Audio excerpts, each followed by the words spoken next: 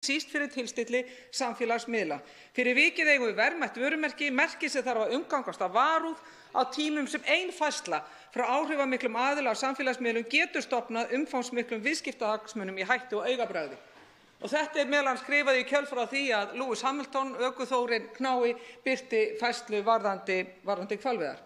Ég geri mér fyllilega grein fyrir því að þetta mál umdeilt og helst á að þagga þetta niður. Við finnum það að þau mál sem erfið innan ríkisstjórnar þá á helst að ýta þeim hægt og rólega til hliðar.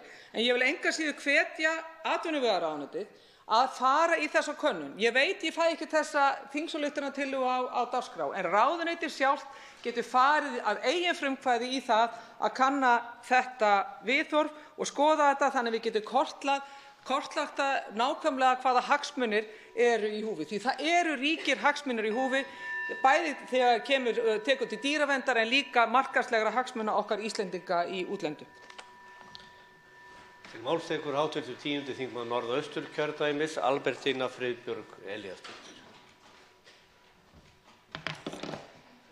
Herra forseti, það margt sem við getum gert til þess að bregðast við loftslagsbreytingum. Í því samhengi má meðal annars minna á að í aðgerðaáætlun ríkisstjórnarinnar segir að svartolíu skuli fasa út og í stjórnarsáttmála stefnt að banni við notkun svartolíu í efnahagslögsögu Íslands. Í næstu viku verður haldinn fundur Marine Environmental Protection Committee í London. En mikilvægt að fulltrúar okkar þar fylgi stefnu Íslands fast eftir, einkum í ljósi þess að magn koltvíoxíðs í lofti fór í fyrsta sinn frá upphafi mælinga yfir 415 milljóna hluti. Herra forseti, annars langaði mig að nýta þetta tækifæri til að vekja athygli á verkefni Umhverfisstofnunar. Græn skref ríkisstofnana sem svo skemmtilega vill til að Alþingi aðili að. Tilgangur verkefnisins að efla vistvænan rekstur ríkisins og minnka umhverfisáhrif. Framkvæmd verkefnisins einföld og eiga allar stofnanir ríkisins að geta tekið þátt. Þar haldið grænt bókhald þar sem safnað tölulegum upplýsingum innkaup stofnunarinnar. Með markvissri færslu slíks bókhalds geta stofnanir gert sér betur grein fyrir keyptu magni og eðli innkaupa og sett sér þannig mælanleg markmið að draga úr notkun og minnka kolefnisspor sitt. Á heimasíðu verkefnisins eru ýmsar skemmtilegar upplýsingar. Til að mynda árið 2017 var það Alþingi sem notaði mest magn af heitu vatni per stöðugildi, en ótrúlegt en satt var Alþingi aðeins í 3. sæti yfir notkun á pappír sama ár. Herra forseti, þetta fyrirmyndarverkefni þó ég myndi vilja sjá það ganga enn lengra og setja nákvæmari upplýsingar kolefnislosun af keyptri vöru og þjónustu. Sem og að setja verð á kolefni þannig að forstöðumenn stofnana geti áttað sig á raunverulegum kostnaði við losunina. Því miður eru aðeins 66 ríkisstofnanir af rúmlega 160 þátttakendur í verkefninu og vil ég hvetja forstöðumenn þeirra ríkisstofnana sem ekki eru þáttakendur í verkefninu að bæta úr því sem fyrst og gera það af fullum krafti. Við þurfum öll að leggja okkar að mörkum til að minnka losun og minnka sóun. Þá tekur til máls hv. 8. þingmaður Norðvesturkjördæmis, Jón Þór Þorvaldsson.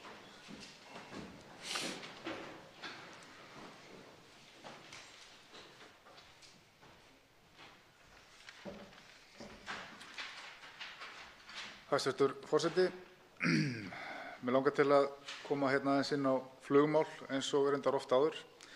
Ég stóð hér í ræðustól og ræddi þessi mál fyrst 27. apríl fyrir rúmu ári síðan og gerði þá að ræðuefni stefnu í flugmálum sem hefur sárlega skort á hjá ríkisstjórn Íslands. Og þetta ein stærsta útflutningsgrein þjóðarinnar og fyrir svörum var hæstv. Sveitarstjórna og samgönguráðherra og svörin voru þau að allt of lítið hefði verið gert, allt of lengi og nú yrði ekki setið hjá. Samt hefur ekkert verið gert. Ég ítrekaði þessa fyrirspurn 9. október síðastliðinn í tengslu við umræðu samgönguáætlun og allt á sömu leið. Samgönguáætlun hefur ekki litið dagsins ljós og eftir því sem ég kemst næst inn í umhverfis- og samgöngunefnd hefur umræðum hana verið frestað allavega fram á haust. Þar komið inn á það að öruggir og traustir innviðir séu inntak áætlunarinnar. Og þá skemmst að minnast þess að minnsta kosti 3 tilfellum á síðustu 24 mánuðum hefur legið í neyðartilfellum á Íslandi vegna ástands á varaflugvöllum hér innanlands. Það er ekki búið að taka í notkun hæfisbundna leiðsögu, Performance Navigation Plan á enska tungu með leyfi forseta. EGNOS leiðréttingarstöðvar hafa ekki verið komið fyrir á Grænlandi. Samgöngustofa er vanfjármögnuð og illa stödd til þess að taka á þessum málum, þrátt fyrir að þar sé afburðahæft fólk sem er bæði tilbúið og viljugt til að vinna vinnuna. Fólki hreinlega getur ekki unnið þessa vinnu nema að fjármagn komi til og stefna frá stjórnvöldum. Það vantar stefnu og leiðtoga í þessu máli og ég auglýsi hér með eftir henni. Þá tekur til máls hv. 8. þingmaður Reykjavíkurkjördæmis norður, Birgir Ármannsson. Herra forseti, ég vildi hér við þetta tækifæri bregðast örlítið við ummælum í ræðu hv. þingmanns Þorgerðar Katrínar Gunnarsdóttur hér áðan, þar sem vikið var að hvalveiðum Íslendinga. Mér finnst rétt að við höldum því til haga hér í þessari umræðu að ákvarðanir íslenskra stjórnvalda heimilar veiðar eru byggðar á traustum vísindalegum grunni. Þær tegundir sem heimilað er að veiða úr eru ekki með nokkurum hætti í nokkuru hættu og það er líka ljóst að Ísland hefur jafnan haldið til haga þjóðréttarlegum rétti sínum til þess að nýta þessa auðlind með sama hætti og aðrar auðlindir í landi og í lögsögu landsins. Það er mikilvægt að halda þessu til haga. Það eina sem ég get tekið undir í ræðu hv. þingmanns er það að við þurfum að sjálfsögðu að meta stöðu landsins á mörkuðum og viðskiptahagsmuni og annað þess háttar. Þar getum við horft til strauma og stefnu í nágrannalöndunum eða okkar helstu viðskiptalöndum. En við þurfum líka að líta til reynslunar og ég verð að segja að eftir að hafa verið hér í þessum sal í alllangan tíma, bráðum 16 ár, þá hef ég með reglulegu millibili heyrt heimsenda spár viðskiptahagsmuni Íslendinga, bæði hvað varðar útflutning og ferðaþjónustu, vegna ákvarðana sem við höfum verið að taka á sviði hvalveiða. En ég hef ekki séð nein merki um það að hvalveiðar hafi haft þau áhrif eða að þær heimsenda spár sem margoft hafa verið settar fram við okkur þingmenn af ýmsu tilefni í tengslum við hvalveiðar hafi komið fram eða átt við rök að styðjast. Þá tekur til máls hv. 6. þingmaður Suðurkjördæmis, Oddný G. Harðardóttir. Herra forseti, við vorum að fá nýja hagspá og hún er verri en hagspáin sem fjármálaáætlun ríkisstjórnarinnar byggir á. Það þarf að gera breytingar en áætlunin kemur aftur inn í þingið til 2. umræðu og samþykktar og fyrir þann tíma þarf ríkisstjórnin að vera búin að setja fram sínar breytingartillögur. Fjármálaáætlunin eins og hún var þegar hæstv. fjármála- og efnahagsráðherra mælti fyrir henni er með góðum afgangi af ríkissjóði í samræmi við fjármálastefnu ríkisstjórnarinnar. Þegar hv. stjórnarþingmenn og jafnvel einstakir hæstv. ráðherrar hafa tjáð sig viðbrögð við niðursveiflunni hér í þingsal og í fjölmiðlum, þá nefna þau gjarnan afganginn. Hann sé nú ríflegur eða rétt 30 milljarðar og það megi alltaf ganga á hann. En málið er ekki svona einfalt, forseti. Fjármálastefna ríkisstjórnar er lögð fram aðeins einu sinni á hverju kjörtímabili og gildir í 5 ár eða þar til ný ríkisstjórn setur fram nýja stefnu. Fjármálastefnan er eitt mikilvægasta þingskjal kjörtímabilsins. Í henni felst skuldbinding hvernig haga eigi tekju- og útgjaldastefnu stjórnvalda og ströng skilyrði eru fyrir endurskoðun hennar. Hana má aðeins endurskoða ef grundvallarforsendur hennar bresta eða fyrirsjáanlegt er að þær muni bresta vegna efnahagsáfalla, þjóðarvár eða annarra aðstæðna sem ógerlegt er að bregðast við með tiltækum úrræðum. Ríkisstjórnin brýtur því lög ef hún ætlar að ganga af afganginn við þær aðstæður sem nú eru uppi. Hún þarf annaðhvort að breyta lögunum áður en hún ákveður að ganga af afganginn eða bregðast við á tekju- og útgjaldahlið ríkisfjármála, annaðhvort þarf að skera niður eða hækka skatta. og ég skora á hv. stjórnarþingmenn að leggja frekar til auðlindagjöld og auðlindaskatta en að láta þau bera niðursveifluna sem helst þurfa á þjónustu og stuðningi ríkisins að halda, t.d. sjúklinga, aldraða eða barnafjölskyldur. Þá tekur til máls hv. 11. þingmaður Reykjavíkurkjördæmis suður, Björn Leví Gunnarsson. Virðulegi forseti. Mál sem að þingflokkar leggja fram eru mjög mörg. Núna eru 116 mál sem bíða fyrstu umræðu frá öllum flokkum inn á þingi. Einnig bíða 98 mál afgreiðslu úr nefnd og það eru sumt endurtekið efni. Það eru bæði mál sem að bíða fyrstu umræðu sem voru nánast tilbúin á síðasta þingi, afgreiðslu úr nefnd. Þurftu örfáa kannski fundi í viðbót til þess að fá 1 eða 2 gesti en þingið kláraðist og klippt á þingmálahalann. Mál sem að þarf örlítið í viðbót til þess að klára eru ekki einu svona að komast í fyrstu umræðu á þessu þingi af því að mál sem voru lögð fram í upphæð þings, þingmannamál, þau hafa ekki öll komist að í umræðum á þingi. Það er ekki búið að klára þau mál sem voru lögð fram í september, upphæð þings. Það er ekki búið að klára mál sem voru lögð fram bara við þingsetningarfund. Það eru mörg mál sem bíða núna í að komast úr nefnd. Það eru tilbúin nefndarálit. Og eina sem nefndin þarf að gera er að greiða atkvæði. Já eða nei svo sem. Allavega að klára málið. Hefur nefndin lokið afgreiðslu sinni er spurningin og það má ekki svara henni. Þetta er afbrigði af þessu þingmálahala samningsstöðu rugli sem á nákvæmlega ekkert skylt við málefnalega meðferð og faglega meðferð á málum, heldur á allt skylt við einhvers konar stjórnmálalega taktík og tók það hver fær einhver verðlaun eða eitthvað fyrir að afkasta miklu eða réttar sagt litlu í þessu tilviki. Því að eins og maður hefur heyrt hérna svona meðal íhaldsmanna inn á þingi að þá er markmið þeirra að gera sem minnst og þau gera með það með því að gera ekki neitt. Til máls tekur hv. 8. þingmaður Reykjavíkurkjördæmis suður Inga Sæland. Já, virðulegi forseti, ég vil nú bara þakka honum Birni Leví hv. þingmanni kærlega fyrir sitt innlegg því að hann í rauninni er á nákvæmlega sama stað og ég er akkúrat núna. Ég ætla einmitt að nota störfin til þess að tala störfin. Þannig er mál með vexti að okkur var þingmönnum gefið svigrúm til þess að taka út úr, koma með nýtt mál inn á þingið í gær, framsaga, svokölluð þingmannamál. Það sem verra er að við fengum ekki að ráða til dæmis sjálf hvaða mál við myndum velja vegna þess að það var nú að vera hafið helst yfir allan vafa að það myndi ekki skapa óþarfa umræður hér eða of langar umræður til þess að reyna að flýta fyrir störfunum í þinginu.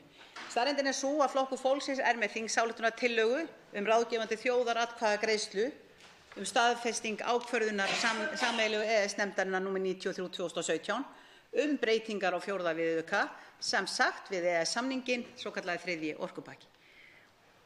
Okkar sannfæring er sú að þetta mál sé þannig vaxið að það eigi erindi við þjóðina. Hvort sem 3. orkupakkinn einn og sér er að gera einhverjar stórkostlegar breytingar frá því sem áður var, það er svo aukaatriði. Heldur er aðalatriðið hvaða skref erum að taka, á hvaða vegferð erum við, hvernig er hið heildstæða mat og af hverju í veröldinni skyldi þjóðin ekki mega eiga síðasta orðið slíkt. Ég segi bara samkvæmt 4. grein laga framkvæmd þjóðaratkvæðagreiðslna þá skal þessi þjóðaratkvæðagreiðsla fara fram í fyrsta lagi 3 mánuðum og í síðasta lagi 1 ári eftir að svona þingsályktunartillaga hefur komið fyrir þingið. Þannig að í raun og veru, virðulegi forseti, ég stend ennþá fastara fótunum á því að þetta er erindi til þjóðarinnar, þetta er risavaxið mál okkar framtíð og við ræðum það hér í dag þannig að það virðist nú sitt sýnast hverjum. En samt sem áður, alltaf gaman ef við fáum að hafa okkar skoðanir án þess að á þær séu ráðist eins og ég veit ekki hvað. Þannig að ég bið okkur bara sælla alls að bera virðingu hvert fyrir öðru hér í umræðunum eftir. Þá tekur til máls hv. 13. þingmaður Suðvesturkjördæmis Jón Steindór Valdimarsson. Herra forseti, innan skamms verður gengið til kosninga til Evrópuþingsins og þær kosningar skipta okkur Íslendinga miklu máli, enda Evrópusambandið okkar nánasti samstarfsaðili og mótar að stórum hluta íslenskt samfélag vegna EES-samningsins. Popúlismi setur mark sitt á stjórnmál í Evrópu og þar með kosningarnar til Evrópuþingsins. Nægir þar að minna á einn holdgerving popúlismans, Nigel Farage í Bretlandi, fylkingu Matteo Salvini á Ítalíu og 5-stjörnuhreyfingu Luigi Maio. Popúlismin hefur líka fundið sér bólstað í íslenskri pólitík og fundið sér andstæðing og ógn sem steðjar að í formi 3. orkupakkans, innflutningi matvæla, EES-samningnum, innflytjendum og flóttafólki. Auðvitað allt þetta að undirlagi illra afla sem hafa miðstöð sína í höfuðstöðvum Evrópusambandsins í Brussel.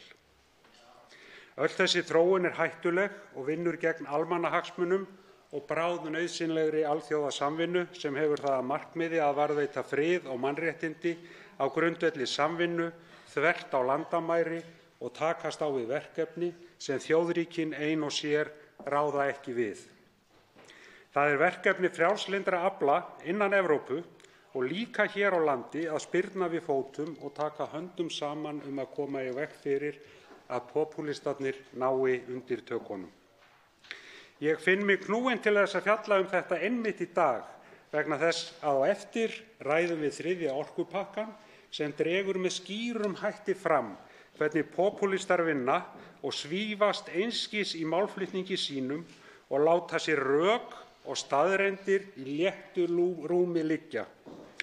Það eiga þeir sér sameiginlegt, sama hvort það í Evrópu, Bandaríkjunum eða Íslandi. Tekur til máls hv. 4. þingmaður Reykjavíkurkjördæmis suður, Þórhildur Sunna Ævarsdóttir.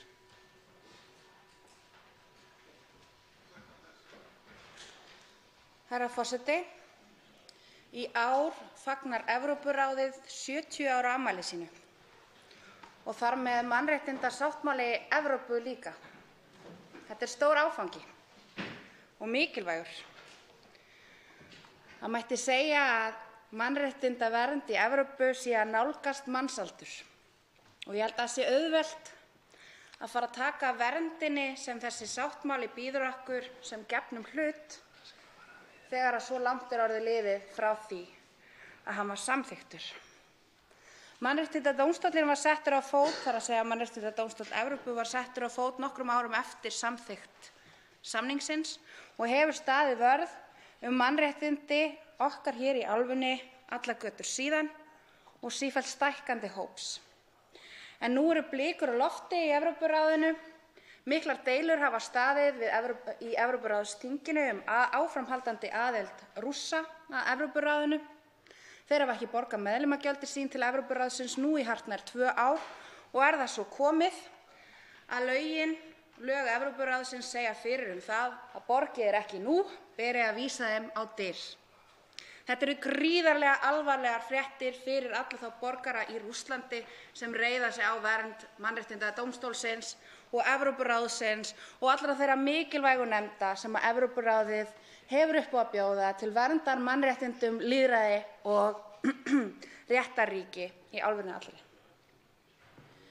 Framundan eru margir mikilvægir fundir á vettvangi Evrópuráðsins. Þar af einn sem hefst á föstudaginn, ráðherraráðsfundur Evrópuráðsins. Þar mun utanríkisráðherrann okkar vera fulltrúi okkar. Ég vil hvetja hann til þess að standa áfram vörð Evrópuráðið. Ég vil hvetja hann til þess að heita meira fjármagni til Evrópuráðsins til þess að vega upp á móti þeim missi sem að brottför Rússa hefur. Og ég vil hvetja hann til þess að tala ekki gegn Mannréttindadómstól Evrópu eins og sumir kollegar hans í ríkisstjórn hafa gert. Tekur til máls hv. 4. þingmaður Norðvesturkjördæmis Bergþór Ólason. Virðulegur forseti, ég vil gefa hér að umtalsefni í dag málefni veglagningar Gufudalssveit svokallaðan Teigsskóg, eins og við þekkjum það flest úr umræðunni. Það er þannig að þann 22. janúar síðastliðinn þá samþykkti sveitarstjórn Reykhólahrepps að farin skyldi hin svokallaða Þ á leið með nýjan veg Gufudalssveit. Við þekkjum öll umræðuna um þetta mál. Þetta hefur verið ótrúleg sorgarsaga árum og hallar í 2 áratugi sem sú sorgarsaga hefur gengið. En nú er þó komið að sveitarfélagið hefur tekið af skarið og lagt fram þessa tillögu og samþykkt og nú er verið að vinna í aðalskipulagsbreytingu og auglýsingu hennar. En ég vil vekja athygli á að þann 11. apríl síðastliðinn var dreift hér á Alþingi frumvarpi til laga um framkvæmdaleyfi vegna uppbyggingar á Vestfjarðavegi. Það tókst nú svona hálfklúðurslega hjá fyrsta flutningsmanni málsins, hv. þingmanni Haraldi Benediktssyni, fyrsta þingmanni Norðvesturkjördæmis, að svona láta vita framlagningu þessa máls því að margoft hafði verið rætt um þetta í þingmannahópi kjördæmisins, en látum það nú liggja á milli hluta. Það sem er athyglivert og ég tel ástæðu til að beina því til forseta, sem er sá sem nú situr í forsetastóli, einn af flutningsmönnum frumvarpsins, að á frumvarpinu eru 19 þingmenn, þar af eru 12 frá Sjálfstæðisflokki og 7 frá öðrum flokkum. Sjálfur var ég staddur erlendis þegar þetta var kallað eftir meðmælendum og var of seinn til að melda mig inn. En ég hef leyfi til þess að tilkynna hér að allir þingmenn Miðflokksins munu styðja mál sem þetta. Ég gef mér að þeir 2 ráðherrar sem eru jafnframt þingmenn Norðvesturkjördæmis myndu styðja málið og jafnframt 2 ráðherrar Sjálfstæðisflokksins sem ekki eru flutningsmenn. Þarna er kominn 31 þingmaður og vantar þá bara einn upp á að ná tryggum meirihluta fyrir málinu sem myndi loksins höggva á þennan hnút sem hefur varað allt og lengi íbúum Vestfjarða og öllum þeim sem þangað vilja fara til mikilla trafala. Og vil ég því skora á hv. forseta að horfa til þess að þetta mál, sem sagt frumvarp til laga um framkvæmdaleyfi vegna uppbyggingar á Vestfjarðavegi, verði tekið hér á dagskrá. Þá tekur til máls hv. 9. þingmaður Reykjavíkurkjördæmis suður, Alex B. Stefánsson.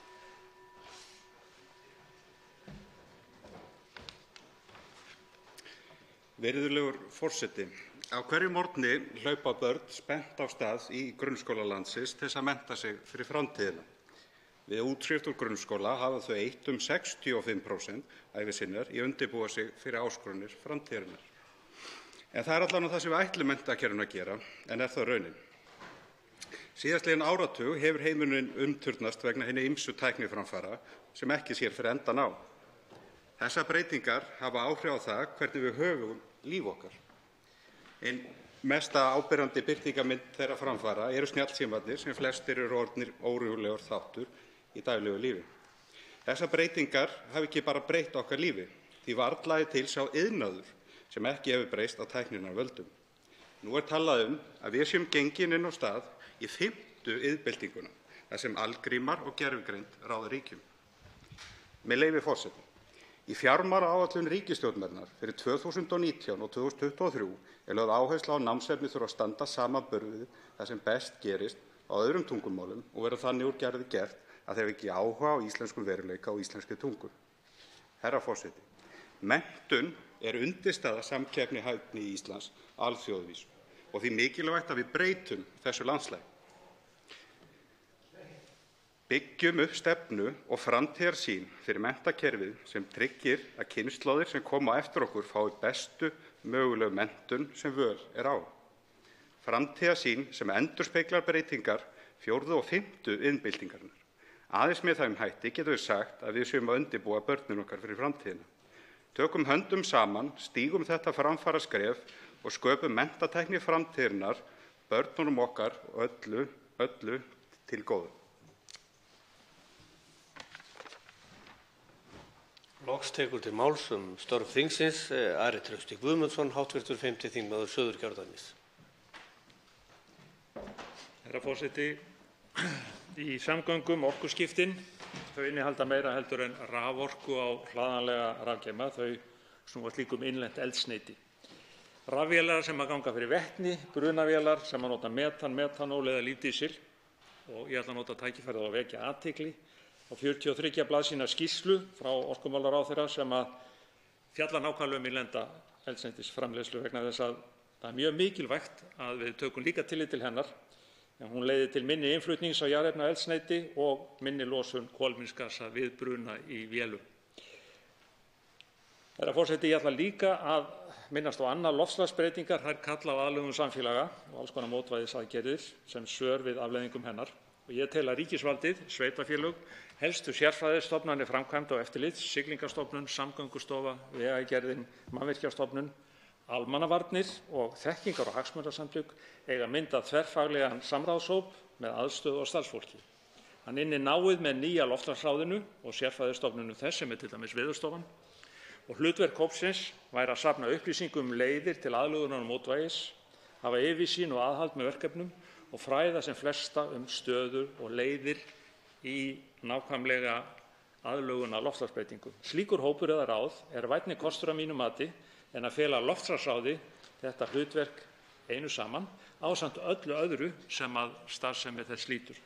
Sem sé á einn bóginn að hafa öflugan hóp sem vinnur gegn loftslagsbreytingum, stýrir því og svo aftur annan hóp sem að stýrir aðlögun að loftslagsbreytingum. Auðvitað vinna þeir náið saman en verkefnin eru býsna ólík og þá koma ólíkir aðilar að þeim, sérstaklega á sviði framkvæmda, hvort það hjá sveitarfélögum eða ríki og ég nefndi þarna nokkrar stofnanir því til sönnunar. Umræðu störf þingsins þó lokið. Svo háttar til 5. dagskrármálið að of skammt liðið frá útbýtingu breytingartillögu á þingskjali 1519. Þarf því að leita samþykkis fyrir því að taka breytingartillögun á dagskrá. Fer nú fram atkvæðagreiðsla afbrigðin.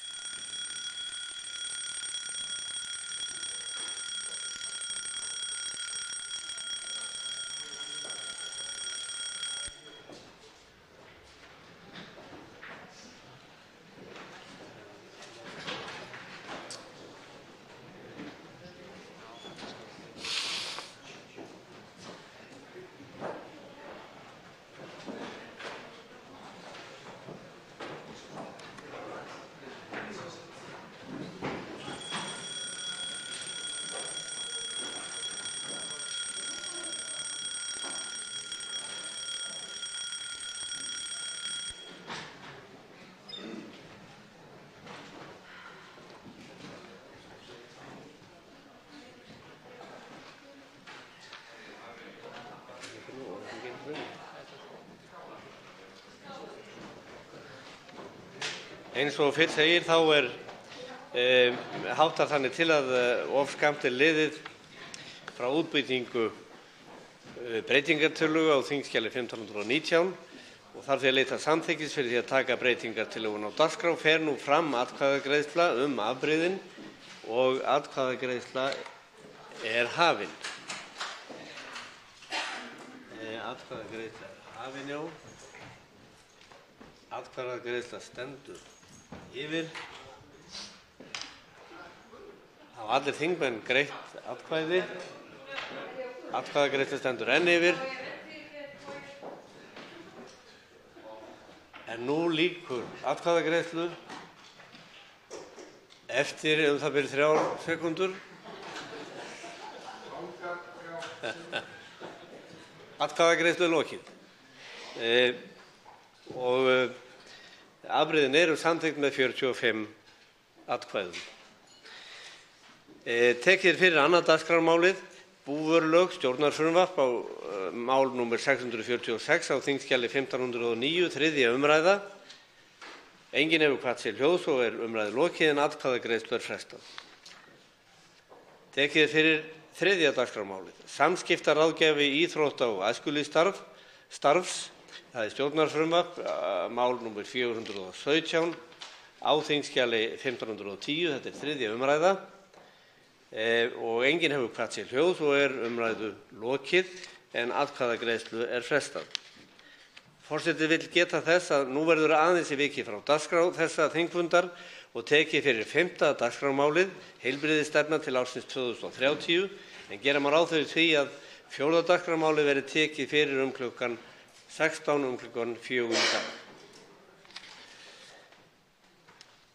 Tekið fyrir 5. dagskrármálið.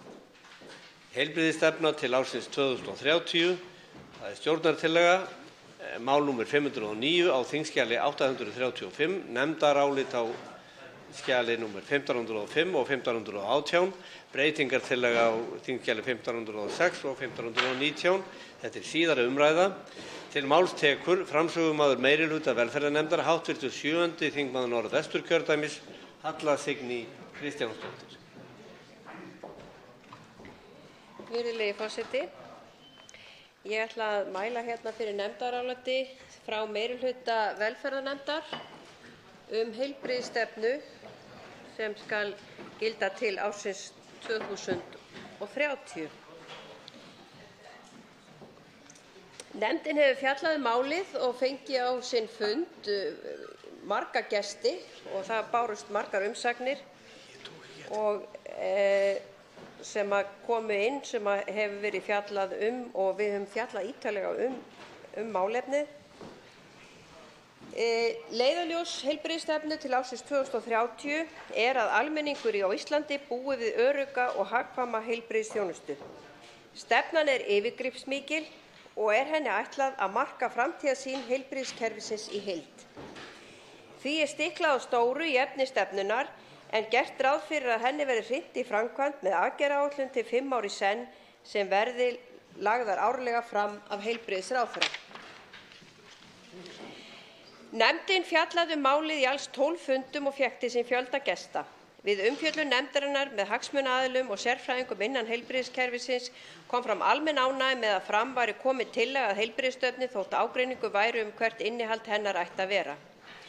Þær athugasemdir sem fram komu lutu fyrst og fremst að því að tilteknum þáttum heilbrigðisþjónustunnar hafi ekki verið gert nægilega hátt undir höfði og ber þar helst að nefna að litla umfjöllun væri að finna í stefnunni þjónustu við aldraða og starfsemi dvalar- og hjúkrunarheimila sem og forvarnir og lýðheilsu. Þá kom einnig fram það sjónarmið að skortur kynni að vera á umfjöllun hlutverk sjúkrahússins á Akureyri sem kennslu- og rannsóknarsjúkrahúss og hver aðkoma heilsugæslunnar og annarra heilbrigðisstofnana en háskólasjúkrahúss væri að menntun heilbrigðisstarfsmanna. Meirihlutinn tekur að nokkru leyti undir þær athugasemdir sem fram komu og lúta framangreindum atriðum. En meirihlutinn telur þó nauðsynlegt að setja framangreinda umfjöllun í samhengi við það hvernig stefnan er afmörkuð. Í þingsályktunartillögu er fjallað framtíðarsýn heilbrigðiskerfisins til árið 2030 og þá stefnu sem verður mörkuð í átt að þeirri sýn. Að mati meirihlutans má segja að stefnan marki ramma utan þær aðgerðir sem ráðist verði í til ársins 2030 án þess að þær aðgerðir séu sérstaklega tilgreindar. Vísar meirihlutinn í því tilliti til að heilbrigðisráðherra verði samkvæmt stefnunni falið það verkefni að leggja fram aðgerðaáætlanir til 5 ára í senn, sem verði endurskoðaðar árlega og teknar til umræðu á Alþingi. Ekki er vikið ítarlega að aðgerðaáætlun í stefnunni að öðru leyti en þó má nefna í 3. kafla greinargerðarinnar sem ekki er búist við að stefnan ein og sér án aðgerðaáætlunar leiði til aukins kostnaðar eða hafi önnur áhrif á hagsmunaaðila utan heilbrigðiskerfisins, jafnrétti kynjanna, umhverfi og sjálfbæra þróun. Telur meirihlutinn þá framsetningu eðlilega að fjallað verði takmörkuðu leyti úrbætur á einstaka sviðum heilbrigðisþjónustu, heldur verði útgangspunktur stefnunnar uppbygging og skipulag kerfisins í heild sinni. Með tilliti til þess hvernig stefnan er sett fram telur meirihlutinn því ekki ástæðu til að bæta inn í hana sérstakri umfjöllun málefni aldraðra, forvarnir og endurhæfingu en leggur áherslu á og beinir því til heilbrigðisráðuneytisins að taka skýrari afstöðu en nú liggur fyrir við stefnumörkun þessa málaflokka í aðgerðaáætlun. Virðulegi forseti, þegar við tölum forvarnir. Við umfjöllun nefndarinnar bentu ýmsir á að skortur var á sjónarmiðum forvarnir og lýðheilsu sem ætti að vera undirstaðan í allri heilbrigðisþjónustu. Það vorum við sammála. Að mati meirihlutans áhersla á lýðheilsu og forvarnir hornsteinn í góðu heilbrigðiskerfi. Meirihlutinn tekur fram að í A-lið 2. málsgreinar tillögunnar kemur fram að íslensk heilbrigðisþjónusta verði á heimsmælikvarða og lýðheilsustarf með áherslu á heilsueflingu og forvarnir verði hluti af allri þjónustu, sérstaklega þjónustu heilsugæslunnar. Að mati meirihlutans verður sú framsetning ekki skilið með öðrum hætti en að áhersla á lýðheilsu sé gegnumgangandi í allri stefnunni þótt ekki sé vísað til hennar beinum hætti. Þá kemur einnig fram í 5. tölulið 4. kafla virka notendur að stefnumiði málaflokksins verði meðal annars að allir hafi aðgang að hagnýtum og gagnreyndum heilbrigðisupplýsingum sem auðvelda þeim að stunda heilbrigðan lífsstíl og halda heilsu. Meirihlutinn leggur sérstaka áherslu á að í aðgerðaáætlun framkvæmd heilbrigðisstefnunnar verði lögð rík áhersla á lýðheilsu með áherslu á forvarnir og endurhæfingu fyrir alla aldurshópa svo draga meira úr tíðni og alvarleika lífsstílssjúkdóma og bæta lífsgæði. Þá komið að kaflanum rétta þjónustu á réttum stað. Við umfjöllun nefndarinnar kom fram að 3 atriði hefðu fallið úr lokaútgáfu þingsályktunartillögunnar sem átti að vera í 2. kafla rétta þjónustu á réttum stað. Þessi atriði nánar fjallað í skýrslu stefnu fyrir íslensk heilbrigðisþjónustu til ársins 2030 sem lögð var fram í fylgiskjali með tillögunni. Er að ræða eftirfarandi stefnumið til ársins 2030. Hlutverk sjúkrahússins á Akureyri sem kennslusjúkrahúss og veitanda 2. og 3. stigs heilbrigðisþjónustu fyrir tilgreindar heilbrigðisstofnanir hafi verið skilgreind og styrkt. Landspítali hafi skipulagt starf við háskólasjúkrahús annars vegar á Norðurlöndum hátækniþjónustu sem ekki unnt að veita hér á landi. Sjúkrarúm á sjúkrahúsum nýtast þeim sjúklingum sem þurfa á meðferð á þessum þjónustustigi að halda og unnt að útskrifa þá án tafa að meðferð lokinni.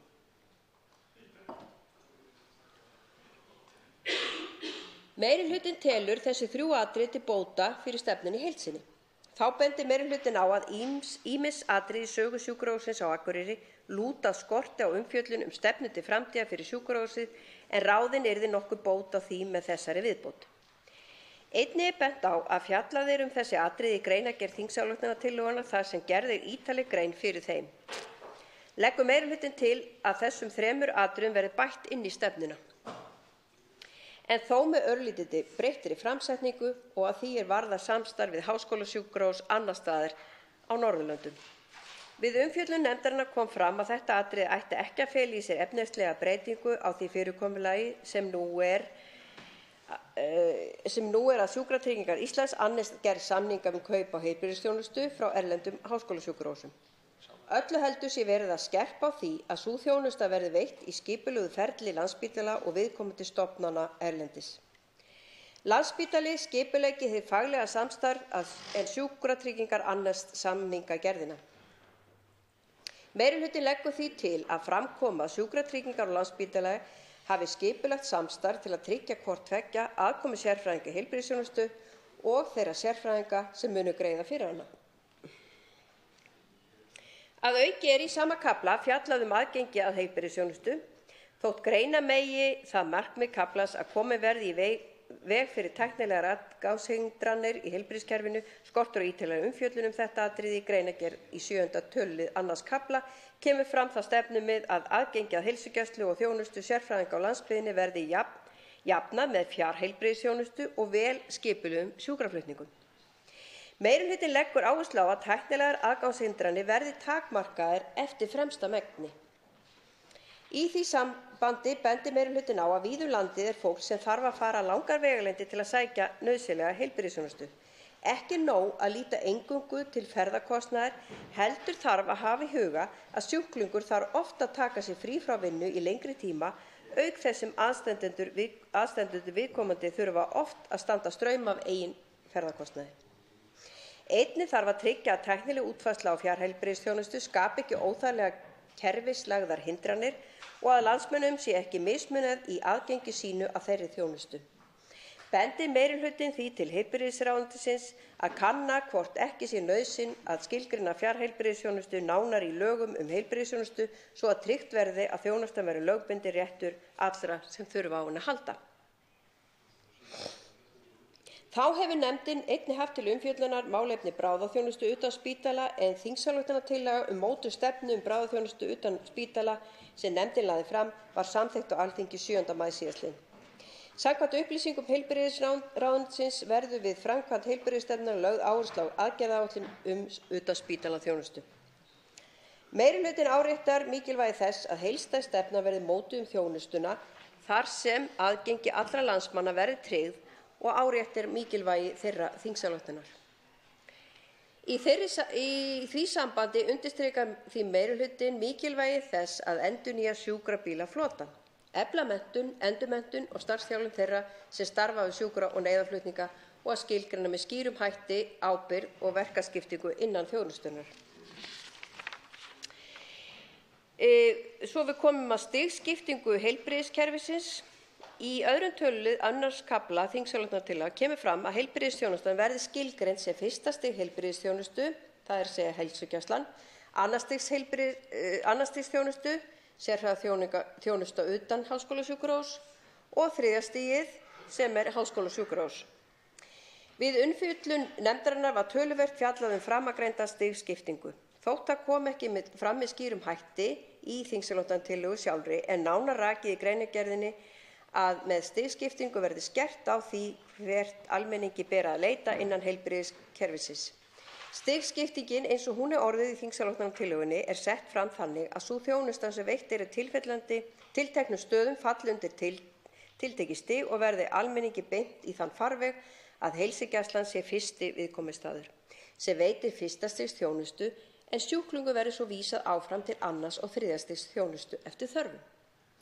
Ekki er sérstaklega skilgreint hvenær þjónustan er 2. stigs og hvenær hún er 3. stigs. Ætla má að það verði byggist á mati á því hversu tæknilega flókin þjónustan er. Stigskiptingin er ekki ætlað að takmarka þá þjónustu sem hægt er að veita ákveðnum stöðum í kringum landið. Öllu heldur er gert ráð fyrir því að tækniframfarir sem einfalda áður flókna þjónustu, 3. stigs þjónustu geti valdið því að hún verði að 2. stigs þjónustu. Þegar litið er til stigskiptinga heilbrigðiskerfisins með þessum hætti er nauðsynlegt að mati meirihlutans að hafa í huga að heilbrigðisþjónusta er keðja samhengandi þjónustuþátta og skilin á milli þess þurfa ekki að vera svo skörp að einstaklingur sé bara á einum stað í kerfinu í einu. Þannig er mikilvægt að einstaklingur sem þarf á 3. stigs heilbrigðisþjónustu geti einnig með einföldum hætti samhliða sótt sér 1. eða 2. stigs heilbrigðisþjónustu gerist þess þörf. Meirihlutinn getur þó ekki tekið undir framangreinda nálgun fyrirvaralaust og bendir í því sambandi á nokkur atriði sem eru óljós í framsetningu þingsályktunartillögunnar. Framsetning er með þeim hætti að ekki er fjallað aðra heilbrigðisstofnanir heilsugæsluna sem veitir 1. stigs þjónustu og háskólasjúkrahúsið sem veitir 3. stigs þjónustuna. Meirihlutinn fellst á þá framsetningu að 2. stigs þjónusta sé veitt af sérfræðingum utan háskólasjúkrahúss enda getur sú þjónusta verið veitt á einkareknum stofum á heilbrigðisstofnunum víðs vegar um landið og á Landspítalanum sem kemur þá að þjónustunni sem umdæmissjúkrahúss en ekki háskólasjúkrahúss. Þrátt fyrir það hafi að mati meirihlutans mátt kveða skýrar á það hlutverk umdæmissjúkrahússa sem sé innan stigskiptingunnar. Með tilliti til 3. stigs þjónustu, sérstaklega sem stefnan gerir ráð fyrir að sjúkrahúsið á Akureyri verði að einhverju marki veitandi 3. stigs þjónustu, enda gerir stefnan ráð fyrir því að hlutverk sjúkrahússins á Akureyri sem veitanda 2. og 3. stigs heilbrigðisþjónustu fyrir tilteknar heilbrigðisstofnanir verði skilgreint og styrkt. Nefndin óskaði eftir minnisblaði frá heilbrigðisráðuneytinu þar sem gerð er nánar grein fyrir því hvernig fyrirséð væri að stigskiptingunni yrði háttað og því varðar framangreint atriði. Í minnisblaðinu er meðal annars fjallað hvernig stefnan væri hugsuð með tillit til heimilda umdæmissjúkrahússa og sjúkrahússins á Akureyri til að veita 3. stigs þjónustu. Þar segir að fagleg rök, öryggi sjúklinga og hagkvæmnissjónarmið lúti að því að 3. stigs heilbrigðisþjónusta sé veitt á Landspítala eða í nánu samstarfi við hann. Þá segir jafnframt að ekki sé gert ráð fyrir að 3. stigs þjónusta verði veitt á öðrum heilbrigðisstofnunum. Þó sé gert ráð fyrir að tiltekna þjónustu eins og lyfjagjöf við krabbamein eða eftirfylgd með langvarandi sjúkdómum með blóðprufum sé hægt að veita á heilbrigðisstofnunum í heimabyggð en þá í samráði við Landspítala eða Sjúkrahúsið á Akureyri. Þannig er gert ráð fyrir að þriðja stigs þjónusta verði veitt á Sjúkrahúsinu á Akureyri en þá eingöngu í samvinnu við Landspítala. Að mati meirihlutans kallast framangreint stefnumið á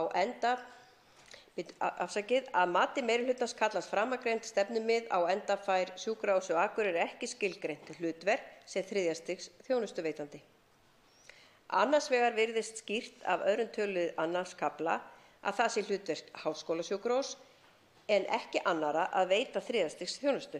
Hins vegar er gert ráð fyrir því að hlutverk Sjúkrahússins á Akureyri sem veitanda þeirra þjónustu verði skilgreint og styrkt. Meirihlutinn telur því eðlilegt að framkoma að þriðja stigs þjónusta skuli veitt á eða í nánu samstarfi við Háskólasjúkrahúss. Við umfjöllun nefndarinnar kom fram að annars stigs þjónustu verði þrátt fyrir framangreint að miklu leyti veitt á Landspítala. Við mótum stefnu það hvað annars stigs þjónusta verði veitt á Landspítala þarf að mati meirihlutans að huga nokkrum atriðum. Þegar annars stigs þjónusta í auknum mæli veitt á Landspítala er hætt við því að ýmis nauðsynleg þjónusta sem á að vera hægt að sækja í heimabyggð á umdæmissjúkrahúsum eða til sjálfstætt starfandi sérfræðinga verði eingöngu aðgengileg á Landspítalanum. Nauðsynlegt er að tryggja að heilbrigðisstofnanir á landsbyggðinni og sérfræðingar sem þar starfa hafi burði til að veita sem fjölbreyttasta annars stigs þjónustu svo íbúar á landsbyggðinni þurfa ekki alltaf að fara langar vegalengdir til að sækja sér slíka þjónustu. Þá þarf að huga því að Landspítala er ekki í öllum tilfellum sá staður sem best er að þjónustan þróist. Mikilvægt er að heilbrigðisþjónusta þróist á sem flestum stöðum svo bæta megi þjónustu við hinn sjúkratryggða, bæta aðgengi, auka framþróun og gæða á sem hagkvæmasta hátt. Meirihlutinn beinir því til heilbrigðisráðuneytisins að við framkvæmd áætlunar verði hagsmunir hins sjúkratryggða settir í forgang. Nefndin fjallar einnig að hvar sú heilbrigðisþjónusta sé veitt er á hjúkrunarheimilum, í hjúkrunar- og dvalarrýmum stofnana og í dagdvöl falli innan framangreindra stigskiptingu heilbrigðiskerfisins. Við umfjöllun nefndarinnar kom það sjónarmið að erfitt kynni að vera að skilgreina þá þjónustur undir sérstakt stig þar sem notendur þjónustunnar kunna hafa þörf fyrir þjónustu á öllum stigum. Þó má líta til þess að sú þjónusta sem almennt er veitt á viðkomandi stofnun telst til almennrar heilbrigðisþjónustu í skilgreiningu laga heilbrigðisþjónustu. Því verði að mati meirihlutans að telja eðlilegt að stefnan verði skilin með þeim hætti að þjónusta á hjúkrunarheimilum, í hjúkrunar- og dvalarrýmum stofnana og í dagdvöl sé fyrst og fremst fyrsta stigs þjónusta. Þótt notendur þeirri þjónustu eigi jafnan rétt á við aðra til annars og þriðja stigs þjónustu. Meirihlutinn telur framangreint sjónarmið ekki gefa tilefni til breytingar umfram þær sem raktar voru hér að framan, þótt kveða hefði mátt skýrar á þau í greinargerð. Virðulegi forseti, við tölum hér skilvirk þjónustukaup. Meirihlutinn leggur áherslu á að ekki verði einungis höfð hliðsjón af hagkvæmni í kaupum á heilbrigðisþjónustu, heldur verði öryggi neytenda jafnframt í forgrunni. Er því lagt til að tekið verði fram í inngangsmálslið 5. kafla að ekki skuli einungis stuðla að hagkvæmum kaupum og þjónustu, heldur einnig öruggum. Sú breyting í samræmi við það markmið sem kemur fram í 4. tölulið 5. kafla. Í 3. tölulið sama kafla segir að ef forgangsröðun er nauðsynleg verði sjúklingur með mesta þörf og verst lífskjör settir í forgang.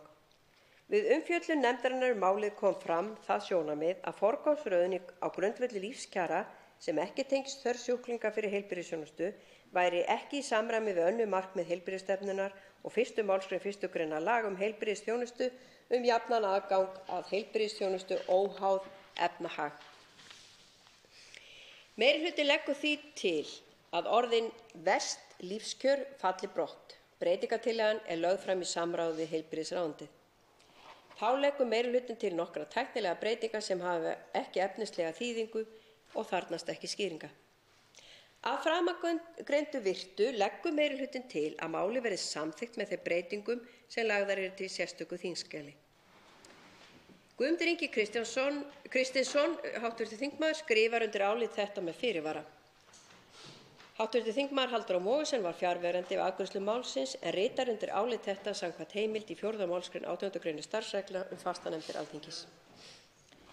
Þá eru eftirfarandi hv. þingmenn sem skrifa undir þetta nefndarálit Halldór Mogensen formaður, sú sem hér stendur, Halla Signý Kristjánsdóttir, Ólafur Þór Gunnarsson, Ásmundur Friðriksson, Andrés Ingi Jónsson, Anna Lára Jónsdóttir, Guðmundur Ingi Kristinsson og Vilhjálmur Árnason.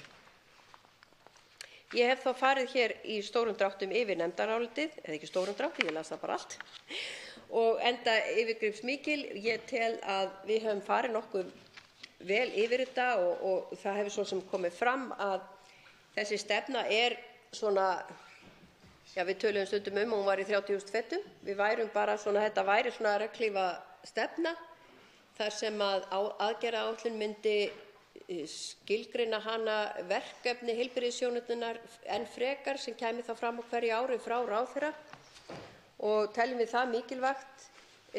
Þess vegna ákváðum við að vera ekki fara yfir sérstaklega ofan í vissa þætti en við töldum að við værum að snerta á ýmsum málefnum sem hafa komið fram í umsögnum og þá sérstaklega eins og að hlutverki sjúkrahússins á Akureyri sem við vildum náttúrulega undirstrika og mikilvægt og vonandi að það hafi komist í gegn en það voru margar umsagnir og tíðar gestakomur í þessu málefni þannig ég vona að þetta hafi skilað sér til bættrar stefnu sem að hægt verður að vinna að og þó að þetta sé 10 ára plagg sem að við ætlum að fara eftir að þá verður nú vonandi svolítið lifandi þannig að við getum þá alltaf endurnýjan og bætt hana þegar eitthvað nýtt kemur fram.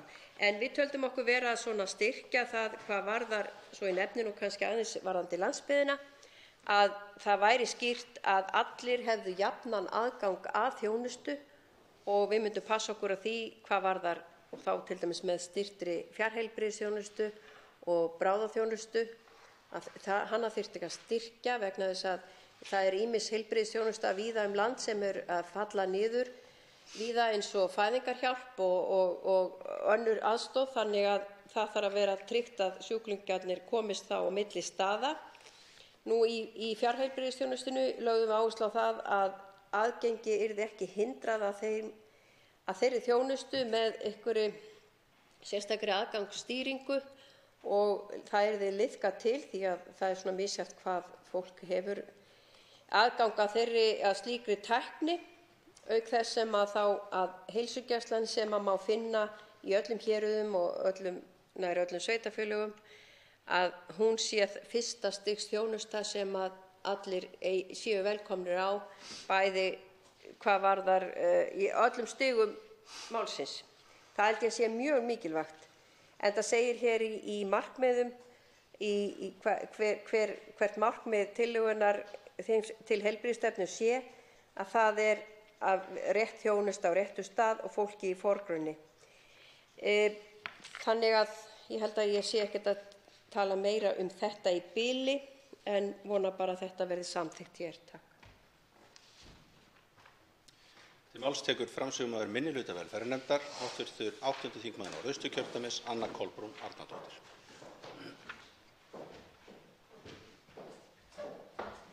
Hæstvirtur forseti. Ég mæli hér fyrir minnihluta áliti tillögu til þingsályktunar heilbrigðisstefnu til ársins 2030.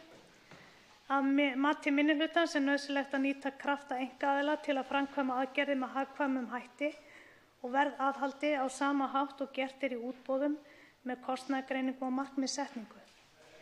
Einkarekstur í heilbrigðiskerfinu í raun opinber enda fer hann fram á grundvelli samninga við Sjúkratryggingar Íslands og staða heilbrigðismála þannig að allt of mikil áhersla lögð á Landspítala sem eina hátæknispítala á Íslandi. Spítalinn allt of þungur í rekstri og mikið ógegnsæi í fjárlögum með tilliti til fjárveitinga til hans. Það því óæskilegt að Landspítali verði fjármagnaður með DRG-greiðslum enda myndi það skekkja allverulega aðstöðu annarra heilbrigðisstofnana.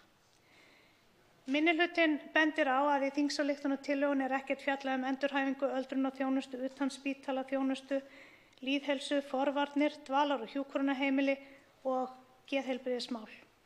Einnig skortir í stefnuna umfjöllun nýsköpun, framþróun, tækniframfarir og mat á gæðum og árangri. Þá kom við umfjöllun nefndarinnar fram það sjónarmið að skortur væri á umfjöllun hlutverk sjúkrahússins á Akureyri sem háskólasjúkrahúss og sjúkrahúsið á Akureyri hefur einmitt unnið metnaðarfulla stefnu skipulag og eflingu vísindastarfs og mun að öllum líkindum hafa burði til að uppfylla þær kröfur sem gerðar eru til háskólasjúkrahúsa. Minnihlutinn getur ekki fallist á stefnu þar sem gert er ráð fyrir að Landspítali verði eina háskólasjúkrahús landsins. Að auki tekur minnihlutinn undir það sem fram kemur í umsögn Landssambands eldri borgara að bregðast verði við gífurlegri fjölgun eldri borgara sem fyrirséð er að verði næstu árin. Samræma þarf heimaþjónustu og heimahjúkrun og er eðlilegt að stjórn þeirra mála sé undir einni yfirstjórn en ekki á vegum sveitarfélaga annars vegar og ríkisins hins vegar. Marka þarf sjálfstæða stefnu hvernig byggja eigi upp dvalar- og hjúkrunarheimili til að mæta þjónustuþörf á næstu árum. Þá þarf að efla hlutverk virkra notenda og hagsmunasamtaka sjúklinga í heilbrigðiskerfinu. Þar má nefna Krabbameinsfélag Íslands, SÁÁ, Hrafnistu, NLFÍ, Virk, Hugarafl og fleiri mætti telja. Tryggja þarf virkara samráð við þau félög og fylgja eftir því samráði með raunverulegum aðgerðum. Minnihlutinn leggur til að skýra skuli nánar ábyrgð heilbrigðisstarfsmanna og skýrt verði tekið fram að stjórnendur skuli búa yfir staðgóðri þekkingu og reynslu á sviði heilbrigðismála.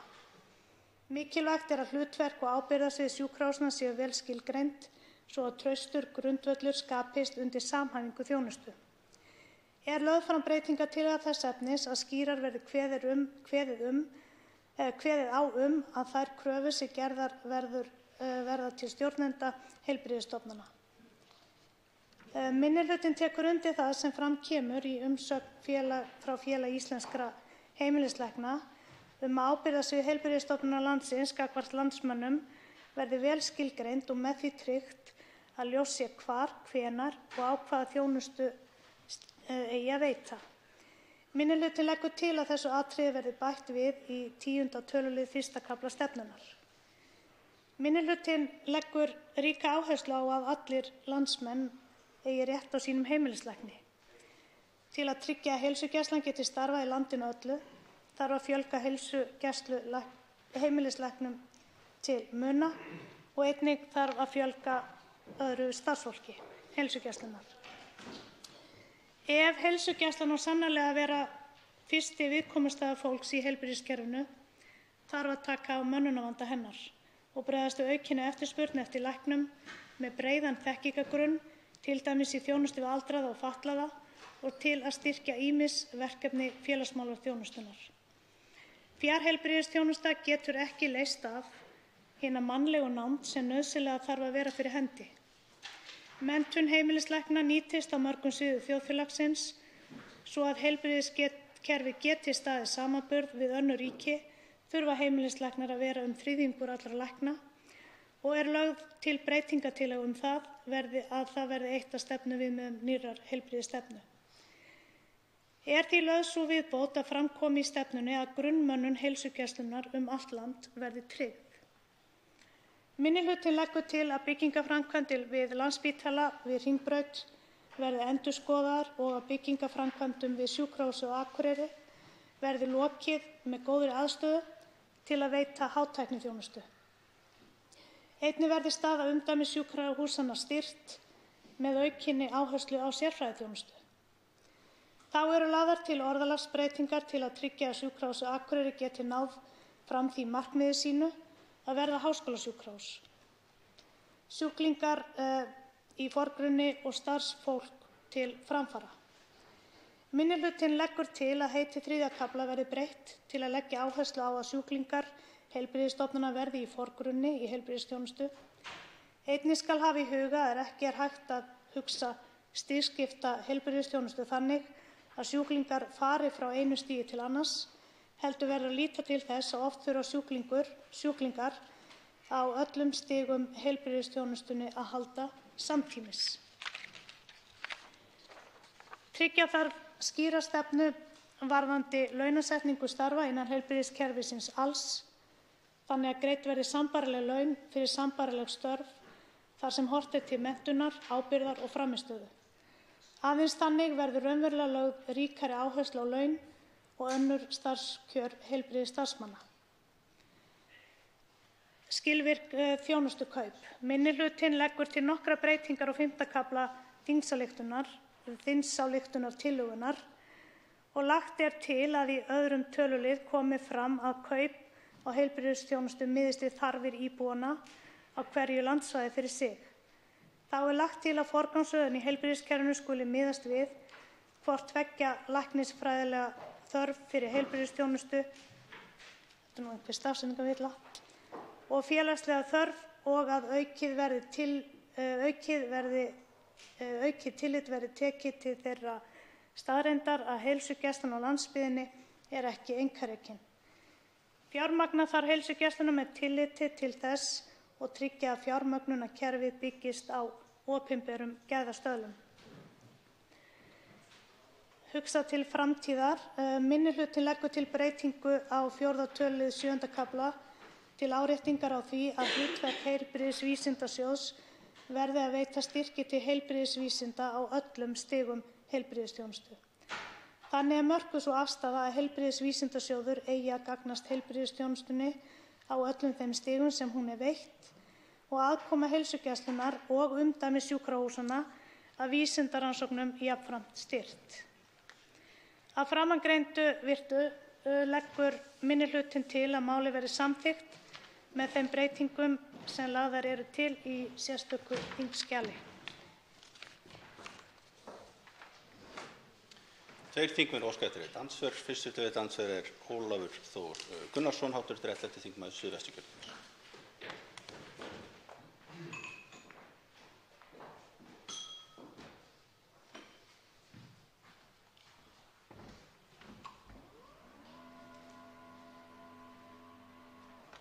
Herra forseti, ég þakka hv. þingmanni Önnu Kolbrúnu Árnadóttur fyrir ræðuna og vil þakka henni fyrir samstarfið í hv. velferðarnefnd við vinnu heilbrigðisstefnunnar, en ég held að það sé engum leyndarmálum uppljóstrað að þingmaðurinn hefur lagt þar margt gott til og haft áhrif á margt í stefnunni. Ég er hins vegar ekki alveg sammála öllu því sem kemur fram í minnihlutaáliti þingmannsins, sem vonlegt er. Ég skrifa undir meirihlutaálitið, en mig langar kannski sérstaklega svona í fyrra andsvari að spyrja hv. þingmann út í þetta með sjúkrahúsið á Akureyri. Nú kom það fram fyrir nefndinni að það væri venjulega gert ráð fyrir því allavega í stóru löndunum sem svo eru stundum kölluð að sjúklingagrunnurinn sem þyrfti að vera á bak við háskólasjúkrahús lipi á einhverjum milljónum manna og að það væri nú tæplega yfirleitt einn staður á Íslandi, hvað þá meir, sem að stæði undir þessum allan fjöldapælingum. Og mig langar að spyrja, er það ekki í raun þannig að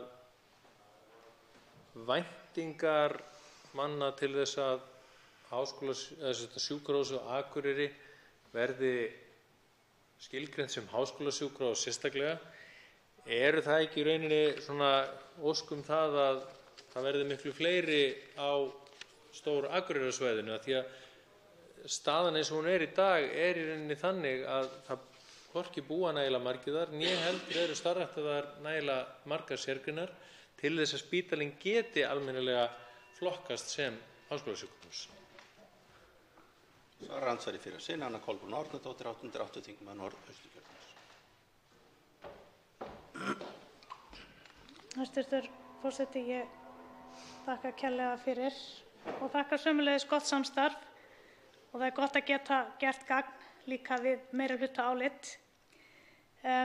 þegar við erum að ræða Sjúkrahúsið á Akureyri og þær áætlanir sem þar eru uppi, vissulega er það mun minna heldur en Landspítali sem staðsettur er hér, en á sama tíma þá vil ég nú halda fast í það að einu sinni vorum við duglegri að flytja sjúklinga norður í land, en í dag flytjum við þá alla til Reykjavíkur. Og ég er með fyrirspurn núna sem ég var að leggja fram til skriflegs svars hvaða kostnaður er þar að baki, hvað það kostar að flytja alla sem þurfa á þjónustu að halda til Reykjavíkur. Það er þrátt fyrir allt mun auðveldara að færa starfsfólk til. Og ég þekki dæmi þess á Akureyri að þangað koma til að mynda krabbameinslæknar til að þjónusta okkur þar, og það er nú þannig að þeim þykir gott að koma norður. Og ég er alveg sannfærð það að ef við hugsum aðeins nokkur ár tilbaka, að þá var þetta bara ágætis dreifing eins og var. Hvað það var sem gerðist veit ég ekki, en ég vil halda því fram að þessi þróun sem er núna, og við erum að setja stefnu í mörg ár fram í tímann, að ef við ætlum í alvörunni að halda því fram að við ætlum alltaf að senda alla til Reykjavíkur, þá langar mig til þess að hugsa aðeins upp á nýtt og gá hvort við séum á réttri leið. Þetta er andsvari síðara sinn, Ólafur Þór Gunnarsson, hv. 11. þingmaður Suðvesturkjördæmis.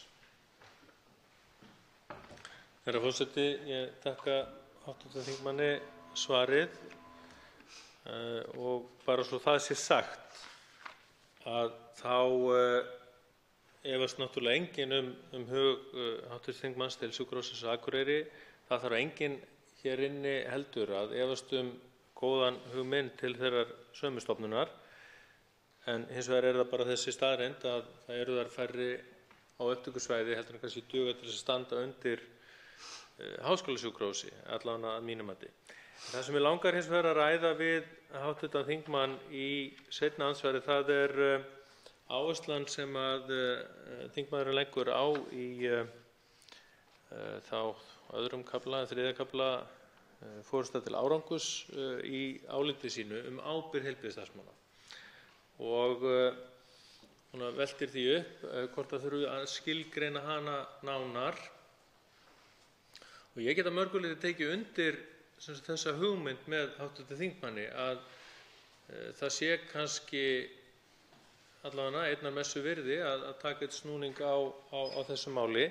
En það sem ég að velta eins og fyrir mér í því er ekki kannski eðlilegra að sá snúningur væri þá tekinn á lögum heilbrigðisstarfsmenn.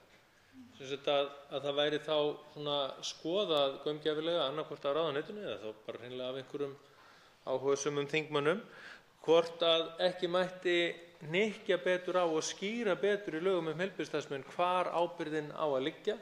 Því að við höfum jú alveg heyrt vangaveltur það að það sem stundum er kallað samhangandi eða á erlendu máli kollektív ábyrgð,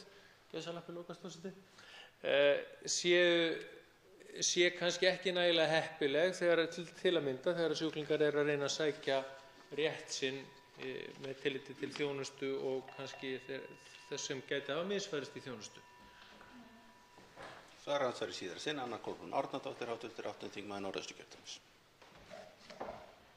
Hæstv. forseti, ég er nokkuð sammála hv. þingmanni Ólafi Þór Gunnarssyni. Það er þessi ábyrgðarhluti sem er mjög mikilvægur og það sem ég er kannski að mætti laga, eða ég vil ekki segja laga, það er kannski að hnykkja betur á því. Nú erum við að tala þennan hatt yfir einhverni ákveðinni stefnu. Þar undir fellur þá ábyrgð starfsfólks. Það sem ég er aðallega að tala það er að það þurfi að gera skýran greinarmun á því hvort er að ræða stjórnendur og hvort er að ræða starfsfólk. Við höfum heyrt sögur af því að starfsfólk vilji ekki ráða til að sitja starfa á vissar stofnanir af því það er ekki nægjanlega skýrt eins og það er í dag hvernig farið verður með mál komi eitthvað upp á. Þannig að það er mjög mikilvægt og kannski er það leiðin að skýra þetta betur í þessum lögum sem hv. þingmaður nefndi hér. En í mínum huga þarf þetta að vera skýrt, aðgreint. að stjórnendur hljóta að þurfa að bera ábyrgð á þeirri stofnun sem þeir stjórna. Starfsfólkið gerir sitt en stjórnendur verða að hafa þessa aðalábyrgð. Síðari til andsvör Óli Björn Kárason, hv. 10. þingmaður Suðvesturkjördæmis.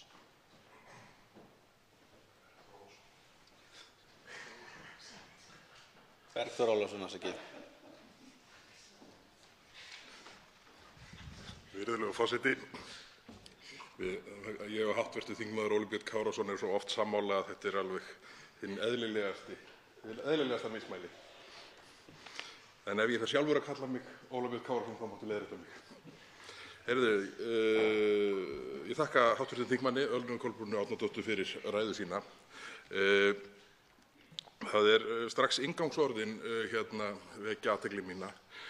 Þar sem með leyfi forseta segir í minnihlutaálitinu að mati minnihlutans nauðsynlegt að nýta krafta einkaaðila til að framkvæma aðgerðir með hagkvæmum hætti og verðaðhaldi á sama hátt og gert í útboðum með kostnaðargreiningum og markmiðssetningum. Ég held að þetta sé skynsamleg nálgun hjá þingmanninum og langar svona að spyrja hv. þingmann hvort að mat hennar sé það að of mikill fókus sé á það að öllu sé stýrt inn á Landspítalann í því formi sem við þekkjum í dag. Þetta auðvitað umræða sem hefur verið töluvert mikil hér í þingsal undanfarna mánuði og misseri. Og ég vil nýta þetta tækifæri til að spyrja hv. þingmann hvort að upplifun hennar sem nefndarmanns í velferðarnefnd sé að þarna sé fókusinn í rauninni áfram gerður enn skýrari á þá þróun sem við þekkjum svo vel í tengslum við umræður liðskiptaaðgerðir svo dæmi sé tekið og þar fram eftir götunum. Svarandsari fyrir sinn Anna Kolbrún Árnadóttir, hv. 8. þingmaður Norðausturkjördæmis. Hæstv. forseti, ég þakka hv. þingmanni Bergþóri Ólasyni fyrir. Það er gott að koma þessu rétt frá sér. Það er rétt að í inngangsorðunum fjalla ég einkaaðila, einkarekstur á grunni útboða eins og við gerum bara í annarri starfsemi þar sem við þurfum að gæta hverri krónu.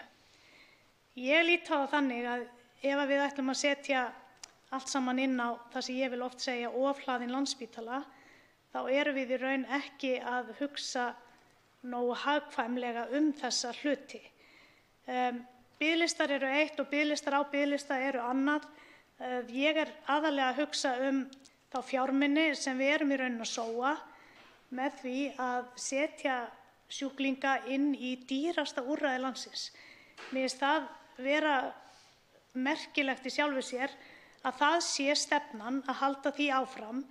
Við erum með á hliðarlínunni klíníkina sem hefur verið í umræðunni vegna liðskiptaaðgerða og við þekkjum umræðuna að læknar fari með sínum sjúklingum til útlanda til að gera ákveðnar aðgerðir.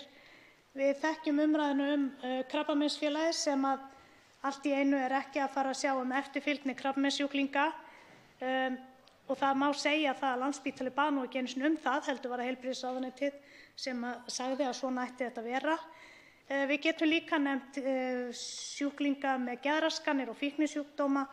Þessir sjúklingar hefðu betur verið settir innan SÁÁ, þannig að mörgu er að taka og við erum að kasta fjármunum, við erum að glata fjármunum. Það er andsvari síðara sinn Bergþór Ólason, hv. 4. þingmaður Norðausturkjördæmis. Virðulegur forseti, ég þakka hv. þingmanni andsvarið. Það er tvennt sem ég fyrir mitt leyti get sagt að ég hefði gjarnan viljað haft rýmri tíma til að undirbúa þessa umræðu hér í dag, en það er eins og stundum vill verða.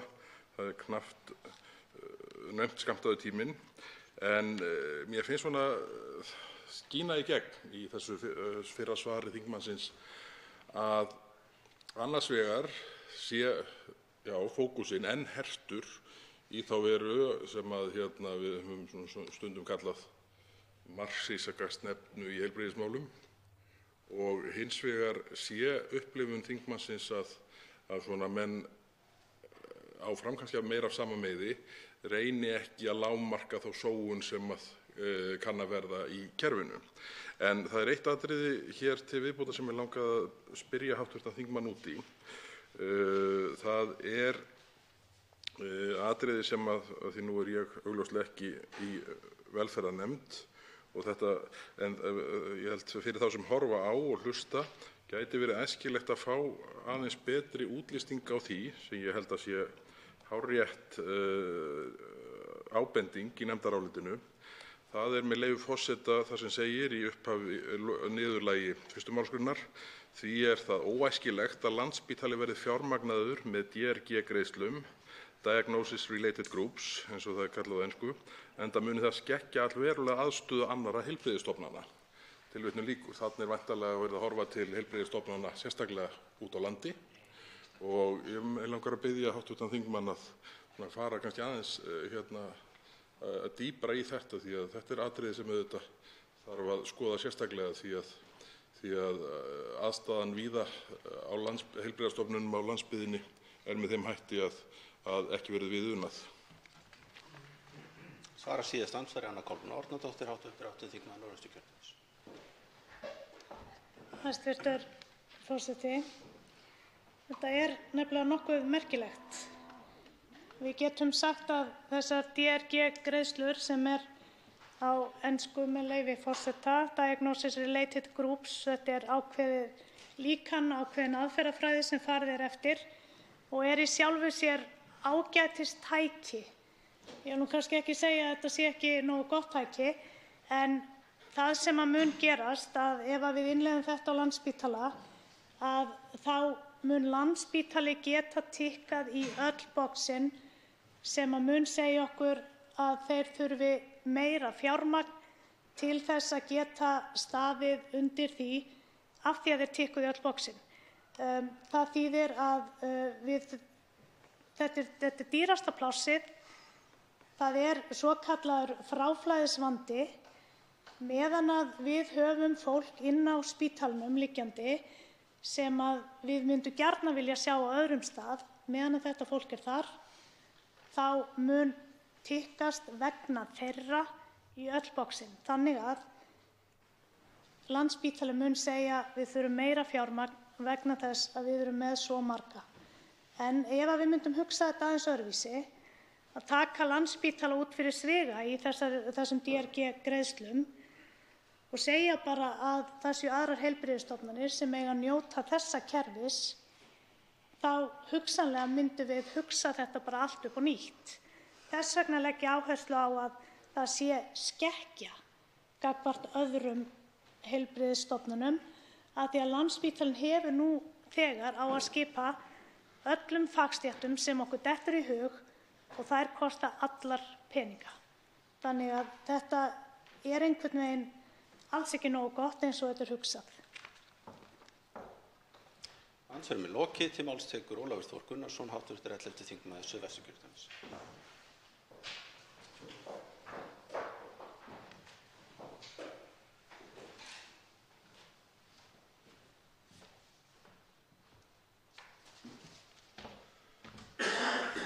Herra forseti. Við ræðum hér tillögu til þingsályktunar heilbrigðisstefnu til ársins 2030 við 2. umræðu og ég held að sé full ástæða til þess að þakka hv. framsögumanni nefndarinnar, Höllu Signýju Kristjánsdóttur þingmanni, fyrir hennar vinnu við þetta mál og raunar nefndinni allri fyrir þá vinnu sem að koma að þessu, því að auðvitað það sem kannski menn kynnu að velta fyrir sér, þá er það nú þannig í þessu máli að nefndin hefur í raun unnið nokkuð samhent og allir nefndarmenn lagt gott eitt til í þeirri vinnu sem fram hefur komið. Það hefur komið fram náttúrulega hér við umræðuna að nefndin fékk fjölmargar umsagnir og marga gesti. Mikið af þessum umsögnum, sérstaklega kannski frá fagfélögum og kannski við skulum segja beinum hagsmunaaðilum, sneru að því, það er að segja athugasemdirnar í þeim sneru að því að ekki væri nægilega ítarlega fjallað þeirra eigin hlut í stefnunni. Það væri ekki nægilega ítarlega talað til að mynda hjúkrunarheimilin, það væri ekki nægilega ítarlega talað sérfræðiþjónustu og svo framvegis. En þá kannski, óhætt að segja, litið fram hjá þeirri grundvallarhugsun sem í heilbrigðisstefnunni, að hún sé, eins og hv. þingmaður Halla Signý Kristjánsdóttir kom svo ágætlega að orði hér áðan, hún svona séð úr 30.000 fetum. Það að segja, það horft yfir sviðið með mjög breiðri linsu og stefnunni ætlað að duga til langs tíma og margra ára. Heilbrigðiskerfið okkar í stöðugri breytingu og það hafa orðið miklar breytingar bara á undanförnum fáeinum árum, þessum árum þar sem minn fyrri starfsvettvangur var, orðið alveg gríðarlega breytingar og hafandi verið á vettvangi þess, eins og raunar fleiri nefndarmenn í hv. velferðarnefnd, að þá sér maður að það væri að mörgu leyti óskynsamlegt að njörva niður hvern einasta þátt. Vegna þess að hætt væri við að með því að þá værum við útsetti stefnuna fyrir því að verða annaðhvort ankannalega eða hreinlega úrelta á allt of stuttum tíma. Því farin þessi leið sem farið. Stefnan má sem sagt ekki vera of þröng ef hún á í rauninni að duga út allt tímabilið.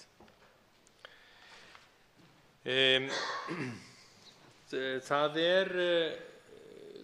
kannski, ég veit ekki hvort maður á að segja, ríkulegur þráður í athugasemdum margra og raunar einnig í athugasemdum nefndarinnar og umræðunum nefndarinnar, þetta með málefni aldraðra, forvarnir og endurhæfingu.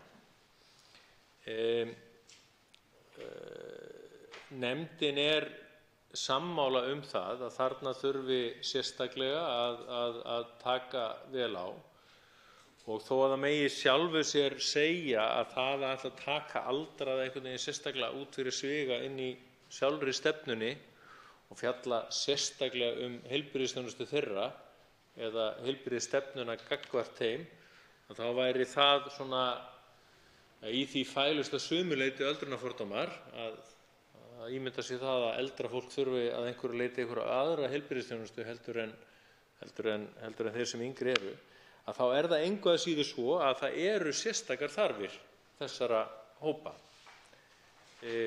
Hjá eldra fólki fléttast oft saman þörfin fyrir heilbrigðisþjónustu og þörfin fyrir félagslega þjónustu. Þörfin fyrir stuðning við búsetu og svo framvegis. Nefndin tekur þessu undir þetta og raunar hefur heilbrigðisráðuneytið þegar í yfirlýsingum sínum undanfarnar vikur og mánuði tekið undir þetta. Það að segja, þegar farin af stað vinna í ráðuneytinu að huga sérstaklega að stefnu í málefnum aldraðra. Ráðherra þegar búinn að óska eftir sérfræðiáliti og greinargerð stöðu heilabilaðra og svo framvegis. Þannig að hvort sem að það nú að einhverju leyti umræðuna nefndarinnar að þakka eða hvort það í rauninni bara verið að fylgja þeim anda sem meðal annars kemur fram í greinargerð stefnunnar, skal ég ekki segja, en allavega það þegar verið að vinna á þessum vettvangi. Nefndin fjallaði mjög mikið í sínu máli mikilvægi þess að allir landsmenn hefðu jafnan aðgang að heilbrigðisþjónustu. Það kom raunar fram í andsvörum hér áðan og kom fram í ræðu hv. framsögumanns að þetta atriði sem ekki má líta framhjá og gleyma. Þess vegna meðal annars fjallað sérstaklega þætti eins og fjarheilbrigðisþjónustu, þó að það sé hárétt sem kemur fram í áliti minnihlutanefndarinnar, að auðvitað kemur fjarheilbrigðisþjónusta aldrei í staðinn fyrir heilbrigðisþjónustu eins og við þekkjum hana svona hefðbundið, en hún getur sannarlega hjálpað til.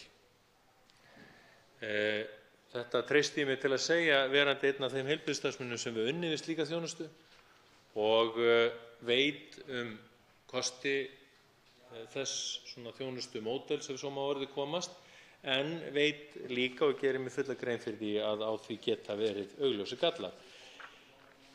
Aftur þegar komin í gang vinna við einmitt að einn af mikilvægu þáttunum í sambandi við að tryggja öllum landsmönnum aðgengi að heilbrigðisþjónustu, það er að segja samþykkt þingsins sjúkraflutninga sem var það ekki bara í síðustu viku, herra forseti, ég held ég muni það rétt,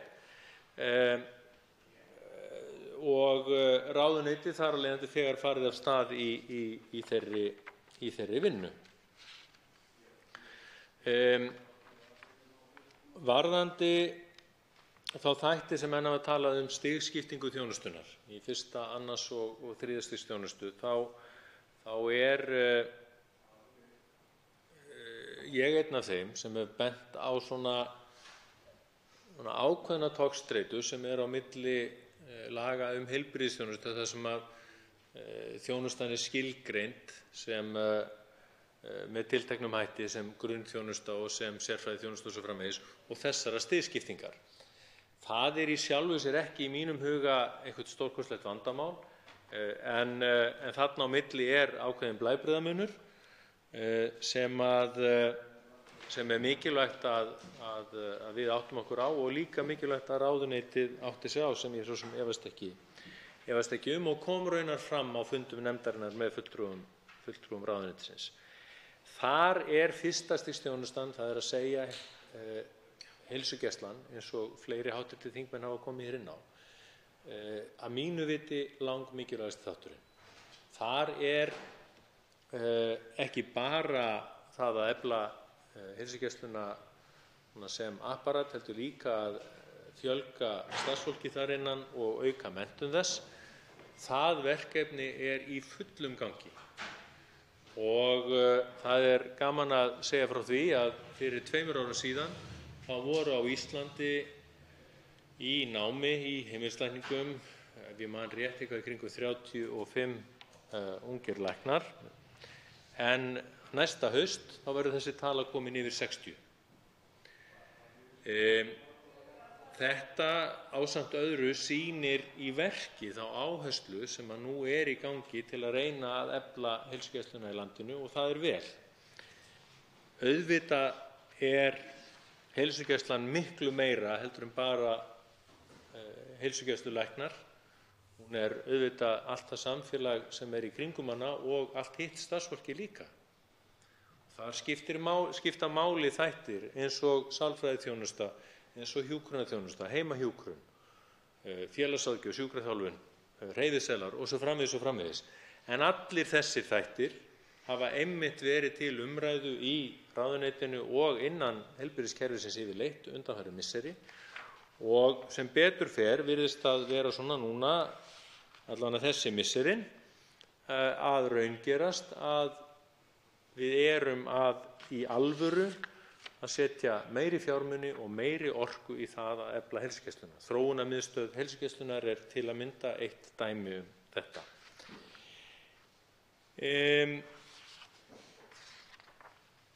Mig langar svona í kannski láglokin að nefna eins og eitt atriði í viðbót, og það þetta með hvernig við nýtum fjármuni í heilbrigðiskerfinu. Við á Íslandi með blandað heilbrigðiskerfi. Við erum búin að vera með slíkt heilbrigðiskerfi síðan 1909, að minnsta kosti þegar Læknafélag Reykjavíkur var stofnað, held ég fari rétt með þetta ártal, og heilbrigðiskerfi á Íslandi hefur alla tíð verið blandað, það er að segja blandað af einkarekstri og opinberum rekstri. Núna þessi misserin og undanfarin fjölmörg ár þá hefur verið ágætis samstaða það í samfélaginu að heilbrigðisþjónustan eigi að vera fjármögnuð af ríkinu. það er allavega ekki mikill ágreiningur og ekki mikið deilt. Það hefur hins vegar verið nokkur togstreita það undanfarin misseri hvort að áherslan á einkarekstur versus opinberan rekstur, hvort að jafnvægi þarna á milli hafi eitthvað skekkst. Staðreyndir málsins eru þær að undanfarin misseri þá hefur aukningin í heilbrigðisþjónustu og í kostnaði við heilbrigðiskerfið verið töluvert mikil á einkavængnum og að því leyti til að mínu viti áherslur núverandi heilbrigðisráðherra eðlilegar, það er að segja að það er verið að reyna að bæta opinbera og ríkisrekna hluta kerfisins án þess þó að láta það koma eitthvað sérstaklega niður á hinum hlutanum. Skiptingin er í dag sirka 1/4 til 3/4 og ég geri frekar ráð fyrir því að það sé þokkaleg samstaða að þar ætlum við að vera á þeim nótum ætlum við að vera áfram. Það er enginn að tala það að ríkið taki yfir rekstur allra hjúkrunarheimilanna. Það er enginn að tala það að ríkið taki yfir rekstur allra sjúkraþjálfunar í landinu og svo framvegis og framvegis. Og það er enginn að tala það að ríkið taki yfir rekstur allra einkastofa lækna eða annarra heilbrigðisstarfsmanna úti í bæ. Það er ekki. Þessi rekstur hins vegar eins og annar heilbrigðisrekstur á Íslandi hins vegar undirorpinn samningum við Sjúkratryggingar Íslands. Eins og að minnsta kosti nefndarmönnum í hv. velferðarnefnd kunnugt þá höfum við ítrekað í vetur fengið bæði ráðuneytið og Sjúkratryggingar á fund til okkar til að ræða þau mál. Ég tel að þau séu í ágætisfarvegi og auðvitað sé alltaf auðvelt að segja að við vildum að hlutirnir gengju hraðar fyrir sig. En það eru alltaf tveir aðilar sem að koma öllum allan slíkum samningum og við treystum, eða minnst okkur ég treysti því að aðilar muni ná að landa samningum áður en langt líður. Ég læt þessi orð duga, herra forseti, og hlakka til að fá tækifæri til þess að greiða atkvæði með þessari stefnu þegar hún kemur til atkvæði hér í þinginu. Þeir þingmenn óska eftir að veita andsvör. Fyrstu til að veita andsvör er Birgir Þórarinsson, hv. 3. þingmaður Suðurkjördæmis.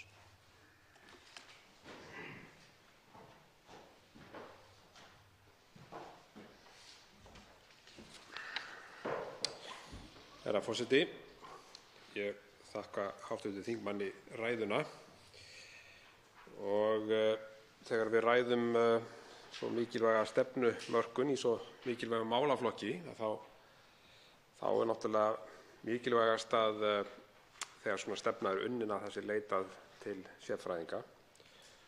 Og nú vill svo vel til að hv. þingmaður er nú læknisfræðilega menntaður og gott að eiga orðastað við hann hér þetta. En það sem ég vildi spyrja hv. þingmann úti er það að nú hefur þessi stefna sem hér er lögð fram fengið nokkuð harkalega gagnrýni hjá formanni Læknafélags Reykjavíkur og reyndar einnig formanni Læknafélags Íslands. Gagnrýni úr fleiri áttum hafa komið. Geðhjálp hefur gagnrýnt samráðsleysi. Einnig gæti gagnrýni í umsögn Félags íslenskra hjúkrunarfræðinga. Ef ég vitna hér aðeins í formann Læknafélags Reykjavíkur, hann skrifar þetta pistil í Læknablaðið, það sem hann kallar heilbrigðisstefna í öngstræti. Hann gagnrýnir þessa stefnu heilbrigðisráðherra og stjórnvalda harðlega og segir að veikleiki stefnunnar sé fyrst og fremst í því hversu mikið það vanti umfjöllun hin ýmsu heilbrigðismál og það er náttúrulega töluvert alvarleg gagnrýni. Hann tekur hérna fjölda dæma. Þar á meðal segir hann að ekkert sé fjallað öldrunar, þjónustu, hjúkrunarheimili og geðheilbrigðismál. Jafnframt vanti að mestu umfjöllun stóran, vaxandi og mikilvægan hluta heilbrigðiskerfisins sem sé heilbrigðisþjónusta utan sjúkrahúsa. Og fleira tiltekur hann. Hann segir síðan að lokum að hann segir stefnuna í raun og veru vera ónothæfa því að það vanti alla heildarsýn. Þetta er býsna hörð gagnrýni, herra forseti, og það væri gott að heyra viðbrögð frá hv. þingmanni hvað þetta varðar. Svarar fyrir sinn Ólafur Þór Gunnarsson, hv. 11. þingmaður Suðvesturkjördæmis. Herra forseti, ég þakka hv. þingmanni Birgi Þórarinssyni andsvarið.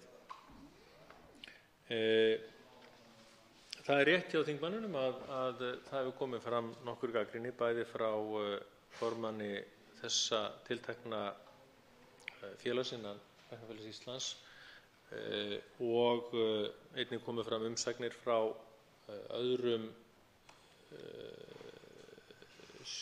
sérgreinafélögum innan Læknafélagsins, til að mynda Félag íslenskra heimilislækna.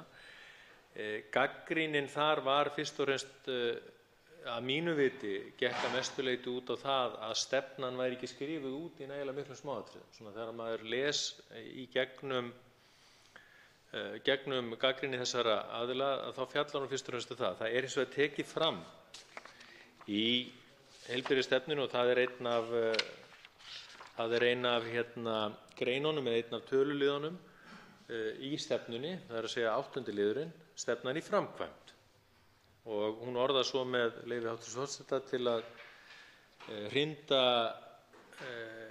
heilbrigðisstefnunni til ársins 2030 í framkvæmd verði gerðar áætlanir aðgerðir til 5 ára í senn. Slíkar áætlanir verði uppfærðar árlega meðan heilbrigðisstefnan er í gildi og heilbrigðisráðherra skuli árlega leggja fram aðgerðaáætlanir heilbrigðisstefnunnar til umræðu á Alþingi.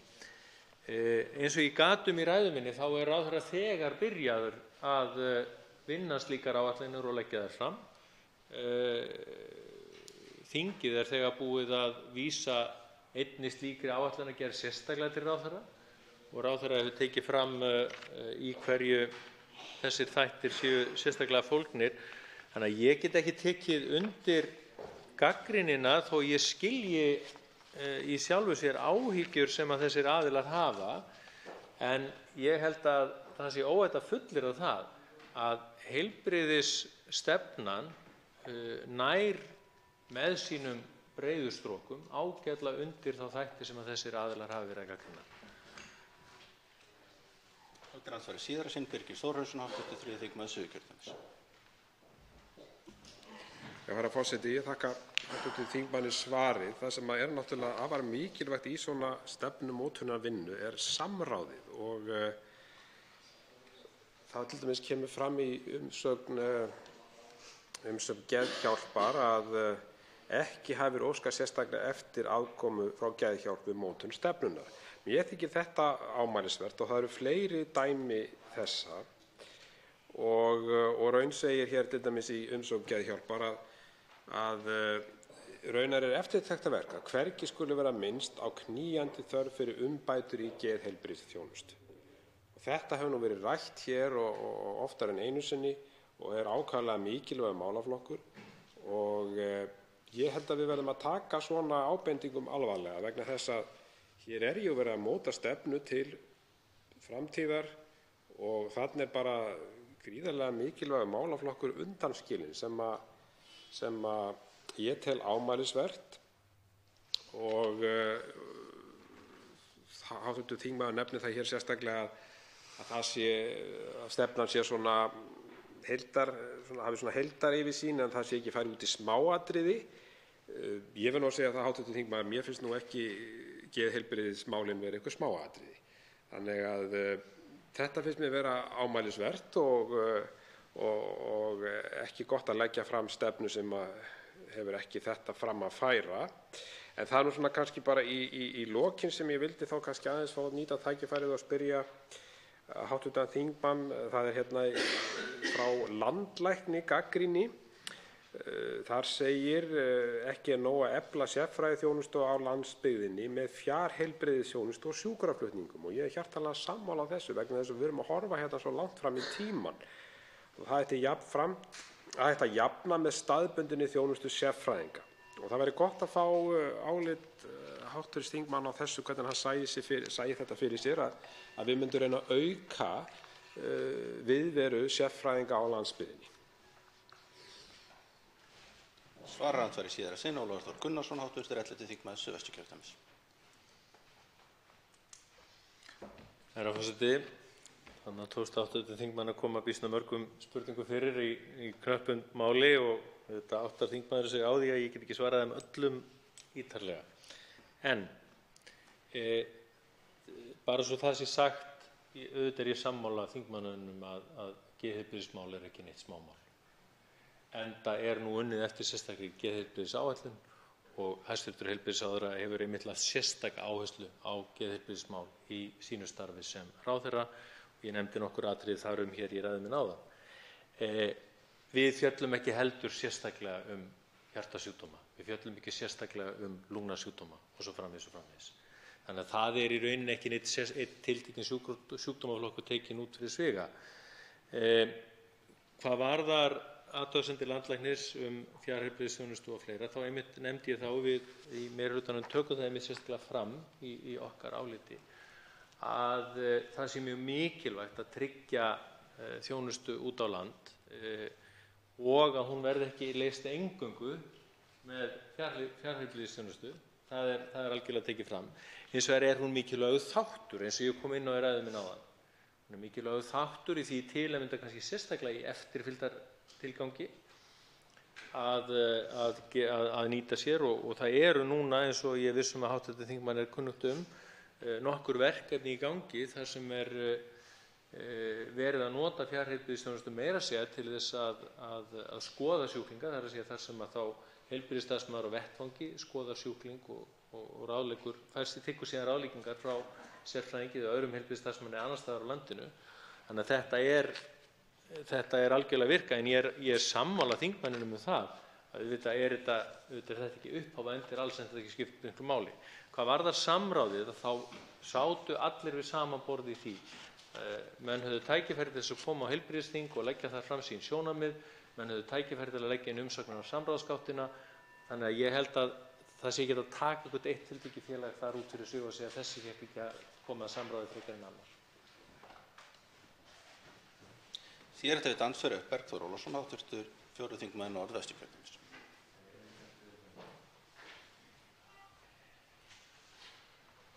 Virðulegur forseti. Ég þakka hv. þingmanni Ólafi Þór Gunnarssyni fyrir hans ræðu. Það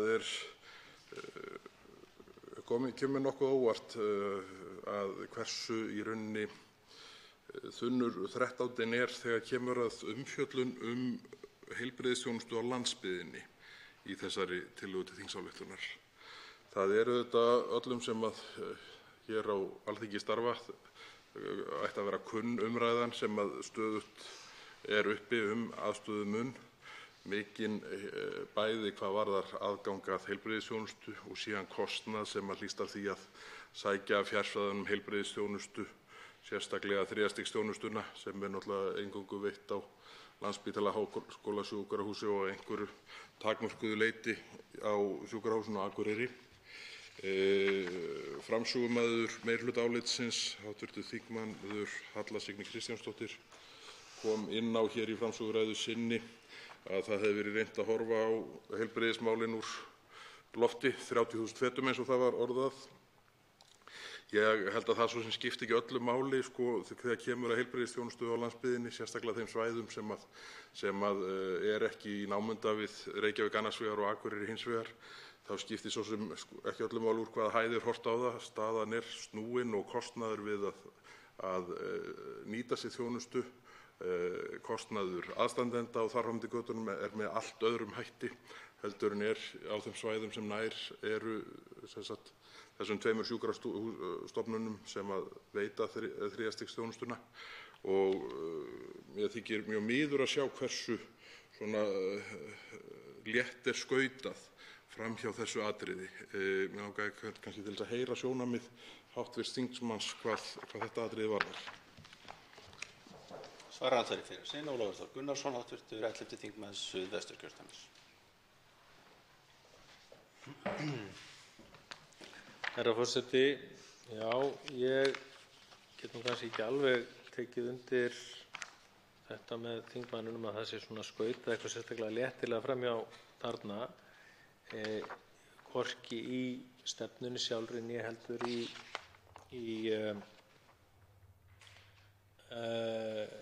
nefndarálitinu.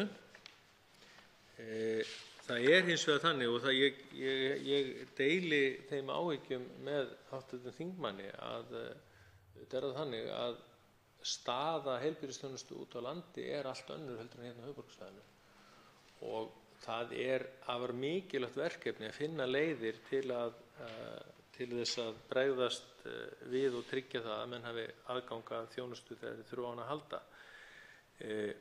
Ég tel að einn af þeim þáttum sem að þar geta skipt máli, það er þetta að skilgreina þjónustuna, þessi skilgreina þjónustustigin og efling heilsugæslunnar sem að í nútíma heilbrigðisþjónustu verður alltaf sterkari og sterkari sérstaklega fyrir dreifðar byggðir, skiptir þar höfuðmáli. Og þar eru einmitt heilbrigðisyfirvöld núna á mjög glæsilegri vegferð í rauninni að gera ansi marga hluti til þess að reyna að efla þá þjónustu. Ég nefndi í ræðu minni sálfræðiþjónustu í heimilislækningum, ég nefndi þróunarmiðstöð heilsugæslunnar, ég nefndi þann aukna fjölda sem er núna að sækja sér menntun í heimilislækningum. Auðvitað er alltaf hægt að halda áfram að gera betur og ég hef raunar þá trú að hæstv. Heilbrigðisráðherra meini það þegar að hún hefur ítrekað sagt að þessi þjónustuþáttur sé sá mikilvægasti í kerfinu og sérstaklega einmitt með tilliti til landsbyggðarinnar og þess vegna er áherslan í stefnunni þar. Þá veitir síðasta andsvar Bergþór Ólason, 84. þingmaður Norðvesturkjördæmis. Virðulegur forseti, þakka hv. þingmanni andsvarið. Ég verð nú að viðurkenna, ég reiknaði nú frekar með því að hann kæmi hér upp og segði að vissulega hefði mátt leggja meiri áherslu á sjónarmið er snúa að landsbyggðinni. Og ég reyndi nú í miklum flýti að fletta í gegnum annars vegar tillögu til þingsályktunar um heilbrigðisstefnu til ársins 2030 og nefndarálitið. Og ég verð nú bara að segja að þetta er ansi þunnu 13. sjónarmiðin sem þarna eru sett fram varðandi landsbyggðina. Það er hér, með leyfi forseta, í þingsályktunartillögu sjálfri á blaðsíðu 2 undir rétt þjónusta á réttum stað liðnum 7. liður, með leyfi forseta, aðgengi að heilsugæslu og þjónustu sérfræðinga á landsbyggðinni verði jafnað með fjarheilbrigðisþjónustu og vel skipulögðum sjúkraflutningum. Það er auðvitað búið að koma fram í umræðunni að það kemur auðvitað ekki í nándar í staðinn fyrir það sem þá 3. stigs þjónustu sem menn þurfa raunverulega að sækja á þessa 2 staði sem fyrst það sem hún er veitt og fyrst og fremst annað þeirra. Annað atriði sem snýr að landsbyggðinni undir 4. kafla virkir notendur 7. liður. Með leyfi forseta, landsmenn hafi tæknilega möguleika á heimilin sínum til að komast í samband við heilbrigðisþjónustu óháð búsetu. Það er auðvitað framsýnt markmið að tryggja það að allir geti hringt á sjúkrahús, en ég sé ekki í sjálfu sér mikið meiri hag hinna dreifðu byggða af þessu markmiði. Og ég held að þarna sé svo sem staðan bara eins og hún er í dag.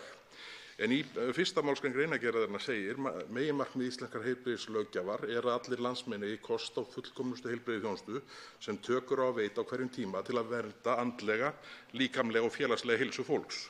Þetta er ágætismarkmið en það er ekkert að mér sýnist allavega skauta létt framhjá því í þessari þingsályktun og meirihlutaálitinu það hvernig á að tryggja hinum dreifðu byggðum þessa aðstöðu.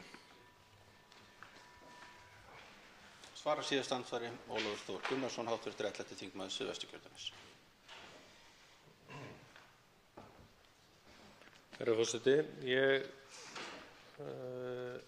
kom inn á það í ræðu minni áðan og raunar einnig hv. þingmaður Halla Signý Kristjánsdóttir í hennar framsögu að nefndin fjallaði einmitt sérstaklega þetta og tekur það raunar sérstaklega fram á blaðsíðu 3 í nefndarálitinu. Það er líklega þá 1., 2., alltaf ekki 3. málsgrein, þar sem er fjallað sérstaklega einmitt þessa þætti. Auðvitað eru þar nefndir þættir eins og sjúkraflutningar og fjarheilbrigðisþjónusta, en það er einnig tekið fram að þættir eins og það að fjarlægðir og kostnaður sem að þessir íbúar kunna að hafa skipti máli og ráðuneytið verði að huga sérstaklega að því. Það er hins vegar þannig eins og ég raunar kom inn á í máli mínu hér áðan, eða kom inn á í máli mínu við 1. umræðu, ef ég man rétt, að við munum ekki setja upp fullkomna heilbrigðisþjónustu alls staðar á landinu. Við erum hreinlega ekki nægilega stórt eða fjölmennt samfélag til þess. Við verðum fyrst og fremst með þriðja stigs þjónustu á 2 stöðum, á Akureyri og Reykjavík, og sú þjónusta sem við erum með í fámennari byggðum, hún verður að vera þannig úr garði að hún dugi til þess að greina vandamálin, til þess að átta sig á því hverju þau eru fólgin og velja framhaldið fyrir viðkomandi sjúklinga. Það er í rauninni þannig sem sú þjónusta verður. Við verðum fyrst og síðast með fyrsta stigs þjónustu í hinum dreifðari byggðum, þar með talið í sumum af minni sjúkrahúsunum út á landi. Við verðum ekki með mikið af annars stigs þjónustu þar og sennilega mjög sjaldan þriðja stigs þjónustu, þó auðvitað komi undantekningar eins og til að mynda núna í sjúkrahúsinu á Neskaupstað, þar sem verið að stunda blóðskilun hjá sjúklingum, en þá í samvinnu við Landspítalann, vegna þess að litlir spítalar út á landi ráða ekki við þau verkefni einir. Andsvörum er lokið. Til máls tekur Guðjón S. Brjánsson, hv. 6. þingmaður Norðvesturkjördæmis.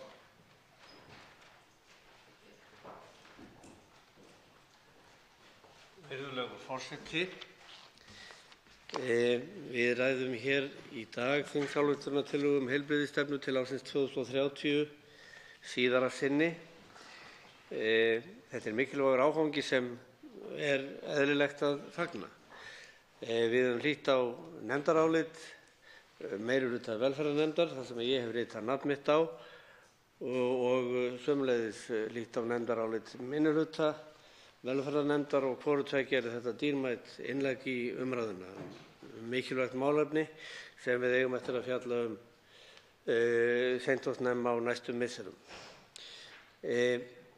Þess hefur verið lengi beðið að þjóðin setti sér skýra stefnu í þessum mikilvæga málaflokki og væntingar því talsverðar þegar hæstv. Ráðherra lét það verða eitt af sínum fyrstu verkum að ákveða að nú yrði kúrsinn settur. Það væri brýnast af öllu. Ekki væri ráðlegt að halda áfram stefnulaust og ómarkvisst, veginn endalausa og út í óvissuna. Á alvarleika stefnuleysis var bent og hefur verið bent oft og iðulega, og síðast kannski alvarlegast í skýrslu McKinsey fyrir nokkrum misserum í tengslum við verkefni á Landspítala og heilbrigðisþjónustu sem tengist beinlínis honum. Og sömuleiðis hefur ríkisendurskoðandi fjallað heilbrigðisþjónustuna og einmitt undirstrikað að samningar til dæmis við rekstraraðila heilbrigðisþjónustu, meðal annars einkareknar stofur, hafi í mörgum tilvikum verið byggðir á veikum forsendum. Eftirfylgni og árangursmat hafi verið í skötulíki. Það er samdóma álit og ráðherra virðulegur hefur gert sér fulla grein fyrir því að það þurfi að skilgreina helstu stoðir og áherslur áður en lengra er haldið, og felst á þau sjónarmið sem komu fram í skýrslu McKinsey að það væri óráðlegt að fara að bæta við og stórauka umfangið í heilbrigðisþjónustunni án þess að við hefðum fulla yfirsýn yfir það hvert við ætluðum okkur að stefna í kerfinu. Hverjir ættu að vera helstu gerendur í heilbrigðisþjónustunni, hvar við ætluðum að bjóða þjónustu, hverjir væru til þess fallnir og hvernig við viljum byggja upp þjónustuna og hverjar eigi sem sagt að vera forsendurnar. Og þegar þetta væri nú orðið gegnsætt og við höfum skilgreint þetta vel og kostnaðarmetið hina einstöku þætti sem ég tel að sé afar brýnt, og eitt af höfuðmeinum okkar að við vitum lítið það hvað einstakir þættir þjónustunar kosta. Þessi dýrmæti þáttur í samfélaginu sem er heilbrigðisþjónustan, við höfum afar litlar upplýsingar það hvað hlutirnir kosta, og það kann að hljóma ótrúlega í þessu tæknivædda og samfélagi þar sem við getum sett verðmiða á nánast allt stórt og smátt. Vegvísir eða uppdráttur af því hvernig kerfið lítur út mergurinn málsins. Áður hefur margoft komið fram að þjóðin, almenningur, kallar eftir bættri þjónustu.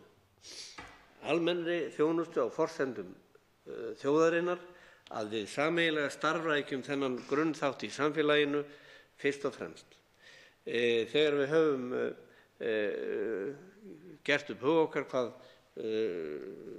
hvernig þessu verður best fyrir komið, hvað hlutirnir kosta, aukið gegnsæi, þá getum við fjallað það að hverjir séu best fallnir til þess að veita þjónustuna. Stefnumörkunar í þessum málaflokki hefur því verið beðið með nokkurri eftirvæntingu. Virðulegur forseti, eins og fram hefur komið þá hefur þessi tillaga, þessi þingsályktunartillaga heilbrigðisstefnu fengið vandaða umfjöllun í velferðarnefnd. Tæplega 40 umsagnir hafa borist tillöguna, fjöldi gesta komið á fund nefndarinnar og samráð verið haft við framkvæmdarvaldið, hæstvirtan ráðherra, ýmis atriði sem skýrð hafa verið. Við yfirferð þessarar tillögu þá verð ég að viðurkenna að upplifunin var svo sem ekki stórkostleg og það hefur verið auðvelt að halda aðdáun á þessu plaggi í skefjum. En öll umræða af hinu góða og ekkert sem sett niður í þessa tillögu af því tagi að ástæða sér til þess að agnúast út í það eða gerum það verulegan ágreining. Í tillögunni að finna viljayfirlýsingu í ýmsum atriðum, jafnvel atriðum sem skilja má sem hvatningu, jafnvel spá það hvernig við horfum til framtíðar og það auðvitað mikilvægt. Það mikilvægt líka að við sköpum sátt til lengri tíma uppbyggingu kerfisins, útlínur, en ég hef þó ekki fulla sannfæringu fyrir því að stefnan sú sem hér liggur frammi rammi nægilega sterklega inn þá sýn sem við þurfum að hafa í málaflokknum. Ég tala nú ekki framkvæmdina sem öllu skiptir. Í þessari þingsályktunartillögu, virðulegur forseti, segir að framtíðarsýn fyrir heilbrigðisþjónustuna skuli verða eftirfarandi. Í fyrsta lagi íslensk heilbrigðisþjónusta verði á heimsmælikvarða og lýðheilsustarf með áherslu á heilsueflingu og forvarnir verði hluti af allri þjónustu, sérstaklega þjónustu heilsugæslunnar. Og í öðru lagi árangur innan heilbrigðisþjónustunnar verði metinn með því að mæla gæði hennar, öryggi, hversu aðgengileg hún og hvað hún kostar. Þetta mikilvægt. En ég verð þó að gera þá játningu að það fer jafnan mig vottur af hrolli þegar þessi litla þjóð ætlar að fara að setja einhver heimsmet eða vera að gera eitthvað með heimsmælikvarða. Ég held að það sé brýnt að við förum með löndum í því sambandi. Bitur reynsla á fyrri hluta þessarar aldar og óraunhæfir draumar ætti að vera okkur nægur skóli í því efni, en við eigum að hafa heilbrigðan metnað til þess að gera vel. Að öryggisnet eigi að vera þétt riðið, að heilbrigðisþjónusta, forvarnir, heilsuefling og endurhæfing séu fyrirferðarmikil og að enginn þurfi að hverfa frá vegna þess að fólk hafi ekki næg efni. Virðulegur forseti, tillagan byggir á 7 sundurliðuðum grunnstoðum heilbrigðisþjónustu sem fjallað nokkuð alvarlegum og nokkuð almennum orðum í þessari tillögu. Kannski það klókt og eðlilegt, en væntingar ýmissa hafa ef til vill verið meiri, að það hafi verið tekin ríkari afstaða til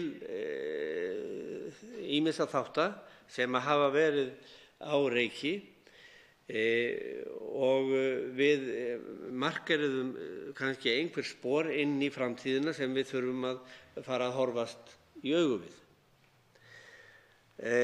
Það sem helst má finna að mínu áliti eru þau atriði sem lítið eða ekki drepið á í þessari stefnu. Fyrst koma auðvitað í hugann, af því að málið nú mér hugleikið, þau atriði sem lúta að öldruðum og hvernig horft til þjónustu við þá hópa sem höllum fæti standa til lengri og skemmri tíma í samfélaginu. Það er ekki að sjá verulega stefnubreytingu eða nýsköpun hvað varðar hjúkrun og umönnun aldraðra eða stöðu aldraðra almennt í samfélaginu og þeirrar kröfu að aldraðir búi við sömu lífsgæði og aðrir aldurshópar. Hér hefur verið bent á það í dag að það sé ekki hægt að fjalla allt stórt og smátt í víðtækri stefnu sem á að vera hjálmur utan margflókin verkefni, en það er rétt að benda á það að lýðfræðileg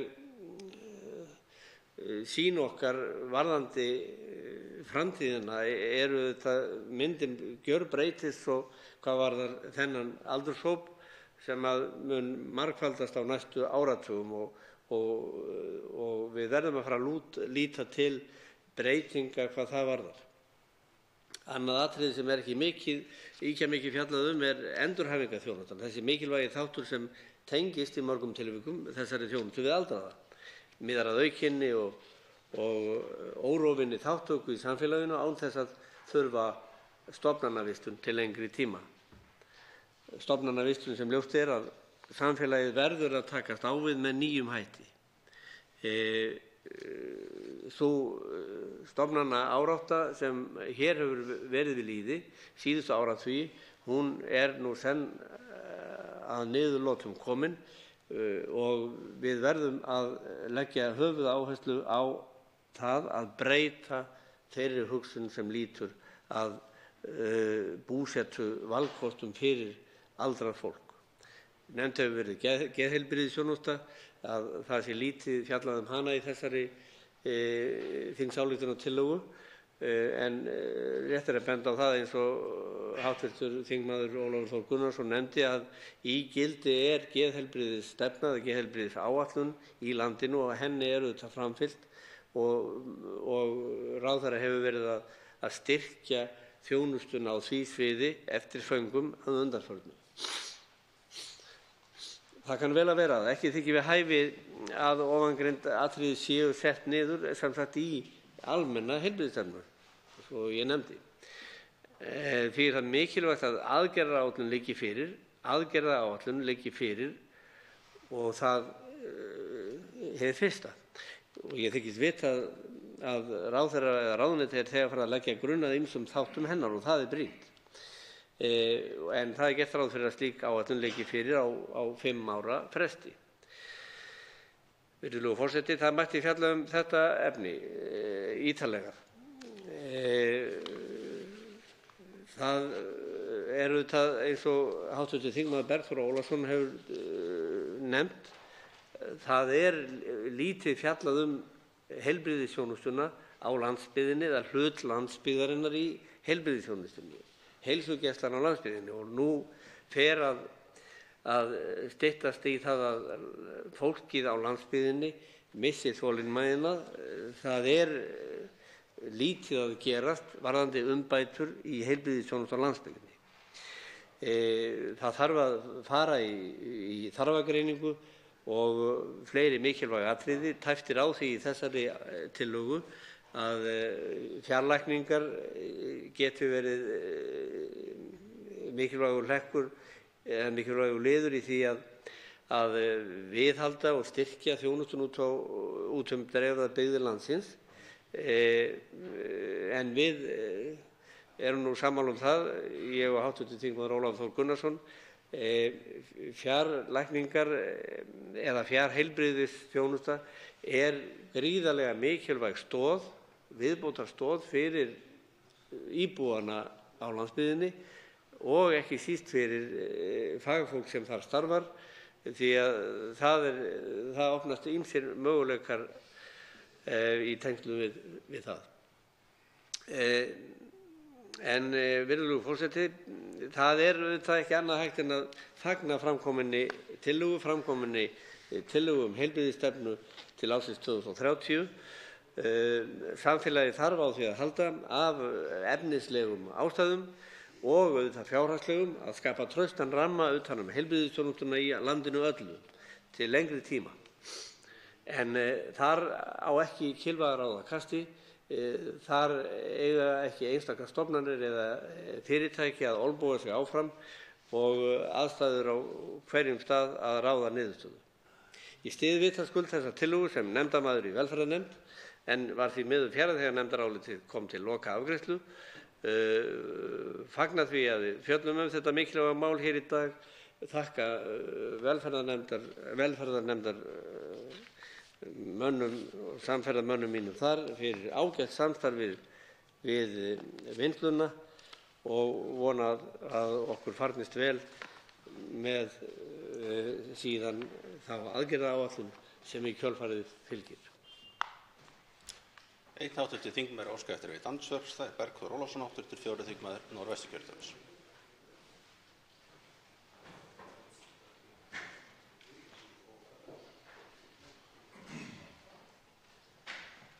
Virðulegur forseti.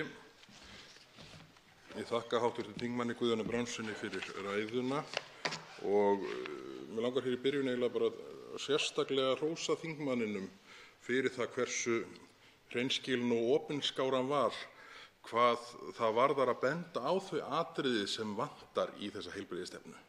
Þau eru nefnilega alveg ótrúlega mörg. Þetta þunnu 13. Og ég verð að viðurkenna það, kom mér dálítið óvart að heyra ræðu hv. þingmanns því að ég held hann hafi rammað þetta ágætlega inn að skorturinn á, nú hv. þingmaður auðvitað og þekkjum við mörg til hans fyrri starfa sem framkvæmdastjóra heilbrigðisstofnunar út á landi, þannig að hann þekkir þetta prýðisvel. Og maður skynjaði það alveg í ræðu þingmannsins að til að mynda þetta svona létta skaut yfir sjónarmið hinna dreifðu byggða, hinni margvíslegu þætti sem bara hreinlega vantar þarna inn, geðheilbrigðisþjónustan, svo dæmi sé tekið og margt annað eins og þingmaðurinn kom inn á. Mig langar til að forvitnast það. Nú hv. þingmaður nefndarmaður í velferðarnefnd og þó hann hafi ekki verið á fundinum þar sem málið var tekið út, það skiptir nú svo sem ekki öllu máli, en þá auðvitað fylgist hann væntanlega með umfjöllun allri og ég að skilja það rétt að þessum sjónarmiðum öllum sem að þingmaðurinn nefndi, að það hafi verið hafnað að taka þau inn í meirihlutaálitið og á þeim forsendum að það ætti ekki að fara í svona smáatriðum í heilbrigðisstefnu. Það er bara ágætt að það liggi fyrir ef að heilbrigðisráðherra álítur þau atriði sem hv. þingmaður taldi hér upp vera smáatriði sem eigi ekki heima í heilbrigðisstefnu stjórnvalda. Svar andsvari í fyrra sinn, Guðjónas Brjánsson, hv. 7. þingmaður Norðvesturkjördæmis. Virðulegur forseti, ég þakka hv. þingmanni Bergþóri Ólasyni fyrir andsvarið. Heilbrigðisstefna, eins og ég nefndi í mínum ræðustúfi, þá hefur stefnunnar verið beðið lengi. Og við höfum það væntingar það að þarna yrðu mörkuð spor og kúrsinn settur skýrt og greinilega. Þetta yrði vegvísir, þetta yrði eins og landakort þar sem að við gætum ákvarðað það hvernig við byggðum upp kerfið og ákvaðast í hvaða þjónusta væri veitt. Þetta hefur tekist að nokkru leyti. En það eru ýmsir þættir, þetta mjög almennt orðuð stefna. Þetta hjálmur yfir, eins og ég nefndi, þetta hjálmur yfir mjög margflókið málaflokk og það þetta mat hvað á að taka mikið inn í þessa stefnu. En ég get nú ekki tekið undir það að það því hafi verið hafnað eða því hafi verið tekið með fáleik að setja inn fleiri þætti inn í stefnuna sem lúta að heilbrigðisþjónustu á landsbyggðinni.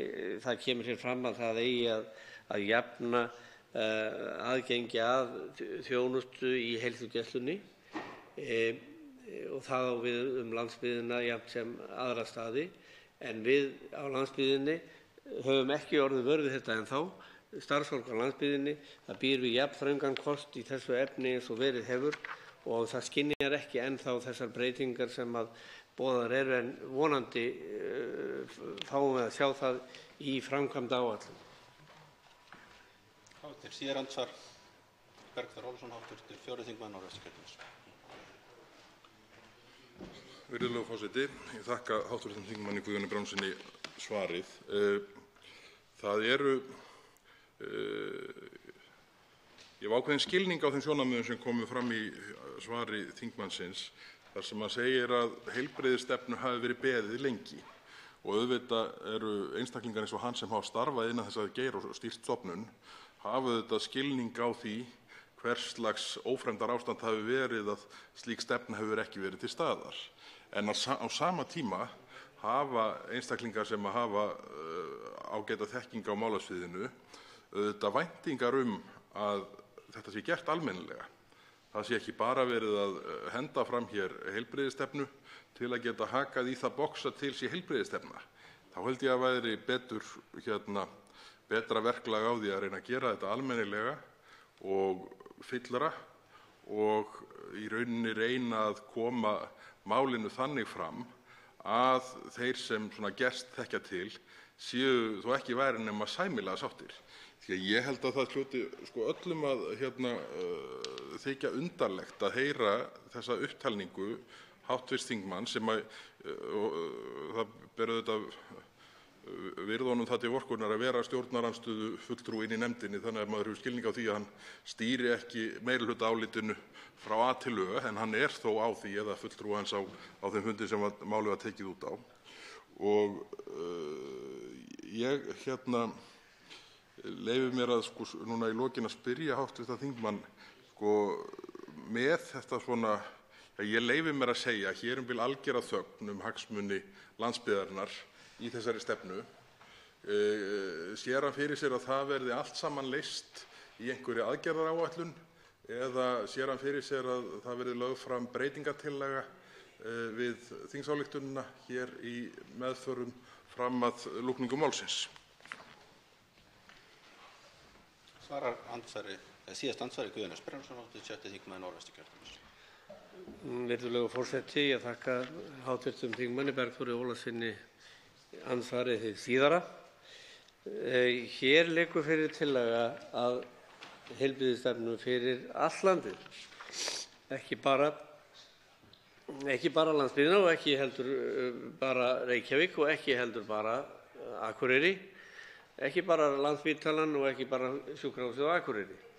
Þó að þessir þættir fái dálitla umfjöllun í þessari tillögu. Ég lít svo á að það kemur skýrt fram í þessari tillögu til heilbrigðisstefnu að heilsugæslan er auðvitað grunnþáttur í allri heilbrigðisþjónustu landsmanna. Heilsugæslan er mikilvægasta heilbrigðisþjónustan og hún samkvæmt þessari tillögu hún verður byggð auðvitað upp allt land. Menn hafa hafið uppbygginguna hér í Reykjavík en okkur finnst ganga seint að koma umbótum fram utan Reykjavíkur og koma þessari hugmyndafræði sem menn stefna að, til dæmis varðandi nýtt rekstrarform, að koma því til framkvæmda út landið.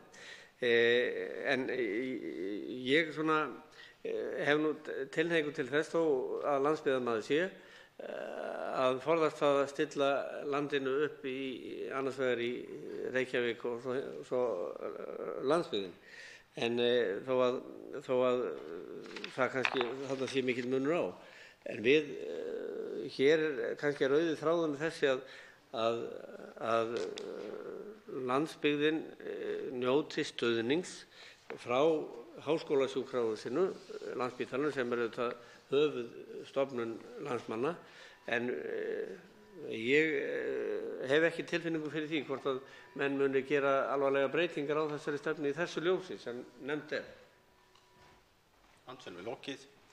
Til máls tekur Vilhjálmur Árnason, hv. 9. 9. þingmaður Suðurkjördæmis. Virðulegi forseti, við fjöllum hér mikilvægt mál sem heilbrigðisstefnu til ársins 2030, en það búið að vera mikið það talað þegar við ræðum heilbrigðisþjónustuna að það sé mikilvægt að sé einhver stefna og við séum að stefna þá allir sem að koma þessu stóra viðfangsefni sem að heilbrigðiskerfi og heilbrigðismálin eru, að þau geta verið svolítið að vinna að róa allir sömu átt, sem gríðarlega mikilvægt. Þá það líka mikilvægt að svo átt sé í þágu þeirra sjúkratryggðra, þágu þeirra notenda þjónustunnar.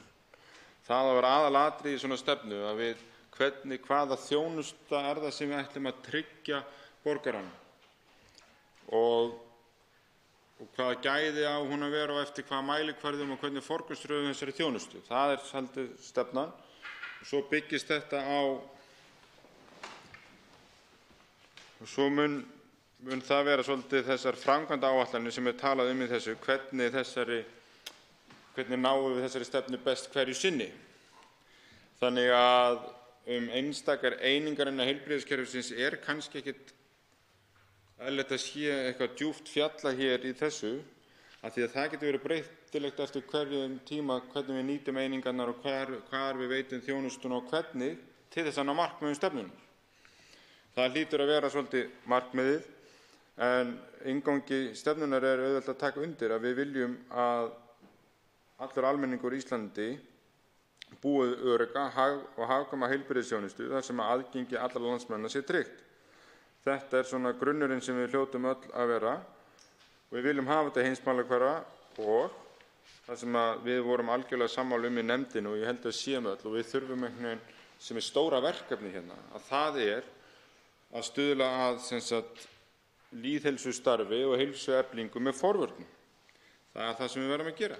Við viljum veita þjónustuna á fyrsta stigi, vera í forvörnum og taka á heilsufrávikum strax í upphafi, annarkvort helst komið í veg fyrir þau, svo leiðum við byrja þá skal taka á þeim, þannig að þriðja stigs þjónustan verði, við skulum takmarka þörfina á henni eins mikið og hægt er.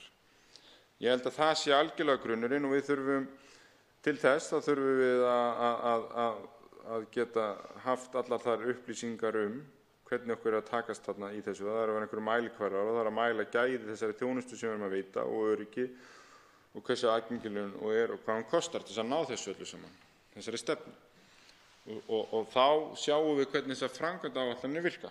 Þannig horfi ég svolítið á þessa heilbrigðisstefnu að hvernig náum við þessum markmiðum.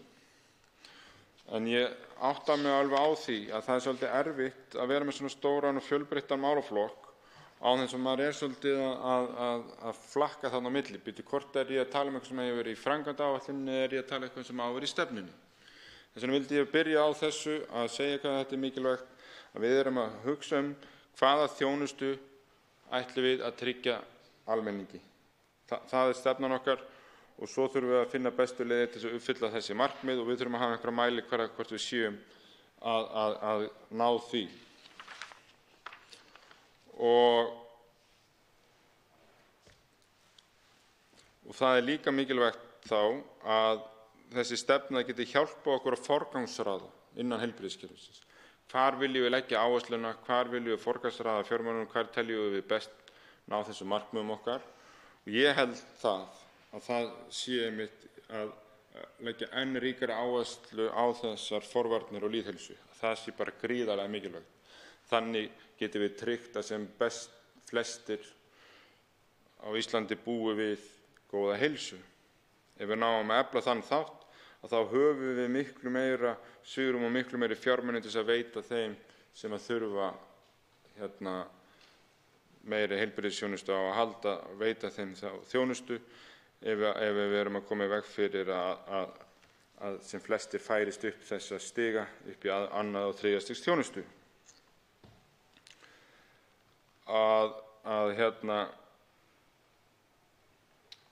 Þannig að þess vegna kannski ekki farið djúpt í þessari stefnu beint inn á einstaka þætti en þeir voru mikið ræddir samt sem áður í nefndinni og fengum mikið af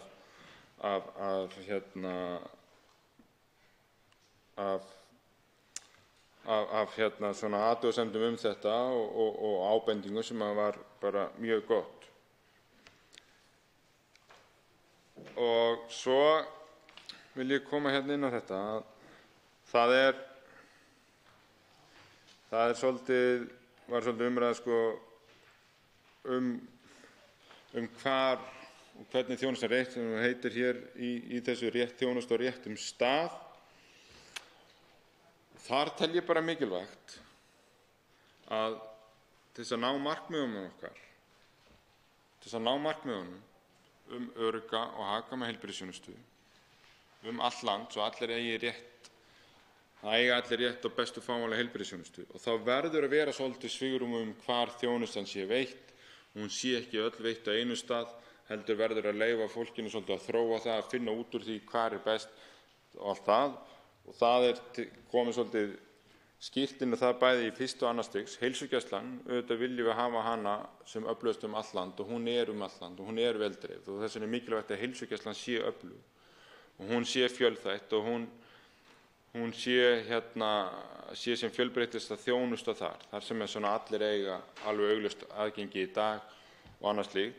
En það er líka með annars stigs þjónustuna sem við komum inn á álitinu. Hún veitt svolítið víða og það þarf að passa það.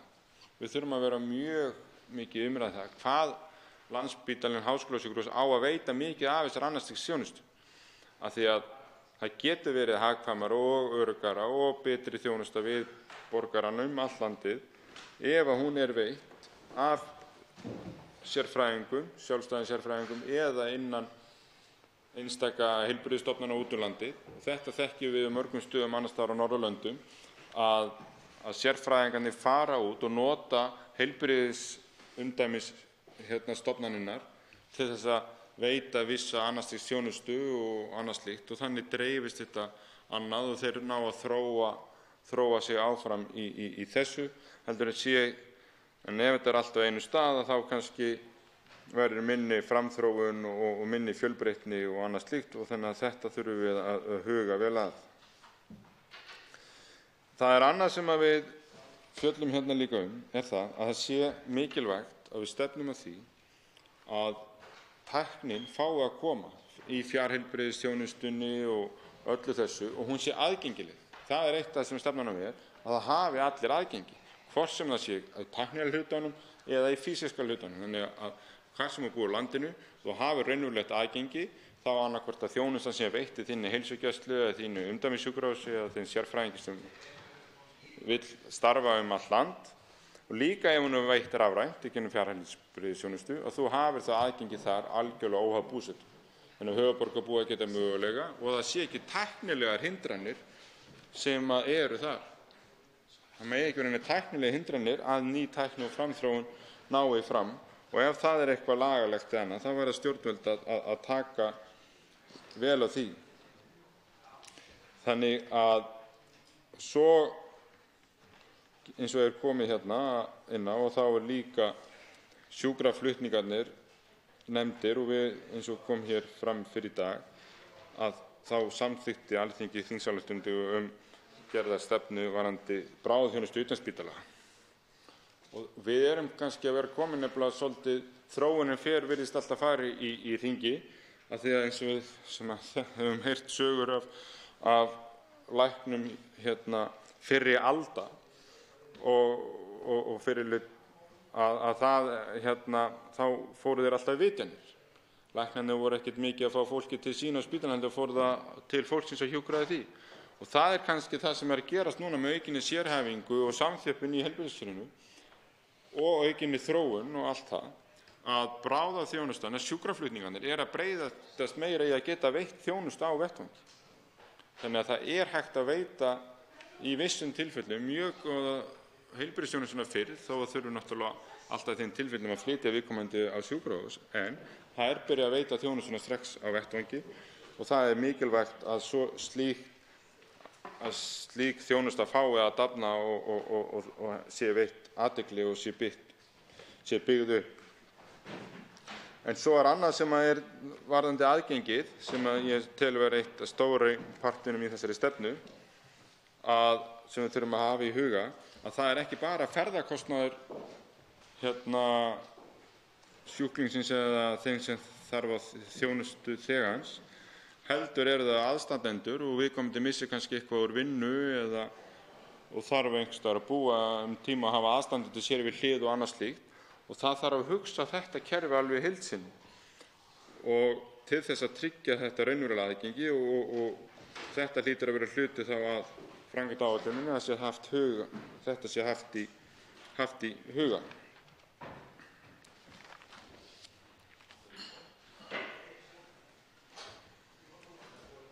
Þannig að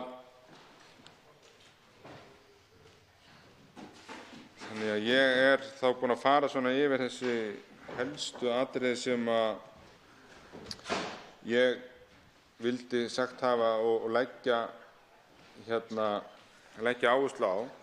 Og það það að við erum hér bara með þessa stefnu. Það vissir þáttir sem við getum til þess að aðgengi sé tryggt, það sé hægt að tryggja framþróunina og gæði þjónustunnar og hún sé veitt sem hagkvæmastan hátt allt land og þannig að þetta sé svolítið skýrt leiðarljós fyrir þær framkvæmdaáætlanir sem munu koma í framtíðinni. Þannig að ég treysti því bara að nú séu árarnar komnar af stað og allir rói í sömu átt í að gera hér besta heilbrigðiskerfi í heimi, eins og má liggja orðum að þessi stefni að. Þá veitir andsvar hv. 3. þingmaður Suðurkjördæmis, Birgir Þórarinsson.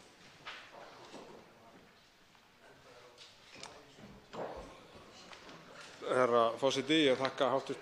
þingmanni ræðuna. Það sem ég langaði aðeins að eiga orðastað við hv. þingmann eru sjúkraflutningar, vegna þess að ég veit að hann sérstakur áhugamaður sjúkraflutninga og sem gott og vel. En það segir hér í umsögn embættis landlæknis við heilbrigðisstefnuna. Þar segir að kveða mætti fastar á orðið uppbyggingu sjúkraflutninga. Og það verður að segja þess að það afskaplega rýrt framlagi í þessari stefnu sjúkraflutninga. Vegna þess að sjúkraflutningar eru jú heilbrigðisþjónusta og heilbrigðisyfirvöld eiga að stýra því hvernig sjúkraflutningum háttað, hvort sem það á landi, á legi eða í lofti. Það má geta þess að fagráð sjúkraflutninga gaf út árið 2017 mjög vandaða skýrslu að það sem lagt til að þyrlur verði notaðar til að sinna sjúkraflutningum hér á landi og verði fastur hluti að sjúkraflutningaviðbragði til viðbótar við sjúkrabíla og sjúkraflugvélar. Það sem eins og við þekkjum þá löng fjarvera sjúkrabíls eða læknis úr heimabyggð, þar sem aðeins einn sjúkrabíll til staðar, skerðir möguleikann á að bregðast við frekari uppákomum á meðan. Og svo skiptir að sjálfsögðu í þessu starfi tíminn öllu máli, þ.e. viðbragðstíminn. Mér langar því að spyrja hv. þingmann að því, og nú hann í nefndinni, velferðarnefnd, og á þessu nefndaráliti, hvort það sakni þess ekki að það skuli ekki vera að fjalla meira sjúkraflutninga og einmitt sérstaklega með þyrlum sem hv. þingmaður hefur nú talað fyrir, meðal annars hvað Suðurlandi varðar og Vesturlandi. Svarar andsvari hv. 9. þingmaður Suðurkjördæmis, Vilhjálmur Árnason. Virðulegi forseti, ég þakka hv. þingmanni fyrir þessa fyrirspurn og áhuga hans á bráðaþjónustu utan spítala í sjúkraflutningum. Og ég get alveg tekið undir það. Ég vil að sé minnst sem mest á sjúkraflutninga alls staðar. Og það má kannski lesa það þessu áliti hér frá hv. velferðarnefnd, að það ekki komið inn á alla þessa þætti sem innan heilbrigðiskerfisins sem hægt að fjalla að heilbrigðiskerfið stórt og veitir fjölbreytta þjónustu, en bráðaþjónusta utan spítala fær töluvert pláss í þessu nefndaráliti. Og þá vil ég koma að því sem ég hef komið inn á ræðu minni áðan, að hér erum við með stefnuna. Og stefnan að tryggja aðgengi og sem bestu þjónustu allt land. Það stefnan. Og eins og ég kom inn á, að við þurfum að gera allt til þess að sé hægt að veita þessa öruggu þjónustu og á sem hagkvæmastan hátt og allt land og allt það. Það stefnan. Og svo kemur framkvæmdaáætlunin og þá kemur náttúrulega strax í ljós að þyrla akkúrat málið. Það þyrla sem mun vera númer 1 í framkvæmdaáætluninni. Ef hún rétt unnin ég sannfærður að hún verði þar efst á blaði til þess að tryggja þjónustuna á sem aðgengilegastan hátt, á sem öruggastan hátt og á sem hagkvæmastan hátt og sem bestan hátt. Og þannig að ég hef fulla trú á því, en ég tel að svona sérlausnir til þess að ná markmiðunum ekki heima inn í stefnunni. Það á heima inn í framkvæmdaáætluninni og þess vegna hefur nú út af áhuga okkar á þessu málefni í velferðarnefnd þá höfum við lagt fram þingsályktunartillögu til þess að knýja á að þessi framkvæmdaáætlun í bráðaþjónustu utan spítala verði framkvæmd og hún hefur verið samþykkt frá Alþingi. Þá veitir andsvar öðru sinni hv. 3. þingmaður Suðurkjördæmis, Birgir Þórarinsson. Herra forseti, ég þakka hv. þingmanni svarið og ég vil nú þakka honum fyrir það að hann hefur nú bæði í ræðu og riti fjallað mikilvægi þess að fara í það tilraunaverkefni að sjúkraflutningar verði með þyrlum á Suðurlandi og ég held að þetta sé mjög brýnt verkefni vegna þess að við bara þekkjum það að þetta eitt fjölmennasta svæði landsins þegar kemur að ferðamönnum og þarna hafa því miður orðið tíð slys þar sem að viðbragðstíminn skiptir öllu máli. Ég ekki sammála hv. þingmanni með það að þetta ekki að vera inn í heilbrigðisstefnu vegna þess að við erum að horfa til framtíðar og svona hvernig við viljum sjá fyrir okkur heilbrigðisþjónustu í framtíðinni og það einmitt það sem við höfum rætt varðandi þyrluna að við viljum sjá fyrir okkur í framtíðinni að þessi þjónusta verði veitt. Þess vegna held ég að það hefði verið mikilvægt að minnast á þyrlu, sjúkraþyrlu í þessari stefnu og ég sakna þess.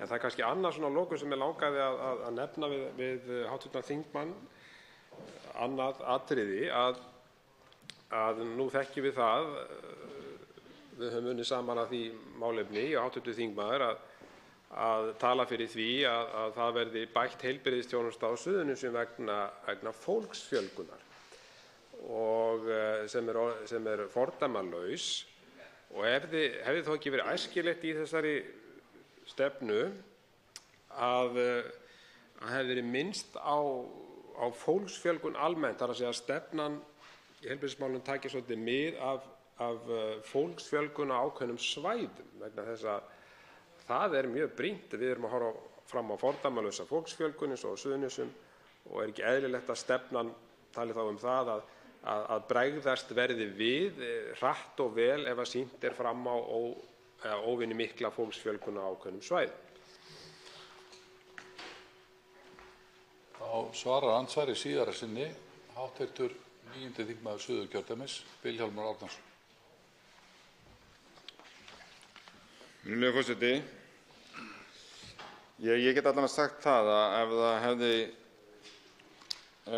það hefði getað gengið upp að nefna einstakar aðgerðir inn í þessu áliti hefði ég nú tekið því fagnandi eins og þyrlunni því að ég tel að það eitt mesta framför í heilbrigðiskerfinu en það bara svo margt sem við getum gert betur í heilbrigðiskerfinu og margar framkvæmdir að það eiginlega ekki réttlætanlegt að fara að nefna eina en þess vegna fórum við þá leið að hafa sér þingsályktunartillögu málefni þyrlunnar og utanspítalaþjónustu í velferðarnefndinni og ég þakka Alþingi bara fyrir að klára það mál hratt og örugglega og hef mikla trú á því. Það er alveg rétt að við hefðum mögulega getað talað það að íbúaþróunin bæði hvað varðar veikabyggðir og svo byggðir í vexti, að það þyrfti einhvern veginn að tryggja það að heilbrigðiskerfið sé fljótt að bregðast við í slíkum tilfellum. Það má alveg velta því upp, hvernig við setjum það í stefnu að við séum með heilbrigðiskerfi sem að bregst hratt við breyttum aðstæðum í hvora áttina sem það er. Ég held að það sé algjörlega nauðsynlegt, en nefndin að hluta til í því sem að hv. þingmaður kemur inn á bregst samt við þessu með því að koma nauðsynlegt er að tryggja að heilbrigðisstofnanir á landsbyggðinni og sérfræðingar sem þar starfa hafi burði til að veita sem fjölbreyttasta annars stigs þjónustu, svo íbúar á landsbyggðinni þurfi ekki alltaf að fara langar vegalengdir að sækja slíka þjónustu. Þá þarf að huga að því að Landspítali er ekki í öllum tilfellum sá staður sem best er að veita þjónustuna og þjónustan þróist. Þarna sé ég fyrir mér að við erum að reyna að fara inn á að það þarf að gera allt til þess að landsbyggðarsjúkrahúsin styrkist sem mest, eins og á Suðurnesjum, og þar á að vera hægt að veita mikla þjónustu sem að geri þá það svæði, þann spítala stærri og sterkari til þess að bregðast betur við sveiflum. Þá veitir andsvar hv. 4. þingmaður Norðvesturkjördæmis, Bergþór Ólason.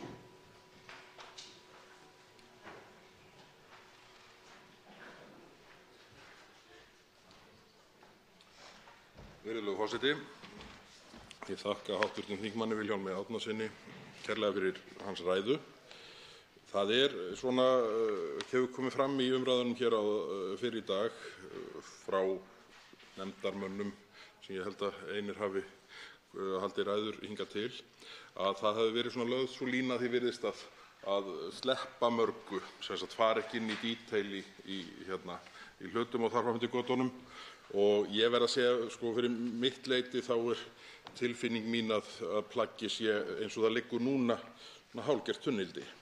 Ég ætla að leyfa mér með leyfi forseta að lesa upp eina málsgrein sem í 4. lið þingsályktunarinnar, 4. lið númer 8, þar sem stendur, aftur með leyfi forseta: Veitendur heilbrigðisþjónustu hafi skilning á þörfum og markmiðum þeirra einstaklinga sem til þeirra leita og einbeiti sér að því að veita þjónustu sem mæti þessum þörfum og markmiðum. Þetta náttúrulega bara froða. Þetta ekkert annað. Það ekkert að setja þetta í þingsályktun. Þetta bara það sem bara fólk dagsdaglega gerir í sínum störfum og sínum samskiptum. En jæja, látum það nú vera. Það sem langar að spyrja hv. þingmann til viðbótar við það að gagnrýna að ekki hafi verið tekið með ákveðnari hætti á ýmsum efnisatriðum, að í plagginu í heild sinni sé ég mjög lítið minnst á samstarf við einkaaðila. Í rauninni það eina sem ég finn 8. liður undir virki notendur, þar sem segir, fyrsti liður undir skilvirk þjónusta, 5. liður, þar sem segir, með leyfi forseta: Sjúkratryggingar Íslands annist alla samningagerð kaup á heilbrigðisþjónustu fyrir hönd ríkisins, hvort sem að ræða þjónustu opinberra aðila eða einkaaðila.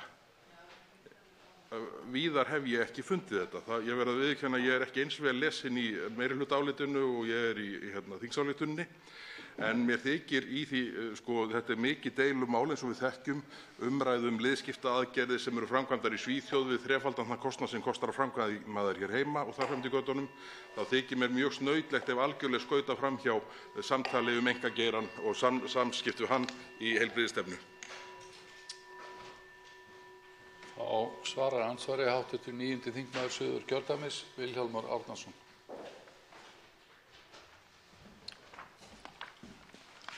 Virðulegi forseti, ég vil byrja á að segja það að við fórum nú ekki að fjalla hvern einasta lið tillögunnar, en fyrri spurningin næra því, og hún verður þá kannski að fjallast í því heildarsamhengi sem allur liðurinn og hv. þingmaður las það ekki. En það fjallar einmitt þau gögn sem þarf að vera til og það þau úrræði sem þarf að vera til svo að almenningur geti tekið þátt í því og geti sjálfur borið svolítið ábyrgð á sjálfum sér í að viðhalda heilsu sinni. Hvað er það sem er óheilsusamlegt, hvaða upplýsingar og rannsóknir og þróun vitum við, og þannig að þeir sem að veita heilbrigðisþjónustu þurfa að vera virkir það hvernig þeir miðla þessum upplýsingum og hvaða úrræði hafa þau í boði í forvörnum og lýðheilsu, svo að almenningur getur borið svolítið ábyrgð á sjálfum sér og hjálpa okkur í þessu að efla heilsu þjóðarinnar. Þannig að við skulum ekki vera að skaffa það allt sjálf. Og það einmitt svo allt í þessu, öllum þessum mælikvarða sem við tölum hér það miðar að því að veita þetta á sem hagkvæmastan hátt, sem öruggastan hátt og tryggja framþróun. Það mikið talað það í nefndaráliti meirihlutans að hvernig hægt að veita þessa þjónustu og kemur meira þess að fram að annars stigs þjónusta sé veitt alltaf meira og meira mæli að hálfu einkaaðila og sjálfstæðra sérfræðinga. Og við komum sérstaklega inn á það að þessi þjónusta á ekki að byggjast bara upp á Landspítalanum, það mikilvægt að hún fái að þróast út í sjúkrahúsunum, hún fái hjá sjálfstæðum sérfræðingum og félagasamtökum, þriðja aðilum og aðrir slíkur, bara þeir sem að hafa hugmyndir og kraft í það, þeir eiga að veita þetta og þá hlýtur framkvæmdaáætlun að taka mið af því að veita hana þar sem er eftir stefnunu, öruggast og hagkvæmast með besta aðgengi. Þá veitir andsvar öðru sinni hv. 4. þingmaður Norðvesturkjördæmis, Bergþór Ólason. Virðulegur forseti, ég þakka hv. þingmanni Vilhjálmi Árnasyni fyrir svarið. Kannski til þess að fylgja þess aðeins eftir, því nú horfum við á svona hvernig samskiptum einkaaðila og sjálfstætt starfandi sérfræðinga, klínikinn, að taka ótal mörg dæmi, hvernig þessi samskipti hafa verið milli þessa hóps annars vegar og heilbrigðisráðherra og ráðuneytisins hins vegar undanfarna mánuði og misseri, sem undir stjórn núverandi heilbrigðisráðherra Svandísar Svavarsdóttur hæstv. Hvernig svona metur hv. þingmaður það, Vilhjálmur Árnason, metur hann sem svo að það sé raunverulegur áhugi innan hjá núverandi heilbrigðisráðherra að nýta kosti einkarekstrar þar sem það á við komist, því að nú hefur komið inn hér í umræðunni fyrr í dag að það sé mjög erfitt að sækja upplýsingar kostnaðargreiningu, raunkostnað inn á Landspítala og svo sem víðast hvar í kerfinu. Erum við að horfa á að mati þingmannsins að þetta sé raunhæft, að við förum að sækja þá þjónustu þar sem hún veitt við að hæfilegast verðið samanborið við afrakstur, eða þetta svona draumsýn til einhverjar framtíðar? Því að það ekkert að mínu mati í umhverfinu eins og það blasir við okkur núna sem að gefur til kynna að það sé raunveruleg ætlan þess ráðherra að leita hagkvæmustu leiða ef það gæti kallað á að semja við einkaaðila.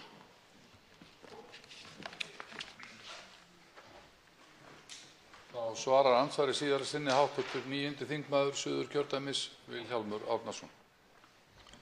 Virðulegur forseti, já, ég hef fulla trú á að hæstv. heilbrigðisráðherra og þeir heilbrigðisráðherrar sem munu koma í framtíðinni munu ekki hika við það að taka ákvarðanir það að semja við þriðja aðila, félagasamtök og aðra einkaaðila við rekstur, nái þessi stefna hér fram að ganga. Og hvað er hluti af þessari stefnu og hvað er það sem að hæstv. Heilbrigðisráðherra hefur nefnt svolítið? Við þurfum að vita hvaða þjónustu erum við að gera og hvaða gæði erum við að fá og hvernig er þetta. Það er það sem skortur hefur kannski á í dag, bæði innan Landspítalans og annars staðar, er að vita hvaða þjónustu erum við raunverulega að kaupa og eftirfylgnum erum við að fá þá þjónustu og eru gæðin uppfyllt. Og þegar við höfum hér stefnu sem segir það að við skulum veita þjónustuna þar sem gæðin eru best, á sem öruggastan hátt, á sem hagkvæmastan hátt, ef það liggur fyrir, þá hljótum við að kaupa hana þar sem óháð rekstrarformi. Það er það sem þessi stefna hér. Stefnan er ekkert að stýra neinu úr einu rekstrarformi yfir í annað, alls ekki. Þessi stefna segir það, við skulum stefna því að hafa upplýsingar hagkvæmni þjónustunnar, gæði þjónustunnar og öryggi þjónustunnar og það mun stýra því hvar við kaupum þá þjónustu hjá hinu opinbera.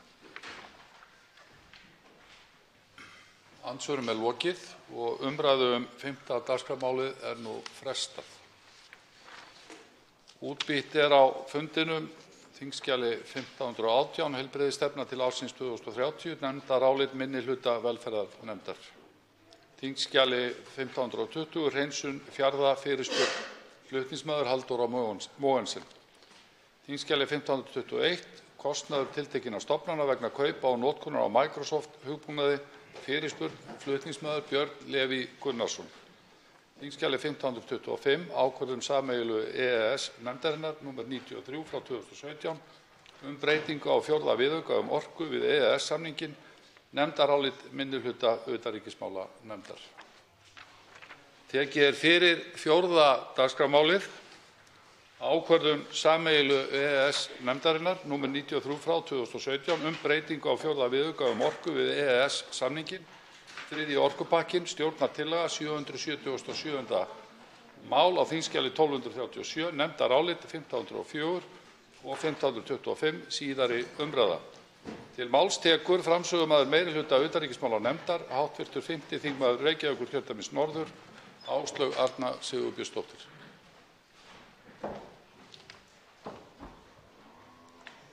Hæstv. forseti.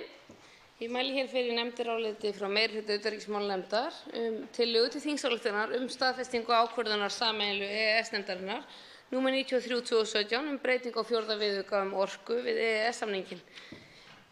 Nefndin hefur fjallað mikið málið og fengið til sín fjölda gesta.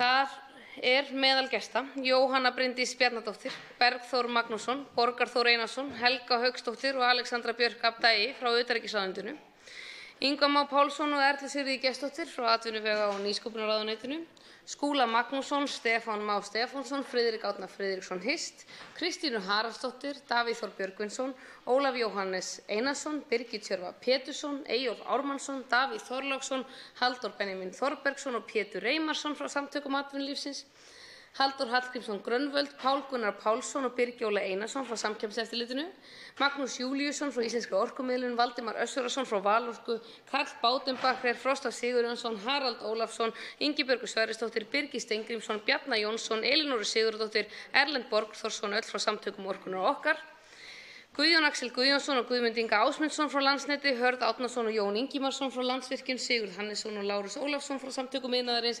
Konráð S. Guðjónsson og Gunnar Dofra Ólafsson frá Viðskiptaráði Íslands, Almar Þór Þorgeirsson, Sigurbjörgu Sigþórsdóttir og Davíð Þór Vilhjálmsson frá Landssambandi bakarameistara, Vilhjálm Birgisson, Drífu Snædal og Kristján Þórð Snæbjörnsson frá Alþýðusambandi Íslands, Ólaf Steffensen frá Félagi atvinnurekenda og Hilmar Gunnlaugsson. Það varla hægt að segja að við höfum fengið ýmsar skoðanir málið og fjölbreyttar frá öllum sjónarhólum, bæði frá fræðimönnum samtökum og urðum við öllum þeim gestabeiðnum sem komu á þeim 2 vikum sem við ræddum málið í utanríkismálanefnd. En nefndinni barst líka fjölda umsagna málið sem má fara yfir í nefndaráliti meirihlutans. En með tillögunni eins og fyrr segir leitað heimild til að staðfesta ákvörðunum frá sameiginlegu EES-nefndinni og að fella inn í samninginn eftirfarandi gerðir sem saman mynda hinn svokallaða 3. orkupakka. Gerðirnar eru 8 og í fyrsta lagi það reglugerð Evrópuþingsins og ráðsins nr. 713/2009 frá 13. júlí 2009 að koma á fót samstarfsstofnun eftirlitsaðila á orkumarkaði. Í öðru lagi það reglugerð Evrópuþingsins og ráðsins nr. 714/2009 frá sama degi skilyrði fyrir aðgang að neti fyrir raforkuviðskipti við landamæri og niðurfellingu á reglugerð. Í þriðja lagi það reglugerð Evrópuþingsins og ráðsins nr. 715 frá sama tíma flutningskerfi fyrir jarðgas og niðurfellingu á reglugerð. Númer 4 það reglugerð framkvæmdastjórnarinnar frá nr. 543 frá 2013 afhendingu og birtingu gagna á raforkumörkuðum og númer 5 og 6 eru tilskipanir Evrópuþingsins og ráðsins númer 72 og 73 sameiginlegar reglur innri markaðinn fyrir raforku og fyrir jarðgas og ákvörðun framkvæmdastjórnarinnar breytingu á 3. kafla reglugerð Evrópuþingsins og ráðsins númer 715 skilyrði fyrir aðgangi að flutningskerfum, fyrir jarðgas og síðan númer 8 er ákvörðun framkvæmdastjórnarinnar frá 24. ágúst 2012 breytingu á reglugerð skilyrði fyrir aðgang að flutningskerfum fyrir jarðgas. En framsetning tillögunnar telst að mati meirihlutans í samræmi við 7. grein reglna þinglega meðferð EES-mála. Í greinargerðinni með þingsályktunartillögunni rakið mjög ítarlega það viðamikla samráð sem hefur verið þingnefndir Alþingis vegna 3. orkupakkans og óþarft að tvítaka. En nefndin hefur leitast við að fá fram sem víðtæku sjónarmið eins og ber af þeim gestalista sem ég byrjaði hér að lesa upp og sendi nefndin í því skyni út 132 umsagnarbeiðnir. Ljóst var frá upphafi að það væri talsverður áhugi á þessu máli og það lýsir sér ekki síst í að það bárust 51 umsögn, jafnt frá fræðimönnum, félagasamtökum sem einstaklingum og nefndin vildi tryggja að almenningur hefði sinn greiðastan aðgang að upplýsingum málið og tók í því skyni ákvörðun að allar gestakomur til nefndarinnar yrðu opnar fjölmiðlum að undanskildum gestakomum ráðuneytanna í samræmi við lög þingsköp. En þetta fyrirkomulag hefur gengið vonum framar og stuðlað að góðri og upplýstri umræðu enda gagnaðist umræðan í nefndinni vel við afgreiðslu málsins. En efni 3. orkupakkans er efnislegt framhald af 1. og 2. orkupakkanum sem innleiddir voru á Íslandi með raforkulögum 65/2003 og síðan með síðari breytingum á sömu lögum. 3. orkupakkinn samanstendur af gerðum sem varða innri markaðinn fyrir raforku og jarðgas. Helstu nýmæli sem felast í honum eru krafa eigendaðskilnað flutningsfyrirtækja, ítarlegri ákvæði sjálfstæði raforkueftirlits og auknar kröfur neytendavernd og upplýsingagjöf. Og þá er komið á fót samstarfsstofnun eftirlitsaðila á orkumarkaði sem falið samræmingarhlutverk milli raforkueftirlitsaðila. Rétt er að minna á að ACER, samstarfsstofnunin eftirlitsaðila á orkumarkaði, var komið á fót 2010 og hefur verið starfandi að fullu síðan 2011. Enda eru gerðir orkupakkans frá 2009. Meirihlutinn ítrekar að þegar raforkueftirlit sem verið hefur á hendi Orkustofnunar verður gert sjálfstætt breytist ekki staða Orkustofnunar í stjórnvaldskerfinu umfram tilurð hinnar nýju einingar. En stofnunin gegnir eftir sem áður mörgum öðrum mikilvægum hlutverkum samkvæmt landslögum. Eftirlitinu er meðal annars ætlað að fylgjast með því að samkeppni milli dreifingaraðila til almennings og fyrirtækja annarra en orkufreks iðnaðar sé virk og sanngjörn og flutningur neytenda milli dreifingaraðila ávallt greiður. Að starfsemi fyrirtækja sé gagnsæ og réttur neytenda ávallt hafður í fyrirrúmi. Eftirlitið á hendi þessara sjálfstæðeiningar takmarkast við innri markaðinn á Íslandi, enda er engin raforkutenging milli Íslands og annarra hluta Evrópu.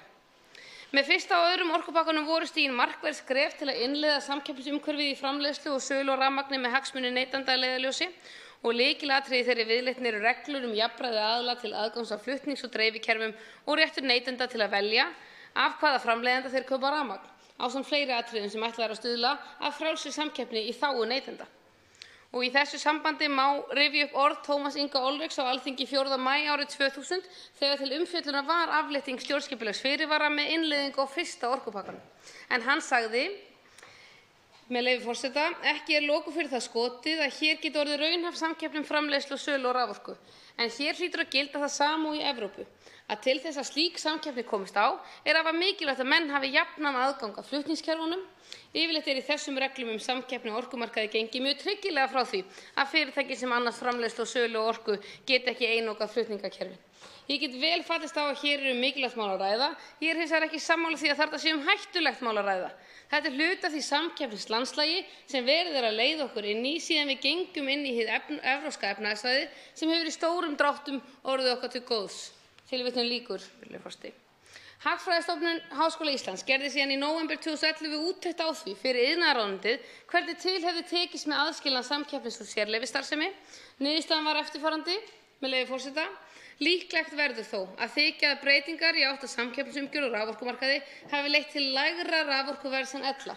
Þar af leiðandi verður að telja að breytingin hafi leitt til þjóðhagslega hagkvæmara raforkueftirlits. Tilvitnun lýkur. Í samningaviðræðum EFTA-ríkjanna innan EES og Evrópusambandsins beitti Ísland sér fyrir vissum undanþágum og aðlögunum vegna aðstæðna hér á landi. Og í ákvörðun sameiginlegu EES-nefndarinnar er gerð grein fyrir þeim undanþágum og aðlögunum skýrt sem Ísland fékk. Þannig er Ísland undanþegi gerðum varðar jarðgas, auk þess sem mikilvæg undanþága fékkst frá ákvæðum sundurgreiningu flutningakerfa frá öðrum rekstrar á raforkumarkaði samanber 9. grein tilskipunar 2009/72. En þá jafnframt ákvæði þess efnis að geti íslensk stjórnvöld sýnt fram á vandkvæði séu til staðar fyrir rekstur raforkukerfa þeim heimilt að sækja undanþágur frá ákvæðum varða aðskilnað dreififyrirtækja, aðgengi að flutnings- og dreifikerfum, markaðsopnun og gagnkvæmni.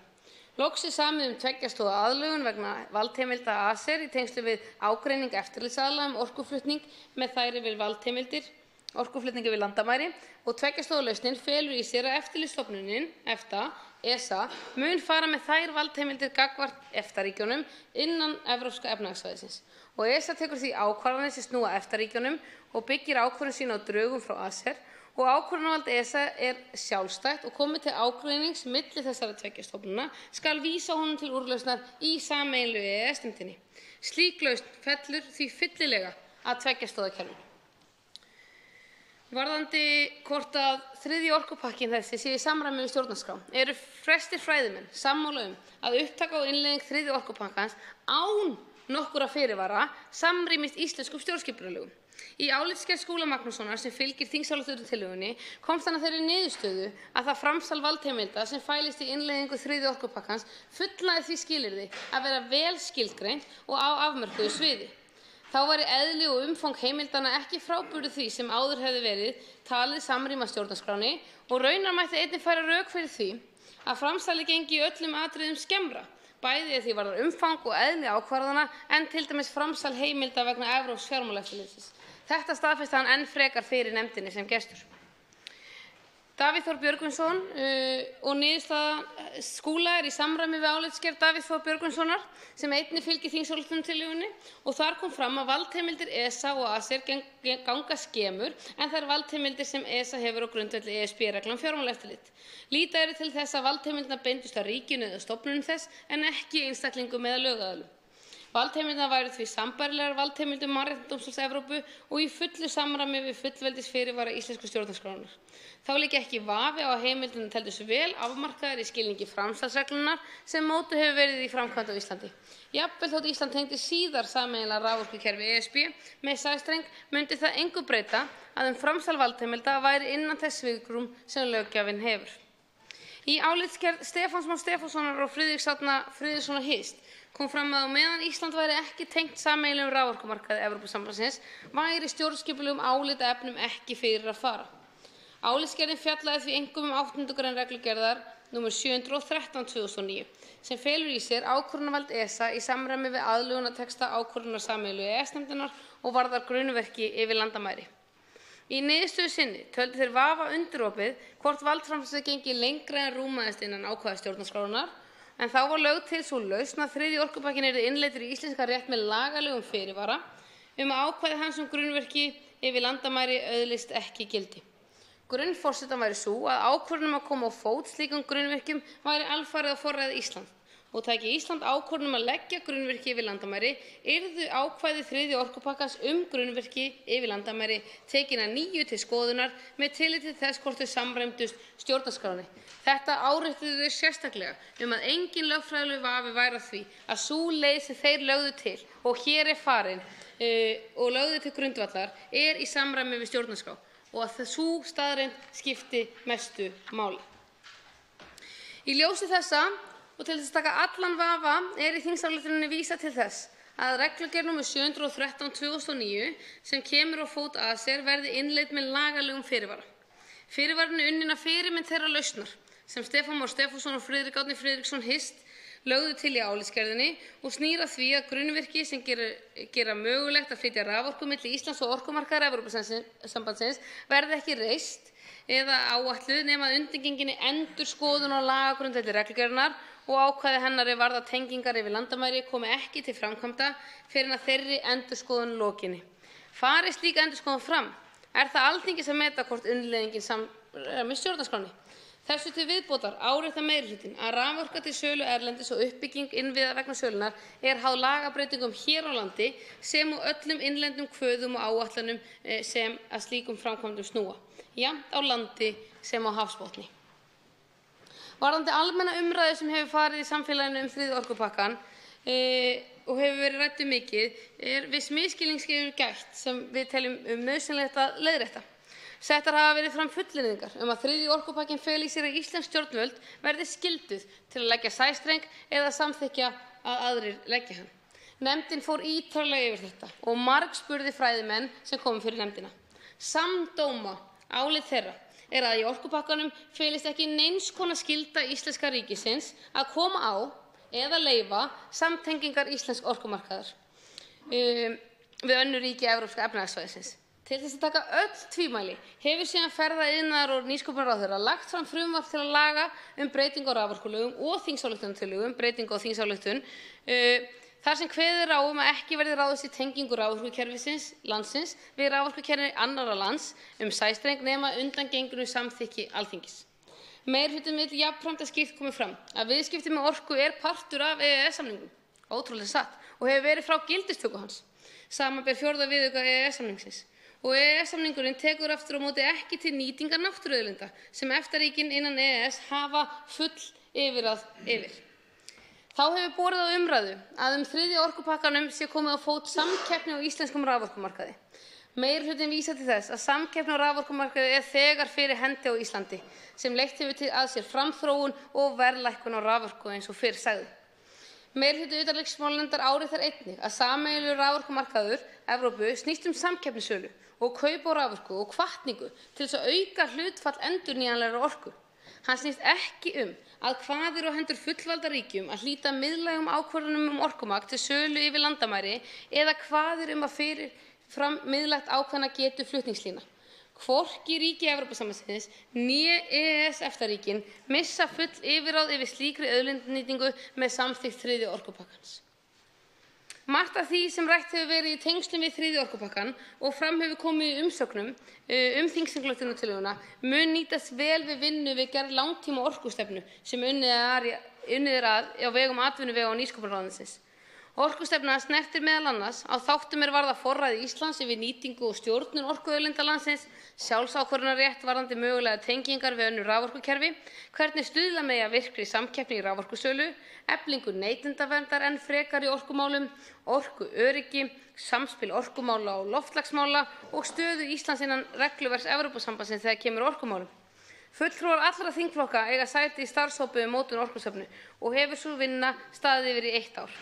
Ráðgert að heildstæð orkustefna muni líta dagsins ljós í byrjun árs 2020 og mun hún varða leiðina til næstu ára að því varðar eigendastefnu Landsvirkjunar, en orkustefnan verður jafnframt stefnumarkandi plagg fyrir þá eigendastefnu og það nauðsynlegt og mikilvægt að mati meirihlutans að ekki verði neinar tafir við vinnu þessarar orkustefnu og helst hægt að hraða þeirri vinnu ef hægt í takti við breytingar í loftslagsmálum og nauðsyn þess að marka skýra stefnu svo mikilvæg mál sem orkumálin og við fögnum að hafi fengið meiri umræðu í samfélaginu en mikið af þeirri umræðu sem hefur verið vegna þriðja orkupakkans á kannski meira heima þar. Og það mikilvægt að stjórnvöld marki einnig skýra eigenda- og arðgreiðslustefnu gagnvart orkuvinnslufyrirtækjum í eigu ríkisins. Þriðji orkupakkinn hefur leitt til umræðu nauðsyn þess að í stjórnarskránni sé sérstakt auðlindaákvæði. Þrátt fyrir að ekkert í þriðja orkupakkanum sé þess eðlis að það auki þörfina á slíku ákvæði umræðan eigi að síður engu að síður mikilvæg. Enda hefur lengi staðið til að festa slíkt ákvæði í stjórnarskrá um náttúruauðlindir. Áratugir eru síðan fyrst komið fram hugmyndir að lýsa tilteknar náttúruauðlindir í þjóðareign og á þessu kjörtímabili hafa formenn stjórnmálaflokka sem sæti eiga á Alþingi hist reglulega til að ræða stjórnarskrármál. Og á fundi þeirra 10. maí síðastliðið var ákveðið að afgreiða frumvarp breytingar á stjórnarskrá lýðveldisins til samráðs við almenning í samráðsgátt stjórnvalda. Og í nefndarálitinu farið yfir hvað felst í þessu frumvarpi, enda mikilvægt að þessi umræða sé tekin þrátt fyrir að hún eigi ekki beint við vegna þriðja orkupakkans eða sé aukin þörf á því vegna þriðja orkupakkans. Mikilvægi EES-samningsins kom mikið á góma í þessari umræðu. Eðlilega, enda hefur umræðan þriðja orkupakkann orðið til þess að beina kastljósinu að mikilvægi samningsins. Umsagnaraðilum og gestum nefndarinnar hefur orðið tíðrætt mikilvægi EES-samningsins og fjölmargir séð sig knúna til þess að undirstrika nauðsyn þess að hlúðsíða samstarfinu og að því verði ekki stefnt í voða. Frá upphafi EES-samstarfsins hafa EFTA-ríkin innan EES aldrei beitt neitunarvaldi varðandi upptöku gerða í EES-samninginn. Þá hefur það heldur aldrei gerst að ríki neiti að staðfesta ákvörðun sameiginlegu EES-nefndarinnar. Í ljósi þessara fordæmalausu aðstæðna óskaði utanríkisráðuneytið eftir álitsgerð frá Karli Baudenbacher, fyrrverandi forseta EFTA-dómstólsins, og frá Alþjóða- og Evrópuréttarstofnun Háskólans í Reykjavík einnig, á því hvaða afleiðingar það geti haft samþykki Ísland ekki upptöku 3. orkupakkans. Álitin lýsa sambærilegri sviðsmynd sem felur í sér mikla lagalega og pólitíska óvissu framtíð EES-samningsins, ákveði Ísland að aflétta ekki stjórnskipulegum fyrirvara við ákvörðun sameiginlegu EES-nefndarinnar 3. orkupakkann. Karl Baudenbacher rakti í álitsgerð sinni að hafni Ísland 3. orkupakkanum geti það stefnt aðild að EES-samningnum í tvísýnu og líklegt sé að Evrópusambandið myndi líta á málið sem fordæmisgefandi og beita sér í samræmi við það. Litið yrði til þess að Ísland hreyfði hvorki andmælum við því að 3. orkupakkan félli undir gildissvið EES-samningsins né þegar EES-ráðið komst að þeirri niðurstöðu í nóvember 2014 að hraða þyrfti upptöku 3. orkupakkans í EES-samninginn. Þá hefði Ísland þegar fengið tækifæri til að hafa áhrif á 3. orkupakkan sem hefði skilað sér í vissum undanþágum og aðlögunum. Ísland beitti sér ekki heldur gegn samþykkt ákvörðunar sameiginlegu EES-nefndarinnar 3. orkupakkann, heldur lét sér nægja að setja sérstakan stjórnskipulegan fyrirvara við hana. Þá hefur Ísland þegar innleitt 1. og 2. orkupakkann og Baudenbacher taldi jafnframt ólíklegt að Ísland fengi undanþágu frá 3. orkupakkanum ef málið færi aftur til sameiginlegu EES-nefndarinnar. Ísland væri bundið af hollustuskyldu gagnvart Noregi og Liechtenstein og taka yrði tillit til lögmætra hagsmuna þeirra við innleiðinguna. Ísland gæti ekki upp á sitt eindæmi breytt stefnu nema að baki að því lægju veigamikil rök. Synjun Ísland fæli í sér að 3. orkupakkinn myndi ekki öðlast gildi gagnvart Noregi og Liechtenstein og tæki Ísland eftir sem áður slík ákvörðun væri ekki útilokað að Noregur myndi íhuga gerð tvíhliða samkomulags við Evrópusambandið í ljósi þeirra hagsmuna sem eru í húfi. Slík þróun gæti haft för með sér alvarlegar afleiðingar fyrir EES-samninginn. Og heimildin að hafna upptöku gerða í EES-samninginn vissulega fyrir hendi, hún skýr, en 3. orkupakkinn, það samdóma álit meirihlutans í nefndinni sem og Baudenbacher, ekki mál af því tagi sem réttlæti að gripið til slíkra neyðarráðstafana. Í álitsgerð Alþjóða- og Evrópuréttarstofnunar Háskóla Íslands var einnig áréttað að EES-samningurinn byggðist á samstarfsvilja samningsaðila og að allir aðilar öxluðu þá ábyrgð að viðhalda góðri framkvæmd hans. Aflétti Ísland ekki fyrirvaranum hefði það því bein áhrif á Noreg og Liechtenstein þar sem löggjafinn tæki ekki gildi gagnvart þeim eins og fyrr sagði og þetta hefði í för með sér að þeim hluta 4. viðauka EES-samninginn sem löggjafinn hefur bein áhrif á, samanber 2. málsgrein 102. grein EES-samningsins, yrði frestað til bráðabirgða, nema sameiginlega EES-nefndin ákvæði annað. Þetta gæti skapað óvissu fyrir neytendur og fyrirtæki hér á landi sem eru virkir þátttakendur í innri markaðnum fyrir bæði raforku og það mikilvægt að líta til þess að beitingin á 102. greininni á eingöngu að vera tímabundin ráðstöfun þar til samningsaðilar hafa náð samkomulagi. Og í tilfelli 3. orkupakkans hefði slíkt samkomulag þegar náðst í kjölfar viðamikils undirbúnings og samningsviðræðna EFTA-ríkjanna innan EES og Evrópusambandsins sem leiddu meðal annars til þessara aðlagana og undanþága sem Ísland fékk og ég hef nú þegar farið yfir. Stofnunin taldi því vandséð hvert samningsmarkmið við íslenska ríkisins ætti að vera í frekari aðlögun löggjafarinnar, enda hefur enginn nefnt hvert það ætti að vera. Og því þá bæri að líta til þess að Evrópusambandið hefði aldrei veitt aðlögun frá heilum viðauka sem hefur verið hluti af EES-samningnum frá undirritun hans. Tæki Ísland ákvörðun að aflétta ekki stjórnskipulegum fyrirvara hefði slíkt í för með sér mikla lagalega og pólitíska óvissu sem sett gæti framkvæmd samningsins í uppnám. Álitsgerðirnar 2 frá Baudenbacher og Alþjóða- og Evrópuréttarstofnun Háskólans í Reykjavík varpa bæði ljósi á hversu mikilvægt að hagsmuna og sérstöðu Íslands sé haldið á lofti frá upphafi þess ferils sem lítur á upptöku gerða í EES-samningnum. Mikilvægt að samningsmarkmið Íslands séu skýr frá byrjun því að erfitt getur reynst að breyta stefnu þegar komið að leið að lokum. Þá ber einnig að halda því til haga að samningsviðræður Íslands skiluðu árangri og ekki síst hvað varðar eigendaðskilnað flutningsfyrirtækja. Meirihlutinn vill því brýna fyrir bæði íslenskum stjórnvöldum og hagsmunaaðilum að vera virk í hagsmunagæslu Íslands. Hin mikla umræðu og þekking sem skapast hefur á orkustefnu Evrópusambandsins gott veganesti inn í samningaviðræður vegna 4. orkupakkans sem nú í mótun hjá sambandinu. Sjónarmið Íslands þurfa að heyra strax frá upphafi og í því samhengi fagnar meirihlutinn nýlega fjölgun sérfræðinga ráðuneyta í sendiráði Íslands í Brussel og Alþingi hefur jafnframt lagt sitt af mörkum með nýjum reglum sem voru samþykktar þinglega meðferð EES-mála og tóku í gildi í september síðastliðinn og að setja í forgang eftirlit með ESB-gerðum á fyrri stigum. Þá það að lokum yfirráð yfir auðlindum, en þriðji orkupakkinn hefur eins og áður segir engin áhrif á yfirráð Íslands yfir náttúruauðlindum sínum.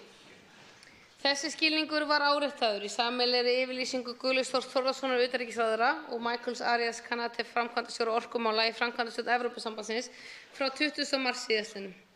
Í yfirlýsingunni kom fram að gildandi ákvæði þriðja orkupakkans Evrópusambandsins hefði engin áhrif á fullveldi ríkisstjórnar Íslands yfir orkuauðlindum Íslands og að ákvörðunarvald raforkustrengi milli Íslands og innri raforkumarka Evrópusambandsins lægi alfarið hjá íslenskum stjórnvöldum.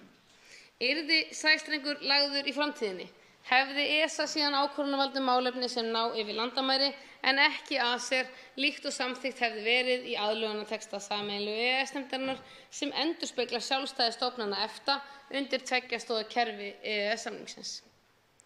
EFTA-ríkin 3 innan EES, Ísland, Noregur og Liechtenstein, lögðu fram sameiginlega yfirlýsingu í sameiginlegu EES-nefndinni núna 8. maí síðastliðinn. Þar sem sérstaða Íslands hvað varðar innri raforkumarka Evrópusambandsins var enn frekar áréttuð. Í yfirlýsingunni kemur fram að ákvæði þriðja orkupakkans hafi engin áhrif á full yfirráð EFTA-ríkjanna innan EES yfir orkuauðlindum sínum, ráðstöfun þeirra og hagnýtingu. Ákvarðanir samtengingu raforkukerfa þeirra og orkukerfis innri markaðar Evrópusambandsins væru ávallt á forræði þeirra og kæmi til lagningar sæstrengs í framtíðinni væri það fyrirkomulag að ESA úrskurði ágreiningsmál varðandi Ísland en ekki ACER í samræmi við tveggja stoða kerfið. Framangreindar yfirlýsingar hafa bæði pólitískt og þjóðréttarlegt gildi. Í tilkynningu Íslands til EFTA-skrifstofunnar afléttingu stjórnskipulegs fyrirvara verður síðan sérstaklega vísað bæði til yfirlýsingar framkvæmdastjóra orkumála í framkvæmdastjórn ESB og utanríkisráðherra frá 20. mars síðastliðnum og til sameiginlegar yfirlýsingar EFTA-ríkjanna innan EES sem gefin var á sameiginlegu EES-nefndinni 8. maí. Þar með enn frekar skjalfestað sameiginlegi skilningur allra aðila að Ísland hafi eftir sem áður full yfirráð yfir orkuauðlindum sínum. Ég ætla að þakka nefndinni kærlega fyrir vel unnin störf og að sitja langa fundi með fjölda gestakomna, þrotlausa fundasetu eins og hv. þingmaður Inga Sæland nefnir hér frá salnum og þakka fyrir þessa góða vinnu sem fór fram. Það engin ástæða til annars en að meirihlutinn leggi til að tillagan verði samþykkt. Og undir það ritar sú sem hér stendur ásamt Ara Trausta Guðmundssyni, Bryndísi Haraldsdóttur, Loga Einarssyni, Rósu Björk Brynjarsdóttur, Silju Dögg Gunnarsdóttur, Smára McCarthy og Þorgerði Katrínu Gunnarsdóttur.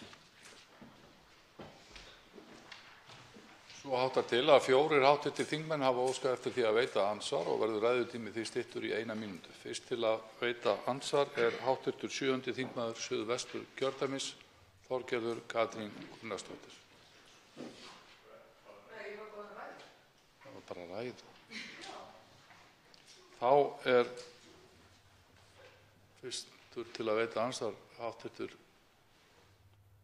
7. þingmaður Reykjavíkurkjördæmis norður, ekki heldur. Þá vorum við með þetta tvískráð. Forseti biðst forláts á þessu en þá fyrst til að veita andsvar hv. þingmaður Reykjavíkurkjördæmis suður, Inga Sæland.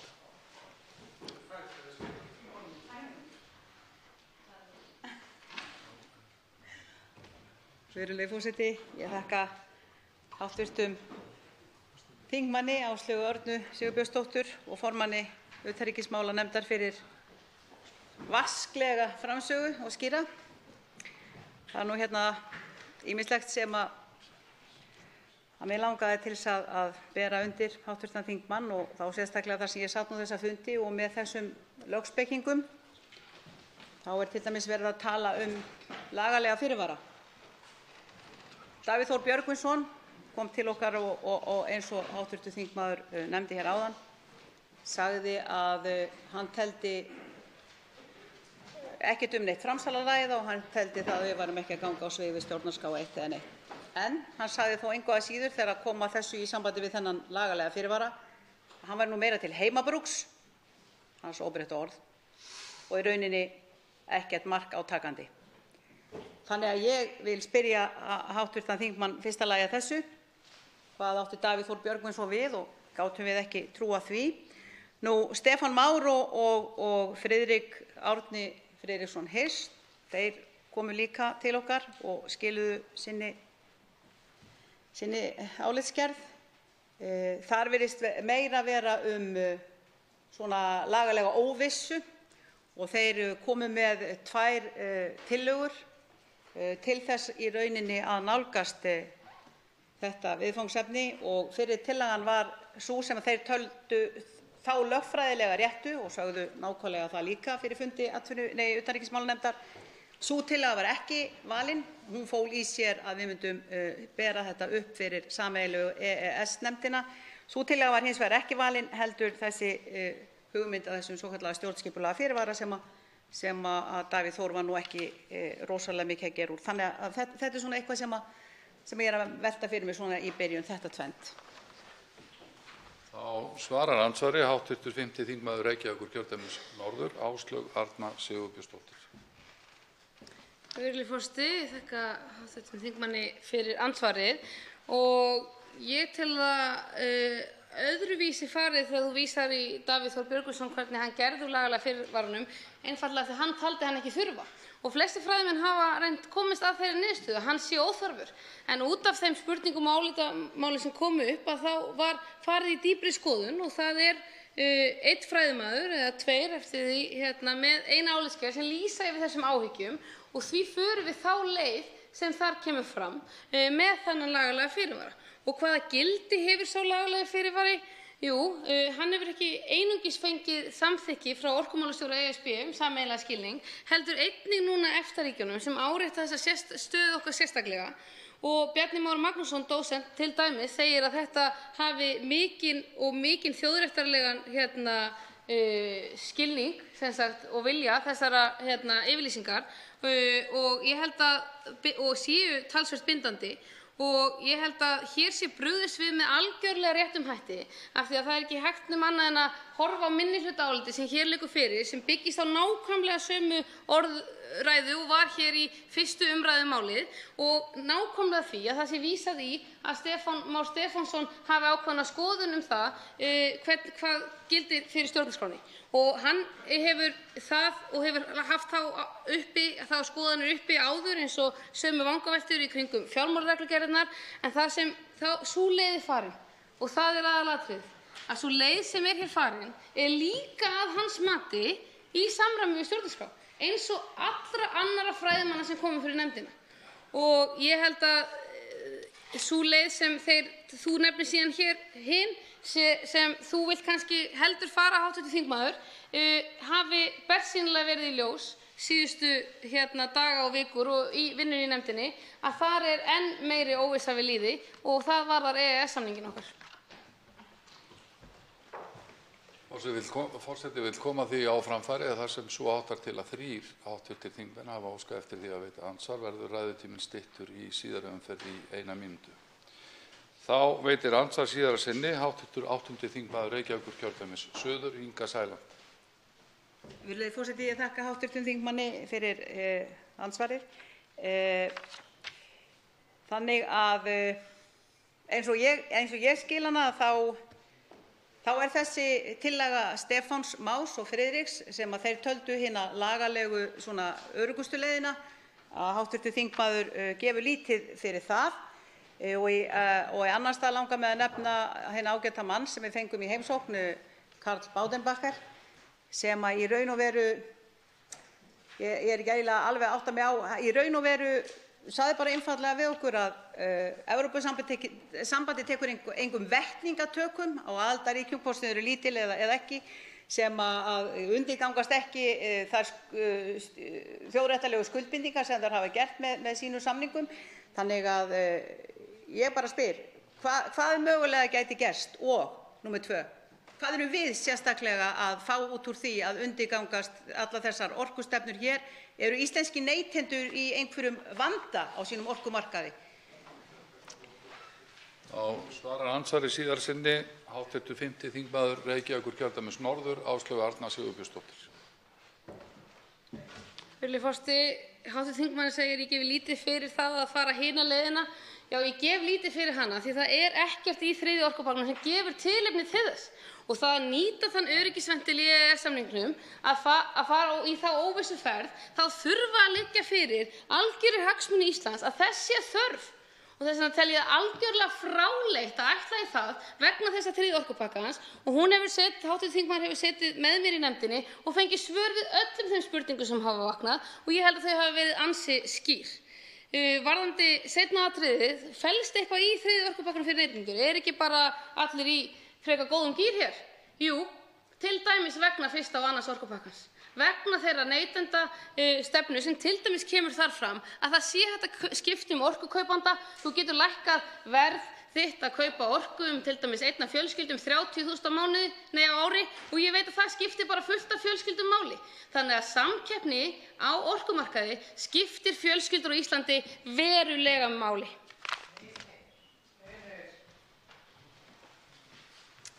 Þá veitir andsvar hv. 4. þingmaður Norðvesturkjördæmis, Bergþór Ólason.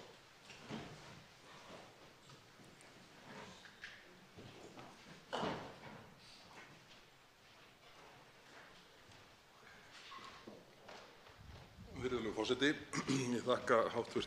framsögumanni meirihluta álitsins Áslaugu Örnu fyrir ræðu sína. Ég er einn af þeim sem hefur miklar efasemdir þessa svokölluðu fyrirvaraleið á meðan útfærslan á þeim á þann máta sem sumir hafa lýst sem til heimabrúks. Það var við afgreiðslu málsins í Noregi þá voru settir ákveðnir fyrirvarar og mig langaði til þess að spyrja hv. þingmann það hver svona afdrift þeirra hafa verið og hversu mikið hald menn telja í dag hafa verið í þeim fyrirvörum sem settir voru í Noregi. Hv. þingmaður talar síðan mig langaði að spyrja hvort að það séu hennar orð eða hvort hún sé þar að vísa í orð Bjarna Más Magnússonar, dósents við Háskólann í Reykjavík, þar sem hún talaði að sameiginlegar yfirlýsingar og fyrirvarar væru talsvert bindandi. Auðvitað má vera að þetta sé mismæli, en ef þetta er ekki mismæli þá langar mig að vita hvort þetta eru orð hv. þingmanns eða gests fyrir nefndinni, Bjarna Más Magnússonar, geri ég þá ráð fyrir, þar sem sagt væri að yfirlýsingar sem þessar væru talsvert bindandi. En aðalspurningin snýr að fyrirvörunum og þeim fyrirvörum sem gerðir voru í Noregi og hver svona afdrif þeirra hafa verið hvað það varðar að þeir haldi. Þá svarar andsvari hv. 5. þingmaður Reykjavíkurkjördæmis norður, Áslaug Arna Sigurbjörnsdóttir. Virðulegi forseti, ég þakka hv. þingmanni fyrir þetta. Fyrst varðandi varðandi Noreg og þá fyrirvarar sem gerðir voru þar, að þá er ekkert sem bendir til þeirra hafa ekki haldið. Ekki neitt. Og það er alveg skýrt þegar maður kynnir sér málið vel frá stjórnvöldum þar í landi. Varðandi það sem ég vitnaði í Bjarna Má, þá var það ekki alveg nákvæmt, en hann segir að þetta eru mikilvægar pólitískar yfirlýsingar og því teljum við þessan fyrirvara og það kannski gera greinarmun líka á þjóðarétti og landsrétti. Hann segir þetta og fleiri að þetta sé bæði pólitískt og þetta er pólitískt bindandi og þjóðréttarlega bindandi. Og það er það sem skiptir máli í þessum fyrirvörum og í rauninni eru þessi fyrirvarar staðfesting á því að við séum eyja. Og mér finnst að það ætti svo sem ekki að koma nokkrum manni sérstaklega á óvart. Þannig að ég held að eftir að hafa fengið þetta staðfest bæði frá Evrópusambandinu og EFTA-ríkjunum og það að við áréttum það sérstaklega og nefnum þetta og vísum til þeirra þegar við afléttum stjórnskipulegum fyrirvara, þá erum við enn frekar að skjalfesta þennan sameiginlega skilning. Og sameiginlegi skilningurinn er frekar einfaldur. Við erum eyja og við erum ekki tengd raforkumarkaði Evrópusambandsins. veitir andsvar síðara sinni hv. 4. þingmaður Norðvesturkjördæmis, Bergþór Ólason. Virðulegur forseti. Ég þakka hv. þingmanni svarið. Það mun örugglega gleðja marga Norðmenn að heyra af því að þeir fyrirvarar sem þar voru gerðir hafa allir haldið. Það má eflaust vera komið fram við umræðuna hér síðar hvernig þau mál standa, en látum þar við sitja. Það eru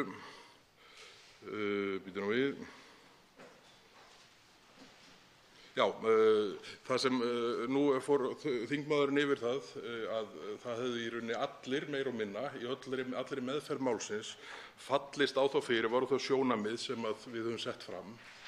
Og þá hlýtur maður enn frekar að spyrja hvað sé því til fyrirstöðu að senda málið tímabundið einn snöggan rúnt til sameiginlegu EES-nefndarinnar og óska eftir því í mesta lítillæti að fyrirvararnir komi inn úr þeirri átt til þess að róa. Ég veit að það mun róa marga sem að horfa til málsins núna og miðað við viðtökurnar sem framsögumaður meirihlutaálitsins lýsir, þá trúi ég ekki öðru en að viðtökurnar í sameiginlegu EES-nefndinni verði góðar.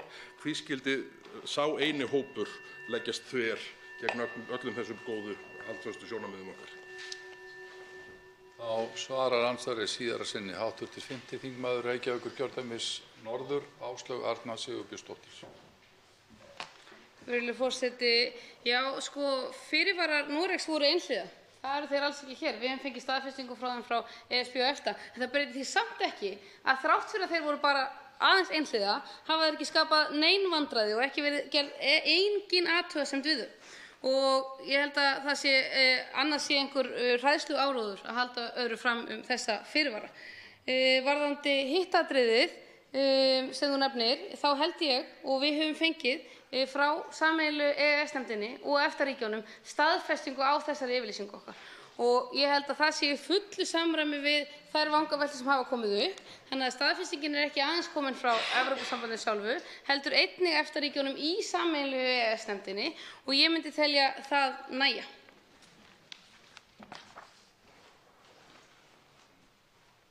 Þá veitir andsvar hv.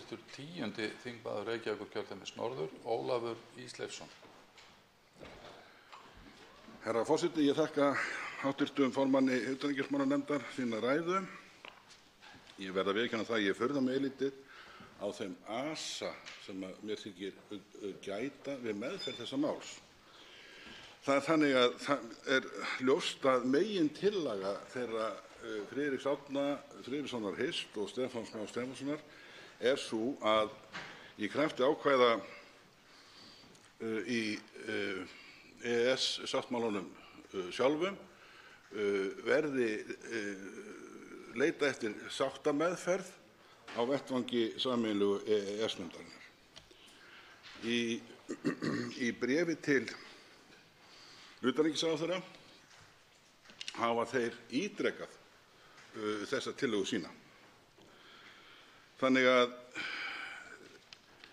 það liggur ekki fyrir neitt lögfræðilegt álit til að mynda þá leið sem varð ofan á, hin leiðin sem ég leyfi mér að kalla svo.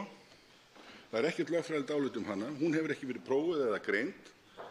Okkur var sagt á fundi í utanríkismálanefnd af mjög virtum lagamanni að þetta væri til heimabrúks eins og hér hefur verið rakið.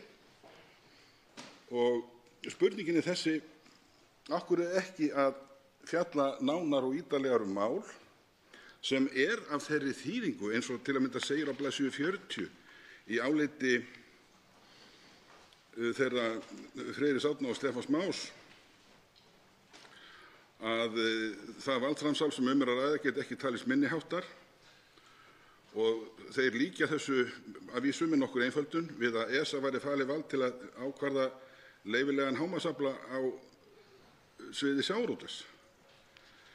Þannig að hér hafa þeir hringt viðvörunarbjöllum sem að geta ekki farið fram hjá nokkrum manni. Hvað liggur á? Af hverju er þetta mál ekki rannsakað nánar og aflað lögfræðiálit af því tagi sem að ég nefndi hér? Þá svarar andsvari hv. 5. þingmaður Reykjavíkurkjördæmis norður, Áslaug Arna Sigurbjörnsdóttir. Já, virðulegi forseti. Hv. þingmanni er tíðrætt þann asa sem málið hefur fengið. Ég veit ekki betur en svo að þetta mál hafi verið til umræðu í þinginu síðan 2010. Þá var ég ekki byrjuð að hugleiða það að fara á þing.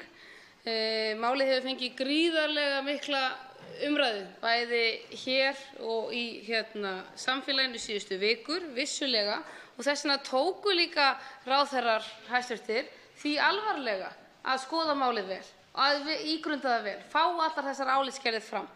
Og ekki síst nefndin heldur, eins og í öllum þeim fjöldalista sem ég las upp hér áðan, á þeim gestum sem við fengum. Þannig að það er mjög erfitt að halda því fram að einhver asi sé á málinu.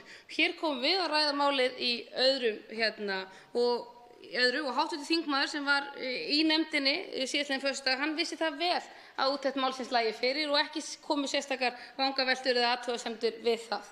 Varðandi þá leið sem Stefán Már og Friðrik Hist leggja einnig til og ekki er farin hér, enda ekki talið þörf á því vegna þriðja orkupakkans, þá vekja þeir upp ákveðnar spurningar í sinni álitsgerð hvað gerist og þeir geta ekki svarað því. Þeir segja að það sé óvissuþáttur í hinni leiðinni og það var þess vegna sem við fengum fram álitsgerðir frá bæði Karl Baudenbacher og ekki síst frá Evrópuréttar- og alþjóðlegu stofnun Háskólans í Reykjavík til þess að svara því, já, hvað gerist, hver er þessi óvissuþáttur, til þess að meta það, og nefndin tók það til umfjöllunar, meta það, er það raunverulegur leið sem við viljum fara vegna þessa máls? Og niðurstaðan við því er bara ekki. Og þess vegna er hin leiðin farin sem þeir tiltaka að standist einnig stjórnarskrá. Þá veitir andsvar öðru sinni hv. 10. þingmaður Reykjavíkurkjördæmis norður, Ólafur Ísleifsson. Herra forseti, ég þakka hv. þingmanni fyrir svarið, en hin eiginlegu spurningu var raun og sann ekki svarað. Af hverju er þessara gagna sem ég nefndi, af hverju er þeir ekki aflað? Þessi leið sem hefur orðið fyrir valinu, hún er algjörlega óprófuð. Það liggja ekki fyrir neinar lögfræðilegar álitsgerðir hana. Hins vegar er það frekar ódýrt, leyfi mér að segja, að varpa því upp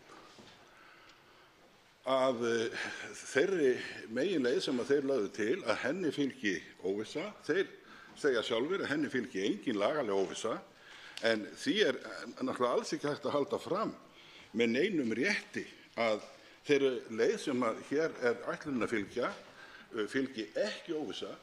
Það er alveg morgunljóst að henni fylgir mikil lagaleg óvissa, enda er þetta ferðin á ókortlagt svæði. Þessi leið, hún styðst ekki við neinar heimildir eða reglur í EES-samstarfinu og eitt í viðbót sem hefur ekki verið kannað, og það er þetta: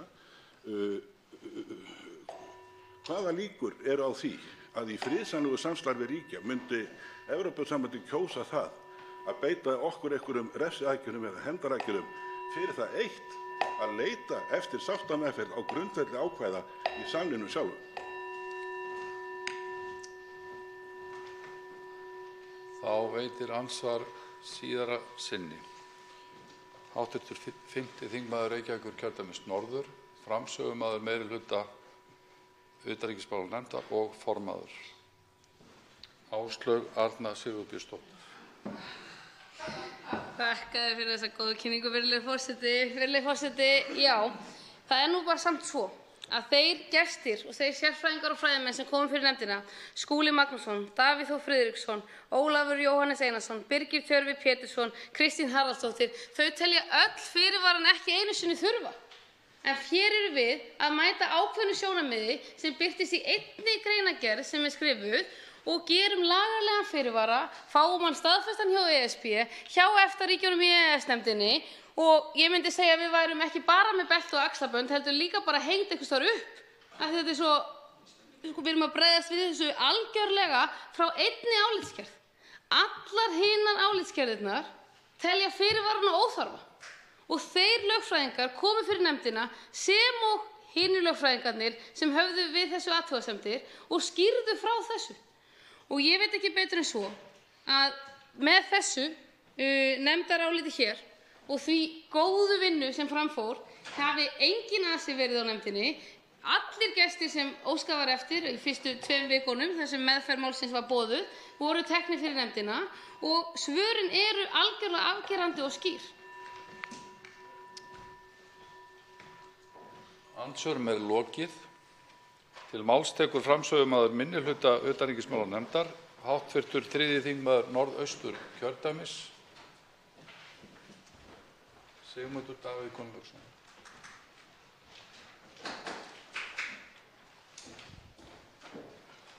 Má ekki að byrja fyrst?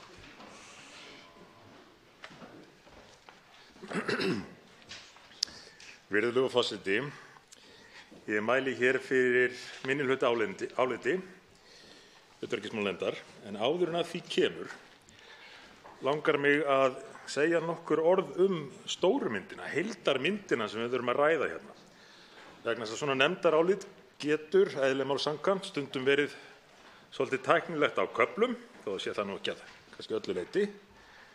En fyrir vikið held ég að það sé ágætt að byrja á því að setja þetta mál í samhengi og nefna það stuttlega hvað við erum raunverulega að ræða hérna. Út á hvað gengur 3. orkupakki Evrópusambandsins? Ef við lítum framhjá vangaveltum stjórnarliða kosti einhliða fyrirvara og vangaveltur það hvort að það að einhver maður í Brussel skuli hafa viðurkennt að Ísland væri eyja því að við þurfum ekkert að hafa neinar áhyggjur af því sem við erum að samþykkja hér. Út á hvað gengur þetta í rauninni? Þetta gengur út á að tengja saman raforkumarkað Evrópu og stuðla að því með sérstakri stofnun, sérstökum valdheimildum og eftirliti. Þetta gengur líka út á, meðal annars, að brjóta upp fyrirtæki sem að þykja of ráðandi á sínu svæði. Þetta gengur hins vegar fyrst og fremst út á að Íslendingar afsali sér valdi. Afsali sér valdi að því marki að það leikur að minnsta kosti verulegur vafi á því að það standist stjórnarskrá lýðveldisins. Og það ætti nú að fá menn til þess að staldra aðeins við, fremur en að henda saman einhverjum heimatilbúnum fyrirvörum, vilja yfirlýsingu Alþingis hvernig það vilja hlutirnir séu og vitna í einhvern kommissar í Brussel sem að viðurkennir að Ísland sé eyja. Þess vegna getum við innleitt þetta allt saman en munum ekki þurfa að fylgja því sem við erum að innleiða. Þessi málatilbúnaður ríkisstjórnarinnar og stuðningsflokka hennar ætti að vera til þess fallinn að valda okkur áhyggjum og vera til þess fallinn að við skoðum þetta mál ofan í kjölinn. Og það hafa margir gert í samfélaginu. Þetta mál hefur valdið mörgum áhyggjum og fólk tekið upp á því hjá sjálfu sér að berjast fyrir því að stjórnmálamenn, Alþingi, ríkisstjórn gerðu þetta nú almennilega. En þá brugðist við með því að keyra málið í gegn, pakka málinu inn, pakkanum sjálfum, í heimatilbúna fyrirvara og segja að við getum innleitt þetta allt saman án þess að þurfa að hafa áhyggjur af því að við þurfum ekkert að fylgja því sem við erum að innleiða. Hver geta þá áhrifin af þessu orðið? Ég mun rekja það nánar hér á eftir og ef til vill í fleiri ræðum. En þau geta valdið íslensku samfélagi verulegum skaða. Þau geta skert samkeppnishæfni okkar bæði út frá umhverfissjónarmiðum og efnahagslegum sjónarmiðum. Þau geta orðið til þess að iðnaður flytjist frá Íslandi enda samkeppnisforskot landsins farið og slíkar breytingar væri til þess fallnar að bitna sérstaklega á landsbyggðinni og atvinnuvegum Íslands hringinn í kringum landið. En þá að minnihlutaálitinu, virðulegur forseti. Minnihluti utanríkismálanefndar telur að ekki hafi verið sýnt fram á að innleiðing 3. orkupakka Evrópusambandsins standist stjórnarskrá og lýsir verulegum áhyggjum af því valdaframsali sem í honum felst og áhrifum á framtíðarskipan orkumála á Íslandi. Þá hefst kaflinn þróun orkumála í ESB. Samræmdur orkumarkaður Evrópu ekki nýr af nálinni. Í kringum 1990 hófst talsverð umræða að samræma þyrfti raforkumál sambandsins þar sem meðal annars var horft til eignarhalds og orkugjafa. Árið 1996 komu fram reglugerðir sem miðuðu að því að vinna gegn einokun nokkurra stórra aðila á orkumarkaði sem framleiddu og fluttu orku. Stuðla átti að frjálsri samkeppni á orkumarkaði og segja má að þarna sé orka raunverulega skilgreind fyrst sem markaðsvara. Þar með kom fram inntak fyrstu raforkutilskipunarinnar. Þróun orkumarkaðarins hélt síðan áfram og önnur raforkutilskipunin var innleidd í íslenskan rétt. ESB hefur ekki látið staðar numið, heldur snýr þriðji orkupakkinn að hertu valdi ESB á orkumarkaðnum. Segja má að hugtakið orkupakki hafi ekki orðið til fyrr en í tengslum við þriðja orkupakkann. Þegar það sem nú kallað fyrsti og annar orkupakki voru innleiddir, var talað fyrstu og aðra raforkutilskipunina. Enda samanstóð innleiðingin af einni raforkutilskipun í hvort skiptið og einni jarðgastilskipun sem Ísland fékk undanþágu frá.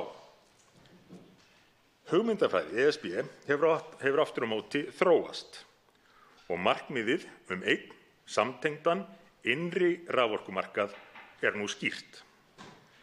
Að mati sambandsins dugar því ekki að setja einungis raforkutilskipanir, heldur þarf að setja reglugerðir sem hafa bein lagaáhrif í aðildarríkjum ESB. Reglugerðir eru bindandi í heild sinni og eru teknar upp í landsrétt sem slíkar. Tilskipanir aftur á móti bindandi að því markmið þeirra varðar og hverju ríki í sjálfsvald sett á hvern hátt og með hvaða leiðum þeim markmiðum náð. Sú þróun að þriðji orkupakkinn samanstandi mestmegnis af reglugerðum segir því sitt. Reglugerð EB nr. 713/2009 fjallar samkeppnisstofnun eftirlitsaðila á orkumarkaði, ACER.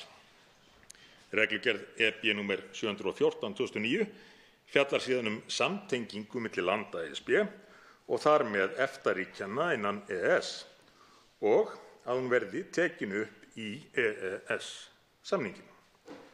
Reglugerðirnar mæla fyrir að ACER hafi yfirþjóðlegt vald yfir Íslandi. Og nú ítreka ég það sem ég nefndi áðan muninn á reglugerðum og tilskipunum, að reglugerðir eru bindandi í heild sinni. Sú tveggja stoða lausn, svokölluð, sem fjallað í ákvörðun sameiginlegu EES-nefndarinnar nr. 93/2017, felur í sér að ákvarðanir séu teknar af eftirlitsstofnun EFTA, ESA, á grundvelli draga sem unnin eru af ACER.